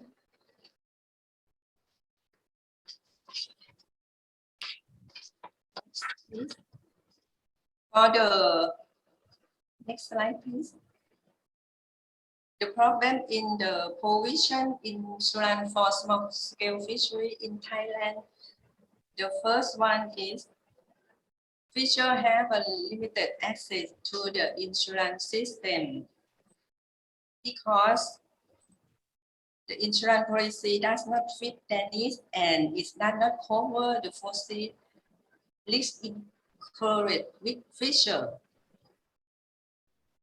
They have a few knowledge of the insurance and there is no incentive to buy insurance by themselves because they know that when a disaster occurs, small-scale fisher will receive financial aid from relevant government agency.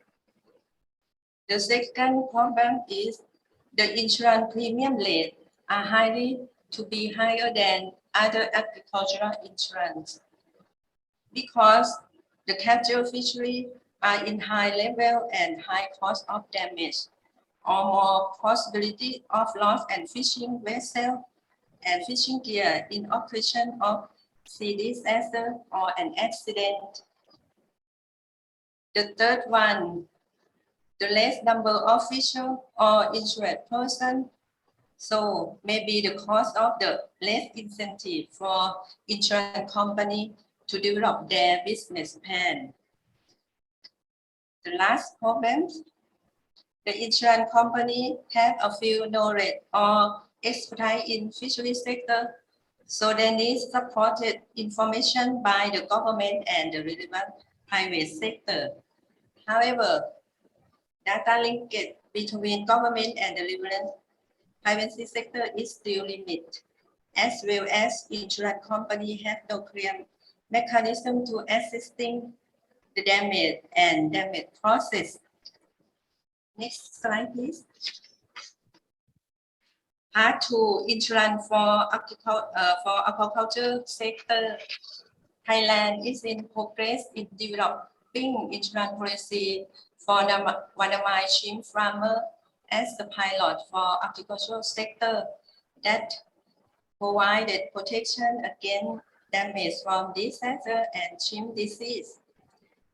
Currently, there are 41,173 farmer registered with the Department of Fisheries.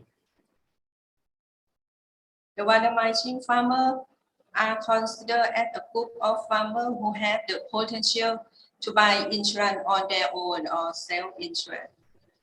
So they have incentive and wish to implement the insurance system to manage the risk of investment in aquaculture. The problem of the aquaculture insurance is the lack of tool or assessing the damage caused by shrimp disease. And the insurance company needs support and rely on the providing procedure of government agency, in particularly Department of Fisheries. Next slide, please.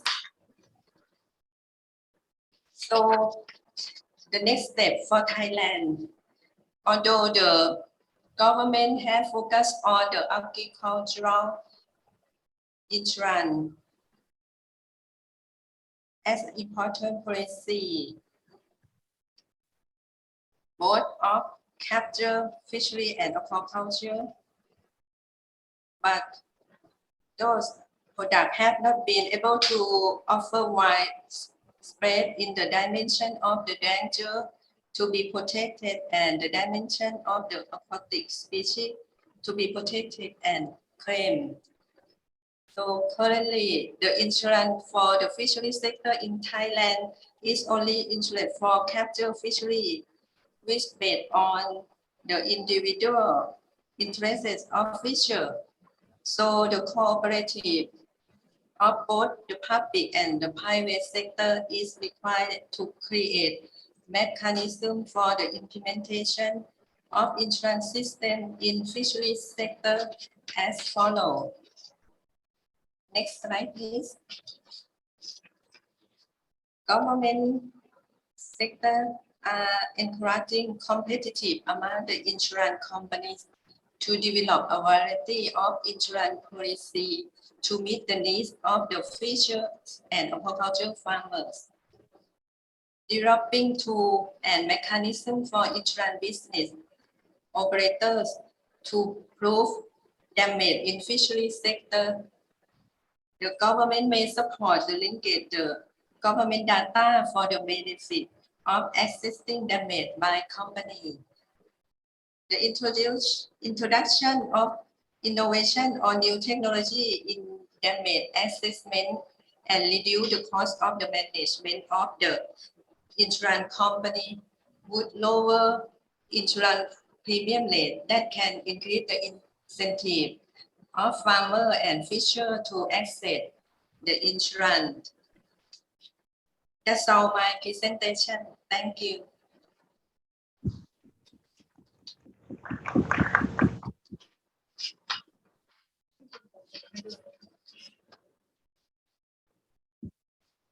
Thank you so much, Nataya, for joining us.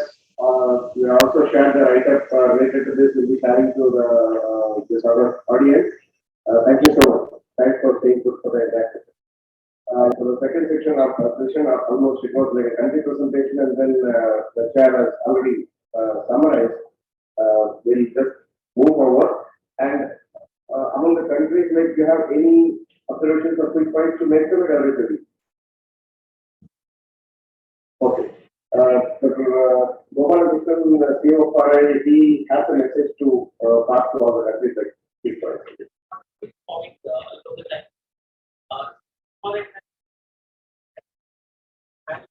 A little loudly.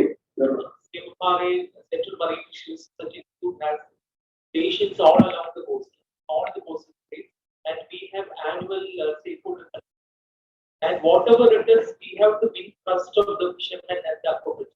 And this annual stakeholder consultation, we invite all the stakeholders, boat owners, fishermen, aquaculturists, all stakeholders we invite. And maybe jointly with the BOB, we can have this annual stakeholder consultation with I have already had so we insurance people and fishermen, all stakeholders, and state officials can have the next channel. that to create an awareness on able to implement the key code having included so that government officials stay to, you know. Okay. So with this, we come to the formal close of the session. We have actually some mementos to share. For all the speakers are staying with us only, so we'll take you if there's a space time and way past length. So I will get to propose a vote of thanks for the whole session. Like very briefly, thanks to all the country representatives, all the speakers who have taken out a lot of time to prepare and then be associated with us, and those who have traveled so much of time to travel from across the country to be here. And a very special thanks to all the audience to stay put for this session till almost close to 2 o'clock, when there are 8 sessions, 7 to 8 sessions happening parallelly. I'm deeply obliged, and I still believe like the subject is quite holding you here, and it's the beginning, and then we'll take this learning and then move forward. And very, very special thanks to all the people who have been supporting in terms of organizing. Big thanks to Dr. Gopala Krishnan as an institution, keeps us the stood behind the Cavanaugh, and then the World Bank, which is a collaborator in our study, and then all our partners. Thank you so much. Thank you so much for being, and then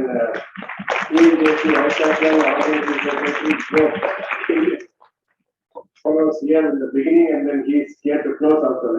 Thank you so much, and it's again, we are in your home actually. Thank you so much, and then very special thanks to our chairs, respected Dilip sir and Rajagopalan for being with us. Thanks to all of them. Like I will not take much time, and we are taking our next.